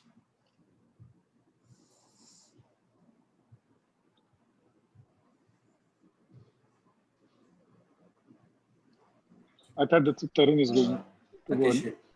Yeah, you go ahead, Tarun, this time. Okay. Yeah. Am I audible? Yes, very much. Yeah. Yeah. So it's very important question and very good question because what is to be seen here is in such kind of a scenario, which is this kind, what we have seen over a period of time, the buffer. Again, it will go back to the same question. What is the relevant buffer you need to keep? But having defined the buffer, it's important that for how long you will keep that money with. So it's all coming back to the first question. For how long you will keep the cash with you or liquidity with you. But and there is no one answer to that, and it will change once we are back to the normal business, right? And there's no point of keeping it back. But in this situation, till the time this we will clearly emerge from this situation, I think it's important to increase the time period for which you need to keep the buffer, and also keep the additional buffer with you. Now, in which form you will keep it, that's something which depends on organization to organization. We discussed that. So, and how you assess it now, in our case, we assess it using various stress, like I discussed in terms of, what I need to pay, what I will get in return, what is my expense over income ratios, how much people are paying it, and then putting a stress on that, like interest rate scenario, market risk also we take, if the market further, there's a 25% fall in market, what will happen to my cash flows? What will happen to such kind of a scenario where there is a liquidity crunch with the customer, so they are not paying back? What will happen if I need to pay a significant amount of claims to the people? So all these scenarios are being tested, and then we see that, yes, under any situation, will we be having enough cash, which is in cash and cash equivalent, and for how long we need to continue, or do we need to increase it? So definitely, now another question is whether there is another relevant question is how frequently you do it, right? Now this has become a more regular activity rather than once in a 6-month kind of activity when the board meeting is happening, or annual activity. So as and when the situation is there, you are testing it and you are evaluating it. So all of a sudden, let's say there is a situation and RBI announces a monetary policy, you immediately need to test it. So it has become more ad hoc, but at the same time more frequent. So that's how we are assessing this in our organization, and especially in our industry. Right. Thanks, Tarun. Any thoughts from your side, Rakesh? Yeah, see, I don't think that each crisis are the unique crises from 2008 to 2013 to then Demon, and then now that's in 2008 the crisis was that on the liquidity side, that share market started crashing. Then 2000 Demon was where the cash it got itself, that's currency got vanished. That's and this is that's different crisis. So I don't think that you should have or you could have one solution for each and every crisis. So you have to be prepared whatever the buffer you are keeping that, and that much you can do. You can't predict that kind of, if you, I could predict the event, then always I'll have the buffer accordingly to that. And if I, that's like that, that's we predicted, yeah, cash अगर currency वाला कोई problem आता है अगली बार से, तो अब तो हम नॉन कैश डिस्बर्समेंट में चले गए हैं, so the problem is resolved. This time the problem was different. Even people had the cash, but they could not pay, or because the businesses were locked. And across that border, we used to have a diversification 10 years back, 15 years back. Diversification was a key point with any kind of business key, whether you are having diversification within the business or not, in terms of geography, in terms of, so अभी तो geography में भी diversification था. So you cannot have a set solution for thing.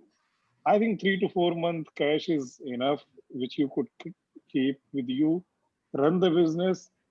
You would not be a standalone business which will face the crisis. And the things, once 3-4 months time is there, solution do comes. My feeling is that in last 22, 23 years, that's each crisis were different than what I have seen. 2013 में पता चला कि licence ही पूरा Malegam committee, this and that everything. So कभी legality पे आएगा, कभी political आएगा, कभी कुछ आएगा. तो I completely agree with you. There are, I mean, every time you go through different type of crisis, only thing is how strongly you are keeping it. You are being more Correct. agile, being Correct. watchful what's happening it, and depending on the situation, keeping it up, adding it up the buffer. So stress is Correct. stress testing, which we call it as, which used to be what Tarun highlighted. It used to be the boardroom exercise, more of a once in a 6 months. It's happening literally on a monthly basis. Another important thing is that the question which has come up is, we are all sitting on to the good amount of current assets, receivables on a balance sheet. How to monetize? How are we monetizing that to reduce both liquidity and as well as the credit risk? So I'll take this question. See, current assets, again, I'll speak more from the insurance industry perspective. And for us, the current assets or receivables are basically the premium which we have to receive. And that is contractual. And if the person is not paying the premium, the policy will be lapsed, right? That's the end of the contract. But you need to have that money because you are running a business which is a going concern, and so it's very important that you liquidate the current assets or realize that money on time. So like I was mentioning in my previous response, that what during this situation, what IRDR regulator, IRDI, they relaxed some norms in terms of paying the premium, in term, they extended the period.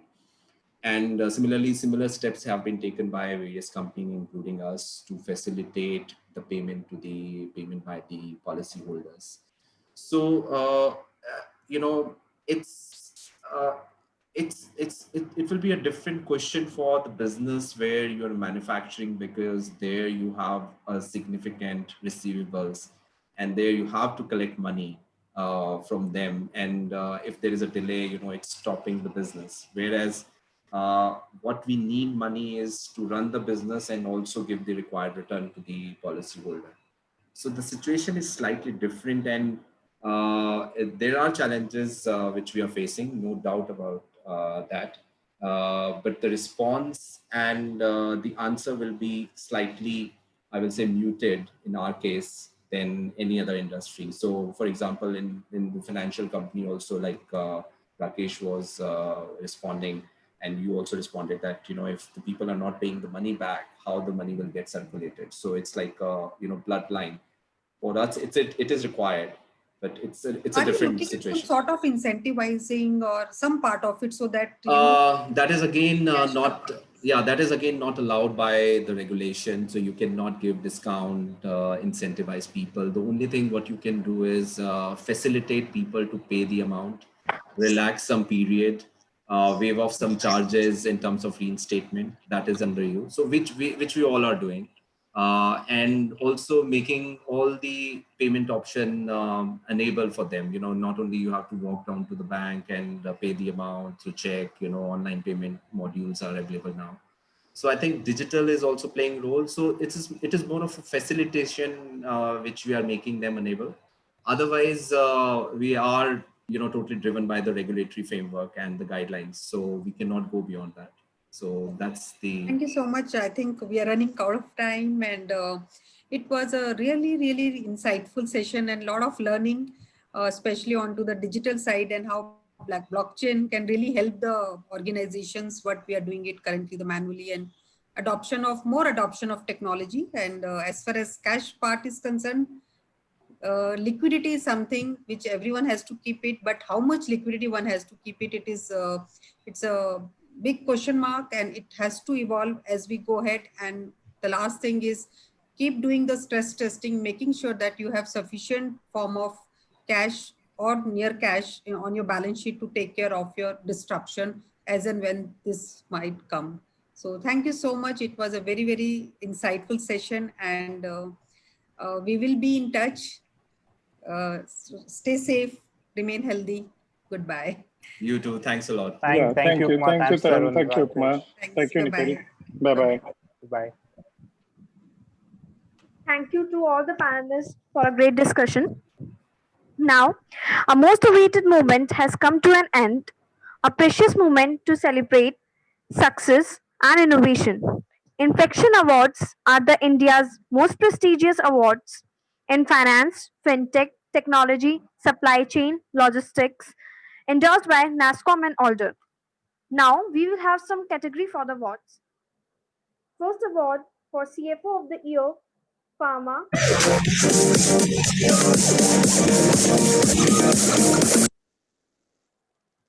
Second award for Breakthrough SC Finance Project of the Year goes to Tata Sky.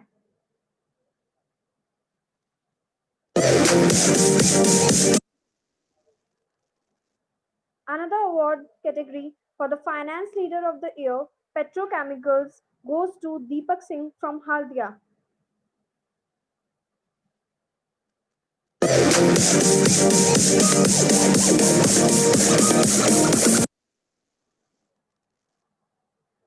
Another category for Supply Chain Finance Solution of the Year goes to Cash Flow.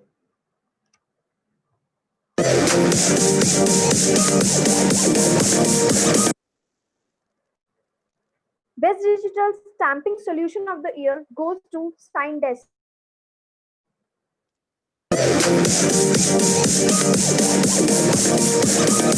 Internal Audit Firm of the Year goes to PK Chopra and Company Chartered Accountants.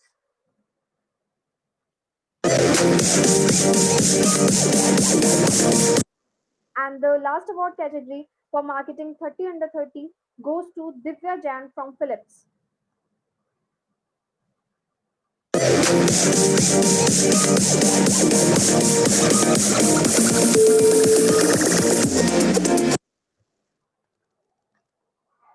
Thank you, top leaders and delegates, for making this rich discussion. Hope you all will be able to carry the thoughts of the day to build robust roadmap for the COVID-19 and beyond. See you in September in our Pharma Supply Chain and Tech Web Conference and Awards. Thanks to the leaders and attendees for your valuable time and during the day. Thank you all. Have a great weekend. Thank you.